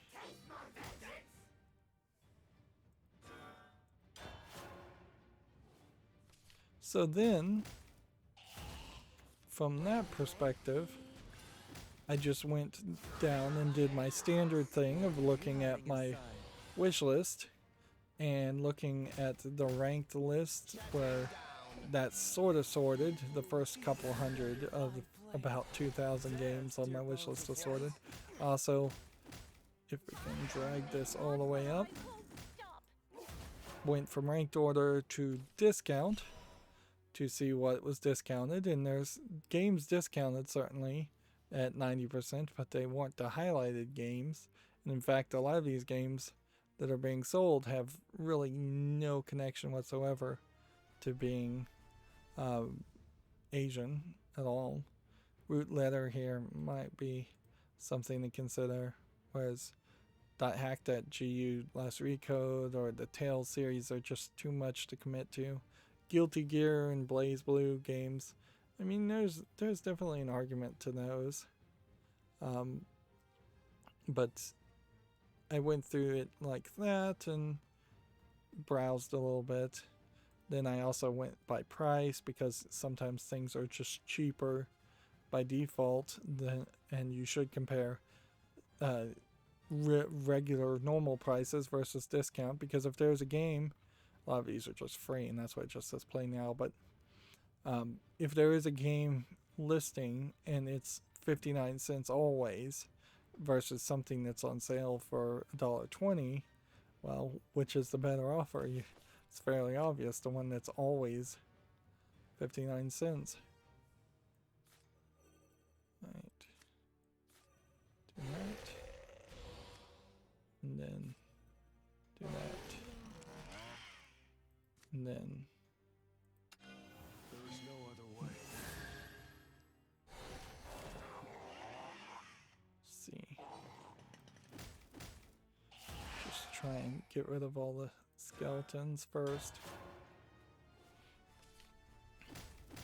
So that left me with thinking about Candle for 99 cents, or Intruders Hide and Seek, which is mostly positive for $1.99, although arguably this is a single player game that feels like it should be a multiplayer game where you're running around as a first person stealth game. And let's see, then also I was thinking Shadow Tactics, Blades of the Shogun for $3.99. That's probably decent, but maybe when you get the bundle you bump the price up higher. Maybe you get a Daedalic strategy bundle and complete my collection for $7.52, although arguably you're then back to a bundle. Actually, you don't need to get the collector's edition, do you? So smartest move would be to get just that. Willing to bet your soul. Okay. Hate me all you want.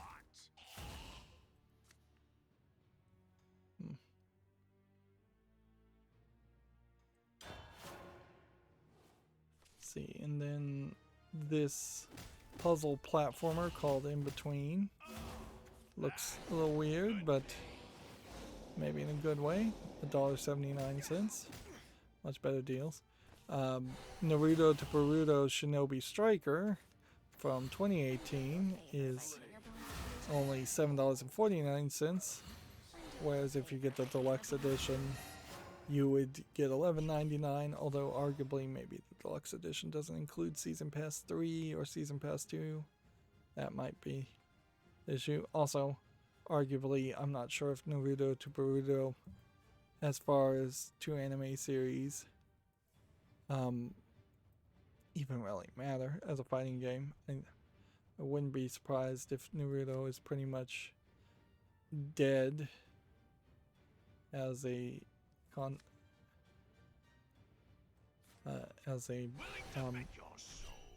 product.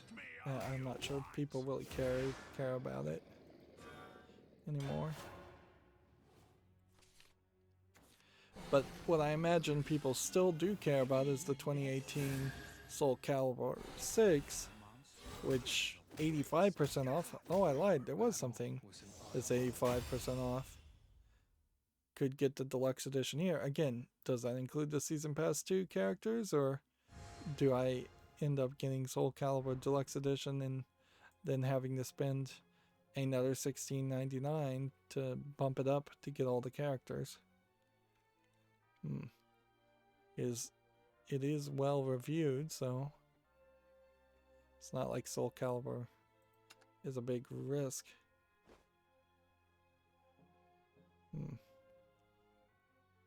See, pre-built decks.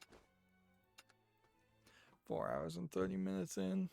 This is going on forever. We're almost done.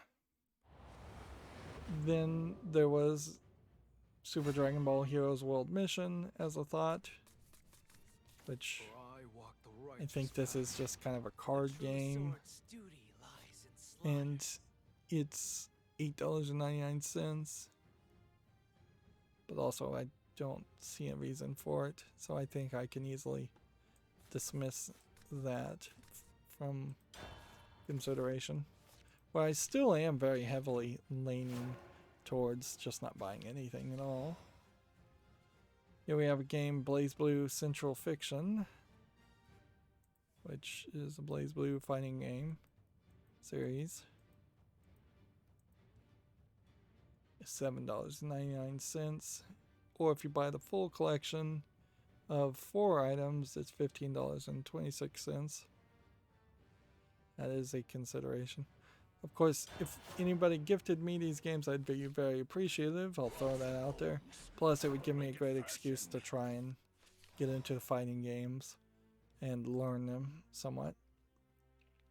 Then you have something incredibly different, like Egyptian Senate here, which is 99 cents, 80% off. Which, okay, that was on the wish list. Does that have anything to do with Golden Week? Not really. Could I interest you in a pleasant dream? I feel like we may have some new pre-built decks. Ladies and gentleghosts, We could also get Melty Blood, Actress Again, current code, for $4.99. This is the, I think, probably last fighting game in the series. So, arguably, this is probably the worst game to pick. And frankly, yeah, I think I should remove that from consideration unless I'm going to make a special effort to go through every single Melty Blood fighting game. And I don't know a reason to do that. are true bliss. Then we have a Daedalic German-based game, State of Mind, which is 80% off for $4, which at that point, this game is actually probably worth it. The problem with this game was that it was basically a 3D point-and-click game that made itself look like it wasn't a point-and-click adventure and priced itself like it wasn't a point-and-click adventure. And people did not accept it for those reasons. Dreams are true bliss. Now, this one is a good argument. Get the missing JJ Macfield and out of the memories because this is such a rare niche game anyways. Getting it for $6, which is still probably a little expensive, is going to be your best bet. This is the lowest price ever on this. So I should probably use the Steam database more for that very reason. Is to just highlight when something is actually on sale. Prepare yourself. I just want someone to be with. Fancy meeting you. I'm coming. Detestable. Can I go with you?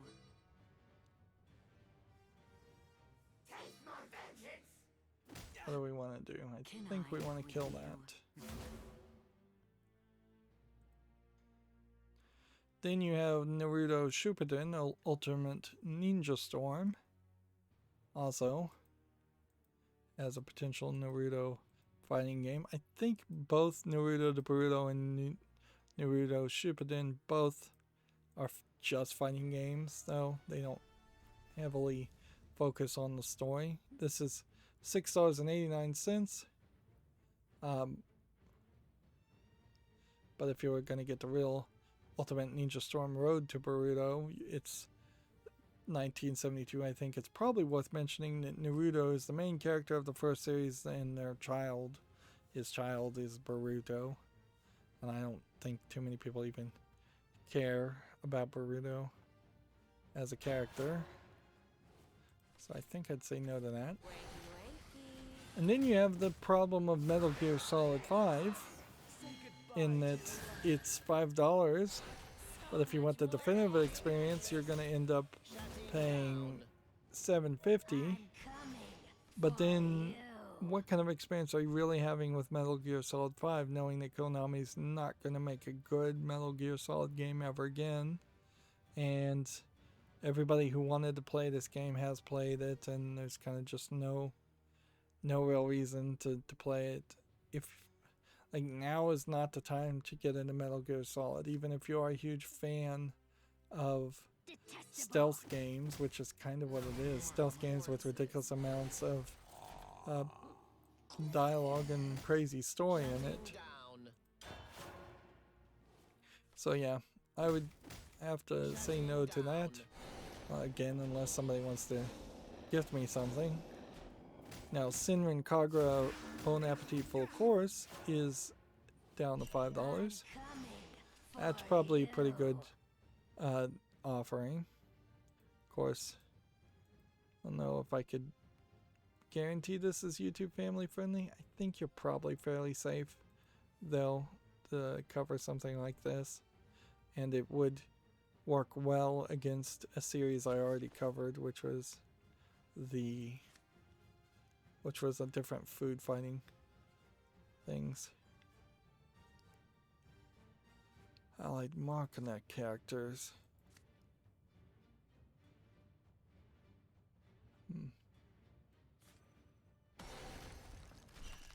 Detestable.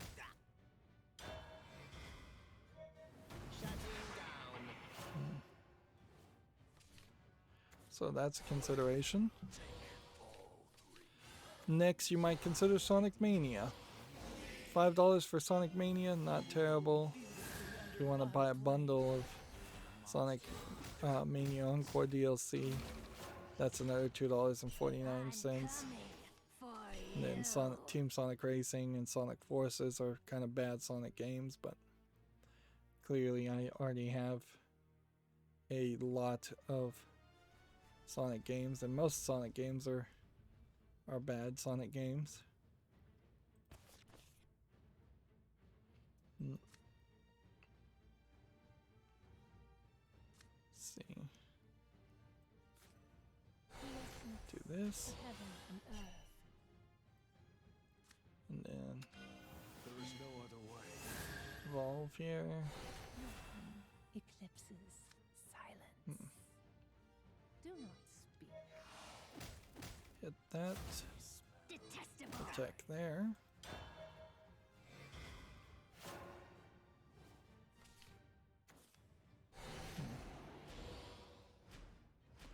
Next, once again, not really having much to do with Golden Week, we have the Disney Adventure Collection, 75% off. Apparently it's been at this price 11 times before for $4.99. So, yeah, honestly, I should just be using SteamDB as it. Eventually, I do want to own these NES ROM being emulated, but not big. I'm not in a big hurry. Deal 5 damage to this. Deal 5 damage to this. Summon 2 Minotaurs. Do not And attack there.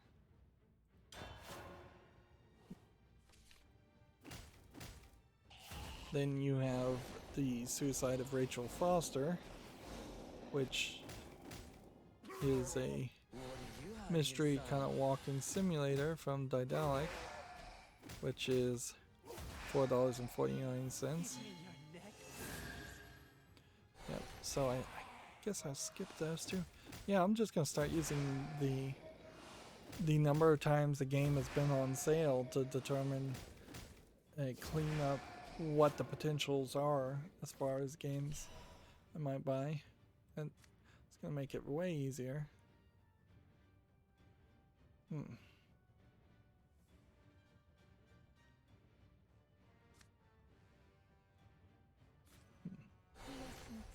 the heaven and earth. Do not speak. There we go. And then we have Trine 2. Now, while Trine is not not particularly cheap here, I did just cover Trine 1, so I do want Trine 2. I'd want the complete story, so that's $5 versus getting $1.24 for a story upgrade, which you can't buy unless you already own Trine, which I don't think I already own Trine 2. You could bundle also for Trine 3 and Trine 4, but then that bumps it up to 1437. Corpses are all the same.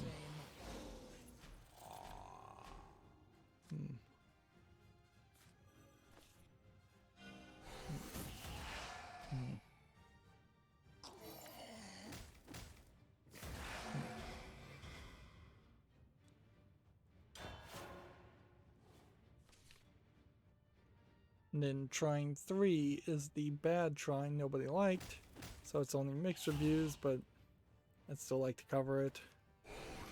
Although, that being said, we then are paying $5.49 for Trine 3, and I think it's been at that price 50 times before, so we can eliminate that. And then Trine 4 is $7.49, so it gets a little bit more expensive, and it's been at this price 9 times more. Man, I keep getting wrecked.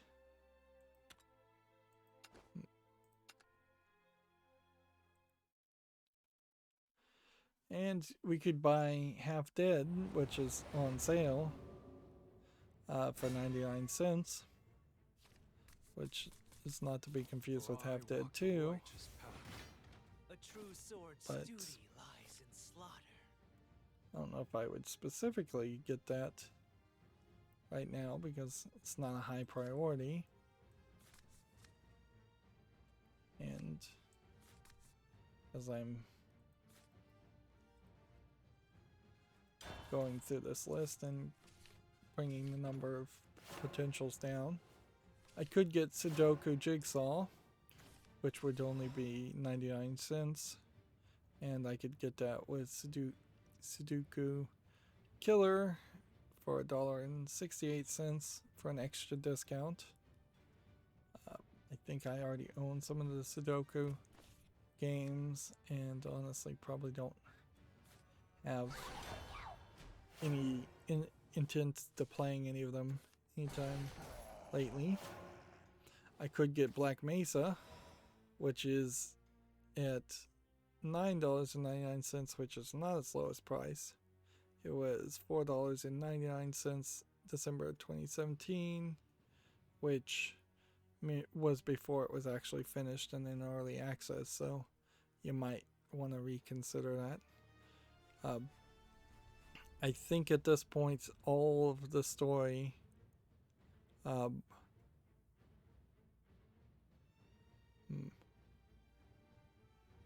think all the story is there. I don't think anything has changed. And if I am ever going to try and understand Half-Life universe, Black Mesa would be the way to do it. Let's go ahead and do that. Although arguably, maybe there is no reason to get into Half-Life and understand it until an actual Half-Life 3 of some sort comes out. Like, why set myself on that track just to be waiting for Half-Life 3 forever like every other person? See, that Black Mesa in particular is one of those games where I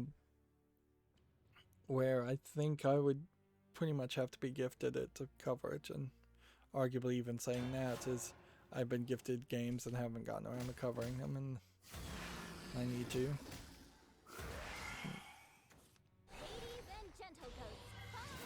Let's see. Next you have Nier Automata again, which is $20 plus another $5, I assume, unless you get the DLC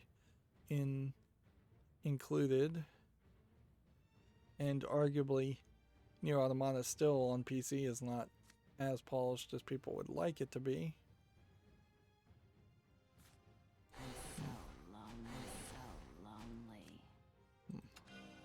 Prepare yourself. I just want someone. Can I go with you? Yeah, I love this job. Of course I do. Then we have Octopath Traveler from Square Enix for $29.99, which is not really discounted at all. It's been down that low before 5 times. I have no big interest in doing that. Then we have the Devil May Cry HD collection for $19.79. I assume none of this DLC is really, yeah, this might be an HD wallpaper of some sort. So yeah, I don't think I would want to go down that route.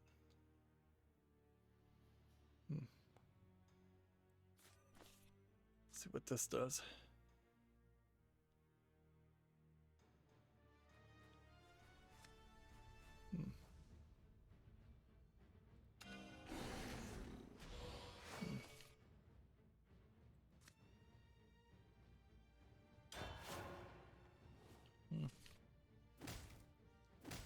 Then you might consider Galgun Double Piece, which is very positive. See, $10.49, not bad for Galgun Double Piece. Unfortunately, if you just start talking about the Ultimate Edition bundle, you're $23.98, 85% off. This bundle includes a lot of costumes and things that are 50% off, but maybe not everything. I feel like also this these items here, maybe one-time use items, and you can't undo them.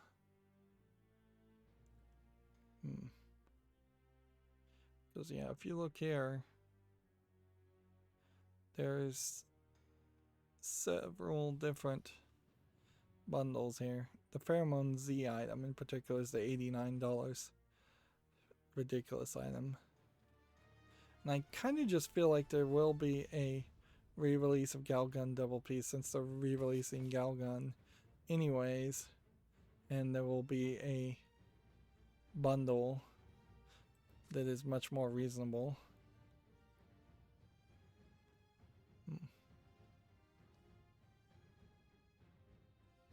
See if this works. Teach you of the underworld.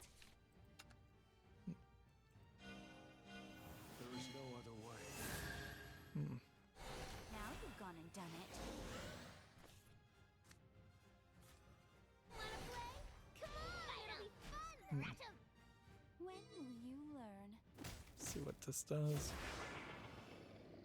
Heals.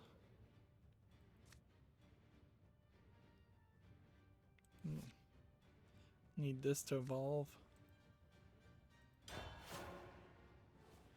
Yeah. I think I would be hard pressed to buy Galgun Double Piece. Frankly, because I would rather purchase a Sinran Kagura game, which is more of a game, than the on-rail shooter Galgun series. Or, you know, I could get Akiva's Trip Undead and Undressed, which is a sequel at $9.99, plus there is no DLC on this one.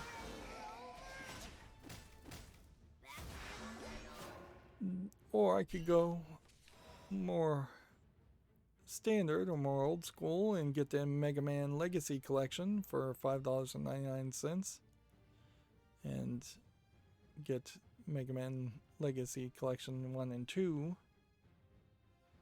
That is a possibility, although I don't think I really want to play the old Mega Man games anytime soon.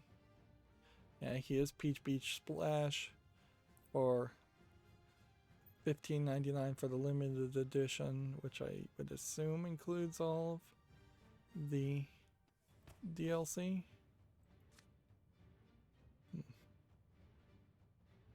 Let's see.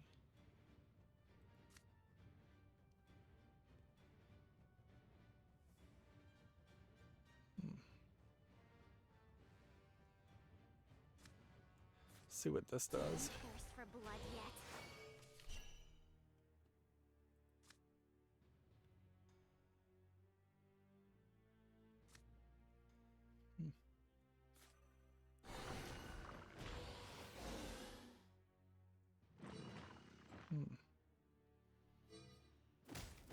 that.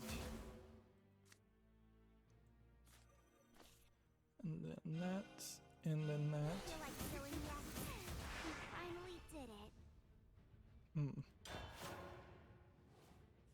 Have about 4 more games to consider here. Those bones? And then Okami HD, much more family friendly than half of these games. It is $9.99, which is about as cheap as it's going to get. The other way to look at SteamDB definitely is from the idea of like, oh yeah, this Capcom, it's never going to let the price get below $9.99. So you might as well get it if you want to get it. And at least you know you're not getting charged any more than anyone else. Hey, if I play this.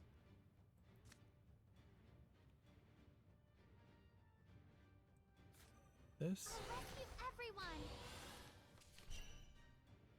And then.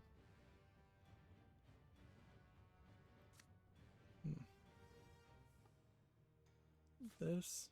Do you thirst for blood yet? And then this. And then 4.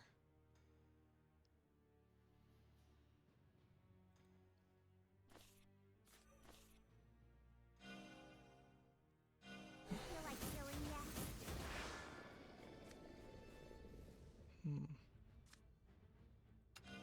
I must cut you down.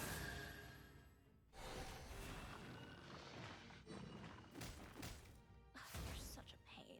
Yeah, there's no way I'm gonna win here. Or I could consider Dead Rising. What are you hiding inside? Dead Rising 1 is $5.99. You could get Dead Rising 1, Dead Rising 2 off the record, Dead Rising for $14.91, which is a pretty decent price, honestly, for 3 of the Capcom Dead Rising games. Although, arguably, maybe that.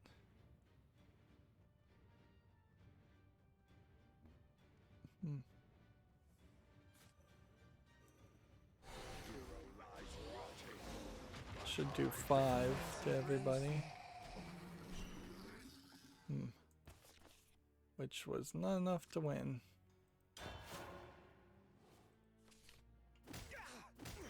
Or I could get Root Letter, which is 86% discounted. And I know there's some other Root games, but I'm not sure they actually come from Kawa Games. And yeah, Root Letter Last Answer here is 84% off. Root Letter is here. Interesting that they're backwards like that. I don't know what the deluxe back would be.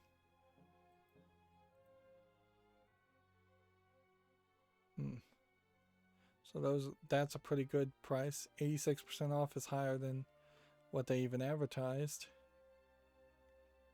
Alright, well, unfortunately, I am not going to be able to get this done. See, Root Letter Last Answer here, though, is different because it's like live action people. Instead of the Root Letter game. So I would have to get past this stage and almost certainly one more stage. I'm not sure if that one more stage would be a battle or not. And then the last one to consider would be Blaze Blue Continuum Shift for $1.49, which that's Calamity Trigger. Continuum Shift is $2.99.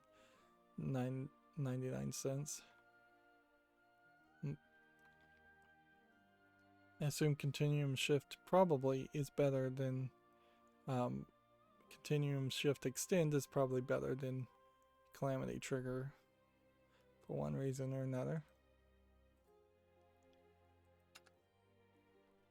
Alright, so that is all the games to potentially consider. I have 18 days to do these this special event.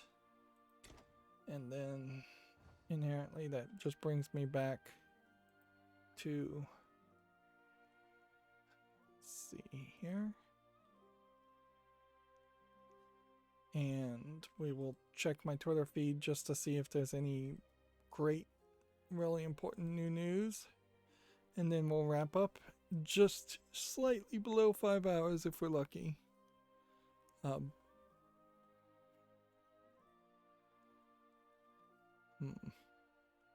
Apparently it's still Celebrate Diversity Month. Although Second Dinner was the only person to even ever mention that was a thing.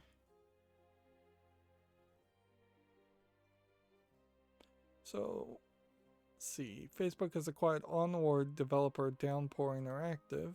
We'll talk about that on Monday. It's been a particularly long Friday.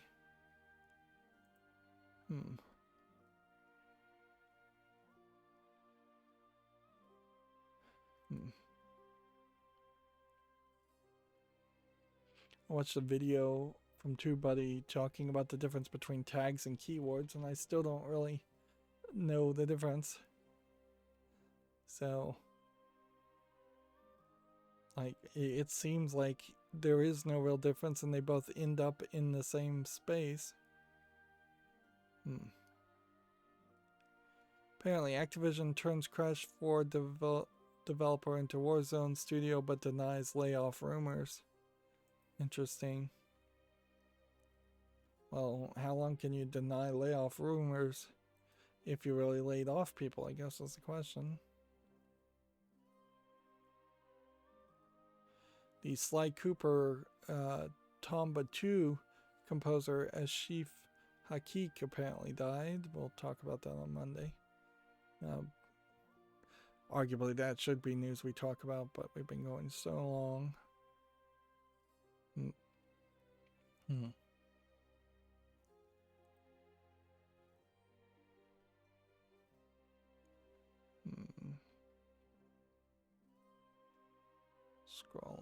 Scrolling down.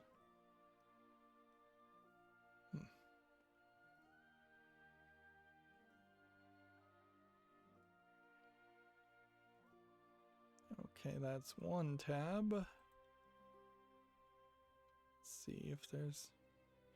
Nope, nothing new on that tab.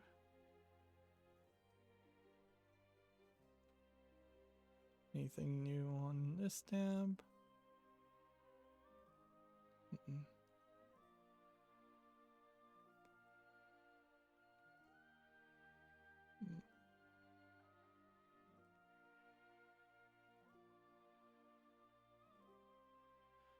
Nothing new on that tab.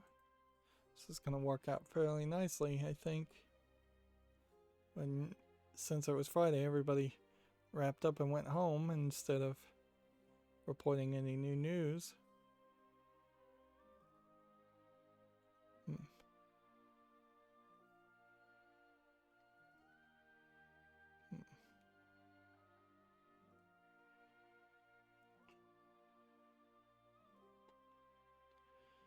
Yeah, so, I have a lot of consideration to think about as far as whether I want to buy anything on sale or not. I feel like I probably should force myself to schedule videos, and if I don't schedule videos, then punish myself by not buying any more video games. At the very least, then there is a connection of progress towards having a need for more video games. And introduce kind of a reward system there.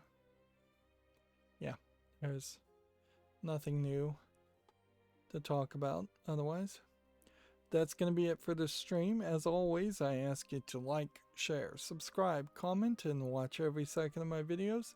If you want a friend or follow me on any social media sites, there's a whole bunch of links down below. And if you want to support me further, there's a link to Patreon, or you can friend me on Steam and give me a game off my wishlist. Thank you for watching. Have a good evening.